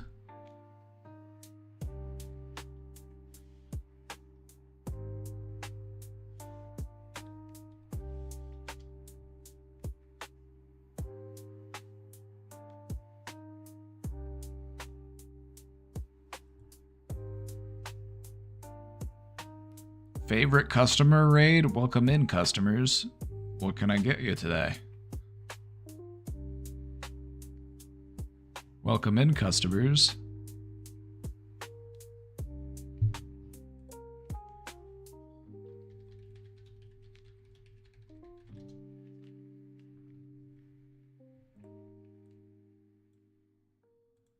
Hi. Can I help you? Yeah, can I have a dozen red roses, please? Oh, hi, Johnny. I didn't know it was you. Here you go. That's me. How much is it? It'll be $18. Here you go. Keep the change. Hi, doggy. You're my favorite customer.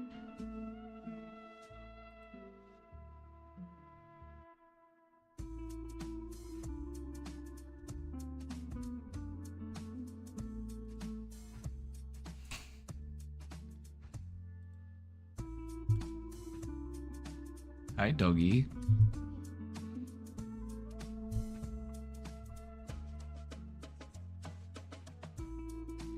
That's one of my favorite movies of all time. It's called The Room.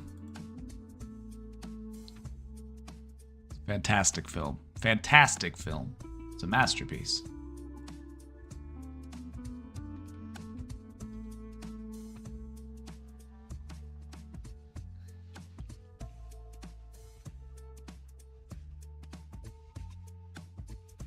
You've never seen it? You've never seen The Room? 2003?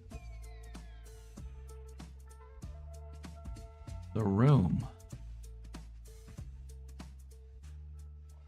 Written, produced, and directed by Tommy Wiseau.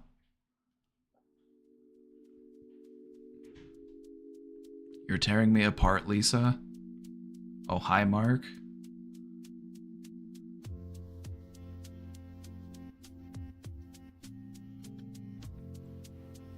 This film is iconic.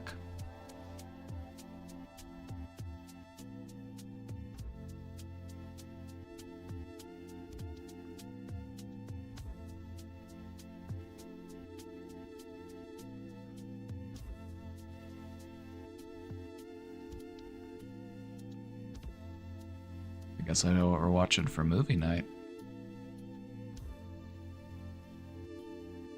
Hey man, I submitted a response. Ah, I see. I'm about to get to it. I appreciate your patience. I'm about to get to it right now. Hey, Dingless Tart, thanks for subscribing. Thank you. Thank you.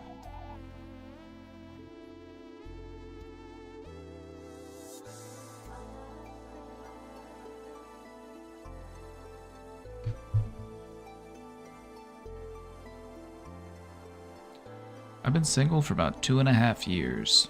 I get lonely in the romantic sense, then I start thinking about my ex. I really loved her, and I'm kinda embarrassed, but she is the only actual girlfriend in my life. I mean, another person that would actually claim me? Now that's a crazy thought. Why? Why does it have to be a crazy thought? Is there something about us that we, feel makes us ineligible? Like, what is it that we're working with? What are we doing? Like, what are we dealing with?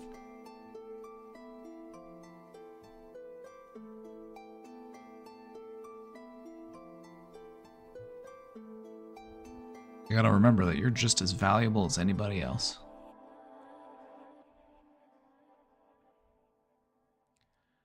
Then I start to think about all the mistakes I made in our relationship and how mean, cold, and distant I was. I break down, man. I was truly grateful that she chose me, and I messed all that up. It's real hard, man. She's moved on now to a new lover, and I can't stand it. I'm not mad at her or anything, and I wish her all the best because Lord knows if anybody deserves happiness, it's her. So do you? You also deserve happiness?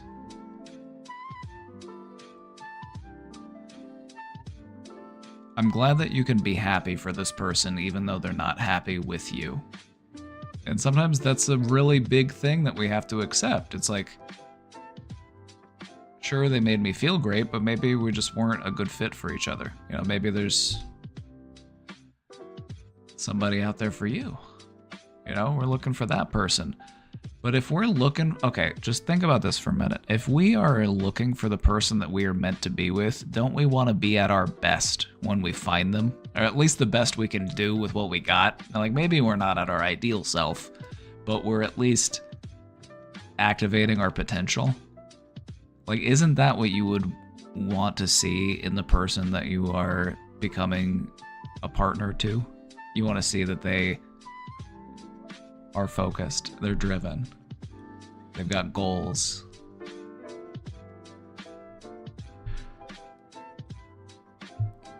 I think you and I would both agree that you've probably spent enough time lamenting.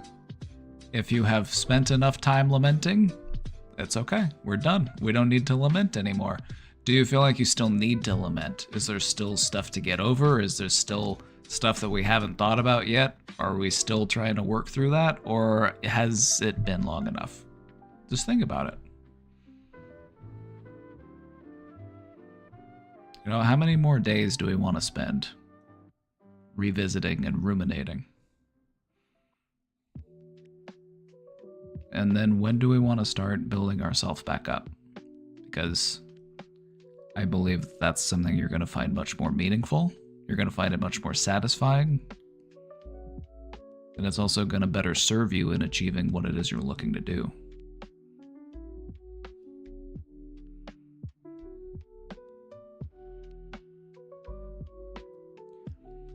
I'm just torn up that I can't be there for that. I want to be a better person and let all of that bitterness I feel about my life go and transform my body so that I can become the ideal me. I've started a daily journal and I've given myself little checklists of goals that I can work towards so I can feel complete. I set up a therapist appointment and the first chance I get, I'm going to the gym, but it's tough. Real love, knowing that I can't even get to talk to her again. I mean, this woman is absolutely radiant. And you know what? I'm going to try to reframe this. If this breakup gave you the motivation that you needed to really just get your shit together, then it needed to happen. Because if this is what it takes to motivate you to do those things, to reflect and learn and grow and seek improvement, I feel like in the long run, it's to your benefit. If this is something that can motivate you to really pursue your ideal self.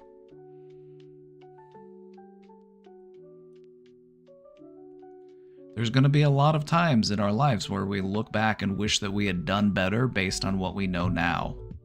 But we can't look back and continuously fault ourselves for making the choices that we made at that point in time.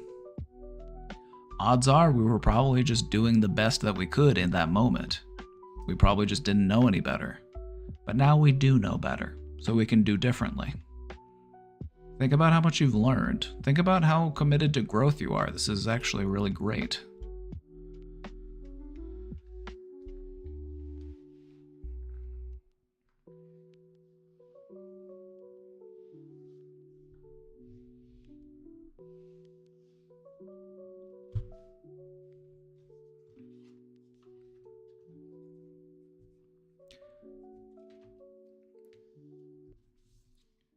In life, we'll find ourselves in the position that we don't really appreciate what we have until we lose it.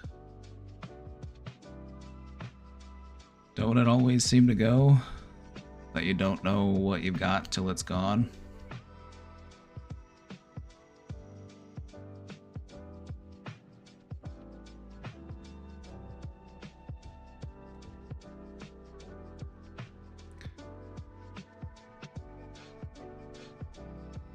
I think the ideal version of you, that person that you are working on becoming, and that's what you're doing, you're working on becoming that person is one that was able to bounce back and rebuild after heartbreak. I feel like this is a part of your journey into becoming who you're supposed to be. And so we don't need to waste more time looking back with regret unless we're looking back to actually learn. It's okay to look back if we're actually trying to learn, if we're actually trying to do better. But there's only so much to gain from that, and we want to make sure that we're not just looking back just so that we can continuously beat ourselves up. That's just taking suffering from the past and making it suffering of the present.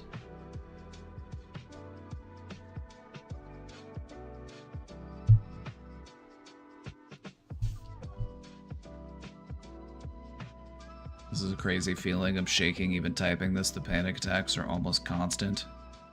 You're embracing your true potential, and sometimes embracing your true potential can be quite overwhelming, but you'll get used to it.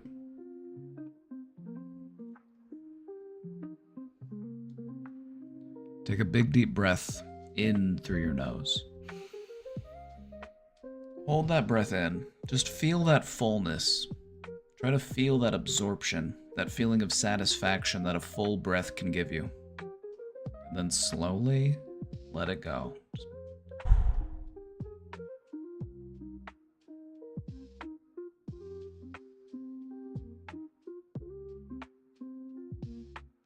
You know, I don't even know if she actually knew that I loved her.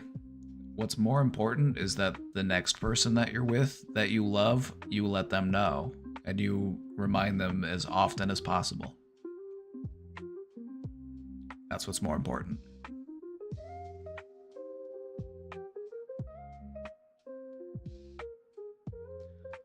I think the biggest thing for you to do moving forward is to forgive yourself for being human.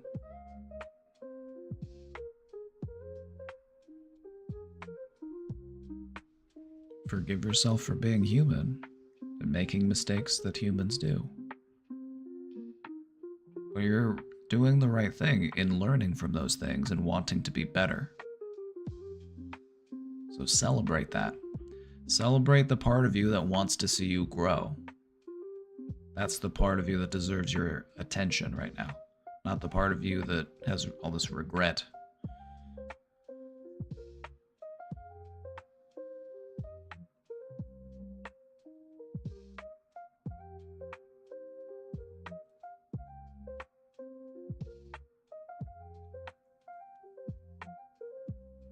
Don't let what may have been or what could have been distract you from what is coming.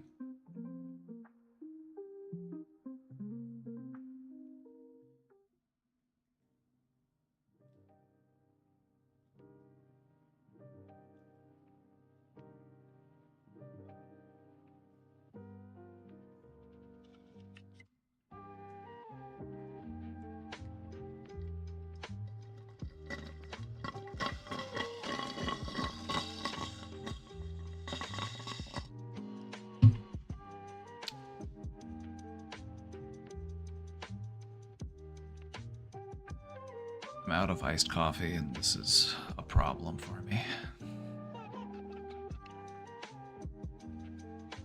I had a yoga teacher tell us about cultivating joy through the breath. Every breath is a little love letter that you are sending to your body. A little love note. One little hope, one little intention, one little dream, one little prayer.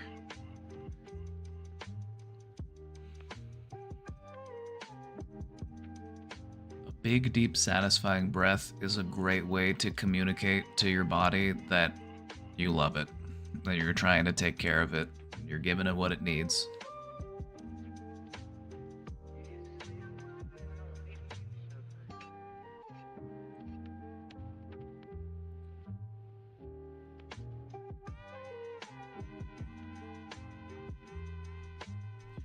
What do I do about the loneliness? How do I handle that? I mean, I have friends, but you know, romantic loneliness is different. I'm trying to handle it, but it's overwhelming. You know, if you're seeking out romantic love, don't forget that what you feel like, you still need love. You know, let your friends know that you love them. Show love to your friends. Communicate that love in other ways. And just be as loving of a person as you can be. Just send that out into the world. Send it out into the universe. And then let it come back to you.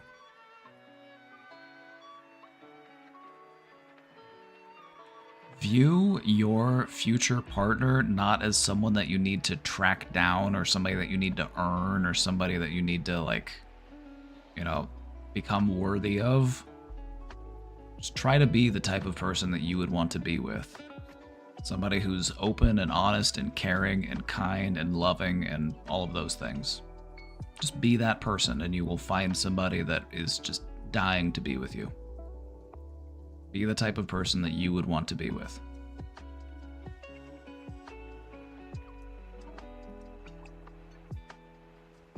Turn that loneliness into motivation, because that's what it's there for. That's what it's trying to do. Loneliness hurts, and that's because it's trying to motivate you to do something about it.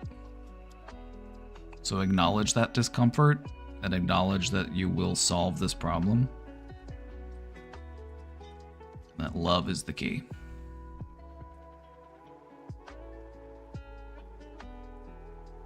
Is the vagus nerve stuff legit for stress? It is. Because the vagus nerve is a part of your parasympathetic nervous system, and that's the part of your nervous system that actually induces a state of relaxation and digestion. It puts your body into rest and digest mode. And by stimulating the vagus nerve, we can evoke relaxation. We can basically tap into our body's natural relaxation process. And the best way to do that is through the breath.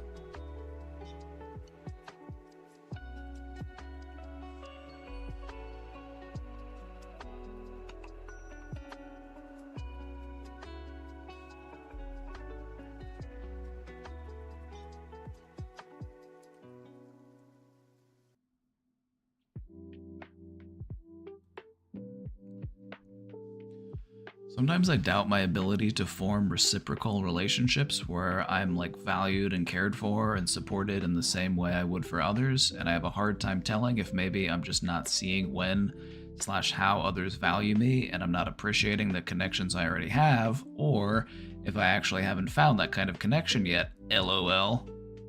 It's probably a little bit of both. Just being honest, it's probably a little bit of both. I feel like the people that are in your life are probably communicating their care for you in the way that they know how. And so it might not just be that you're not receiving it or you're not like identifying it. It might just be that they're trying their best, but their best is just not translating that well for you. One of the things that I've found to be true is that receiving love is sometimes more difficult than giving love.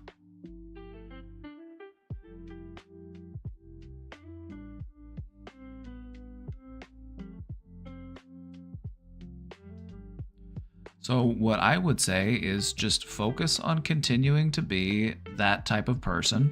You know, show people that they're valued to you. Show people that you care for them. Support your friends. And then try to recognize the ways that they are supportive of you.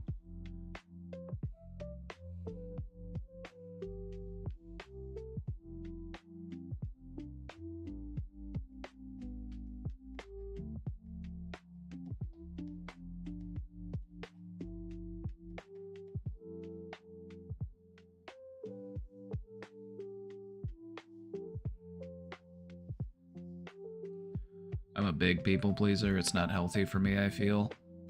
Hey, don't forget, you are also people. So, when's it your turn?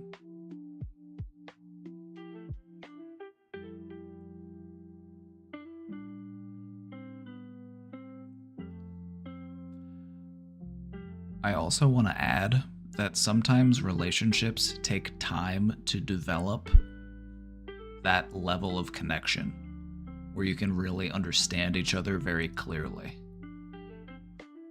I would just say, just continue to get to know your friends, you know, just continue to show interest in them, like ask them questions about themselves, learn new things about them, just show interest in their life and what they've got going on.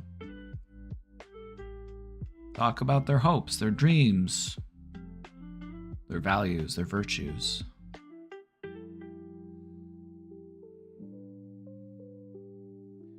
You know? Just keep being you and keep being real and keep putting that love and support out there, and then be open to learning how to let it in more. Because I feel like that's to everyone's benefit. Is to assume that we are not the perfect communicator, but we are also not the perfect receiver of love.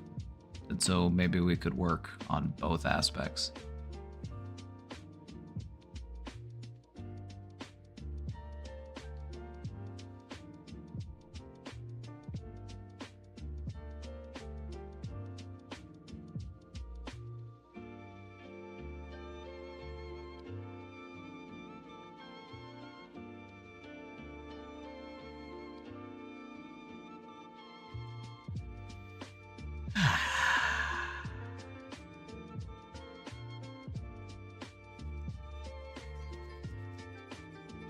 All right. It's Casey's birthday today. It's Casey's birthday today, so I have to go make some dinner. It's Casey's birthday today, so I need to go make some dinner. I'm gonna go make her birthday dinner. So I got some cooking to do.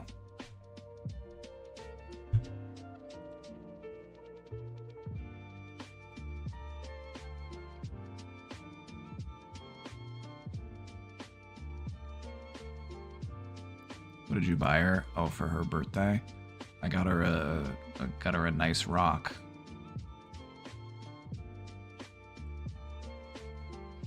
Got her a big mineral.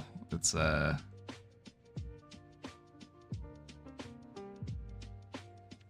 the other room. I'll post a picture of it later.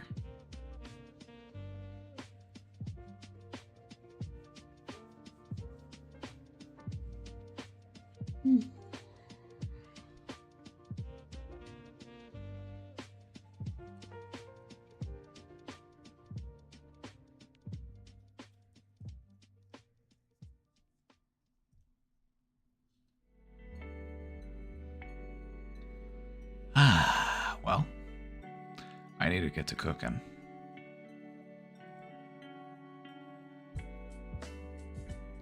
It's fun. I hope you guys have a great night celebrating. Oh yeah. Oh, I got one more question. One more question in the box before I hit the road.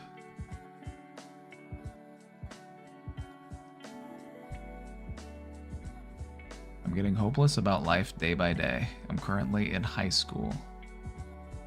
For the last 5 months, I've been trying to get out of a depression, but it's like unable to let go of the past as well. Have you talked to anybody about it?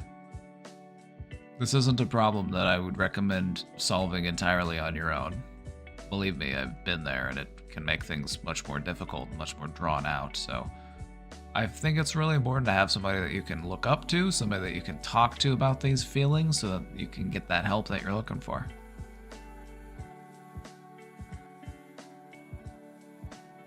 As per studies, the graph is getting down and now it's like that bottom, unable to focus, etc.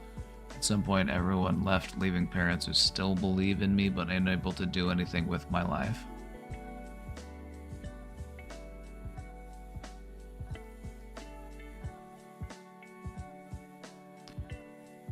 You know, it's not unusual to be feeling these types of feelings at the point in life that you are in, and I would encourage you to open up and talk with somebody about them, because they're not feelings that you need to keep to yourself, and they're not feelings that you need to work on your own.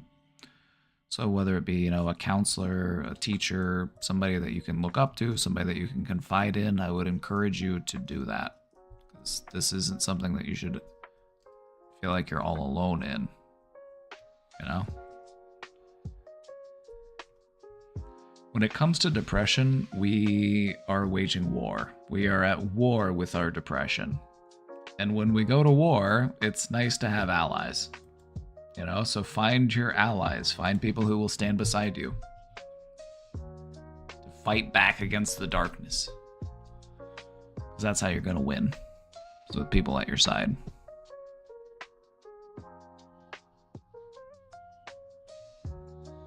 I've tried, but yeah, that can help to some point. Then keep trying, keep fighting. It's not over yet. It's not over yet. You're still working on it. The battle against depression is not a one-time thing. It is an ongoing battle. You're in it. You're going to see it through to the finish, and you're going to win.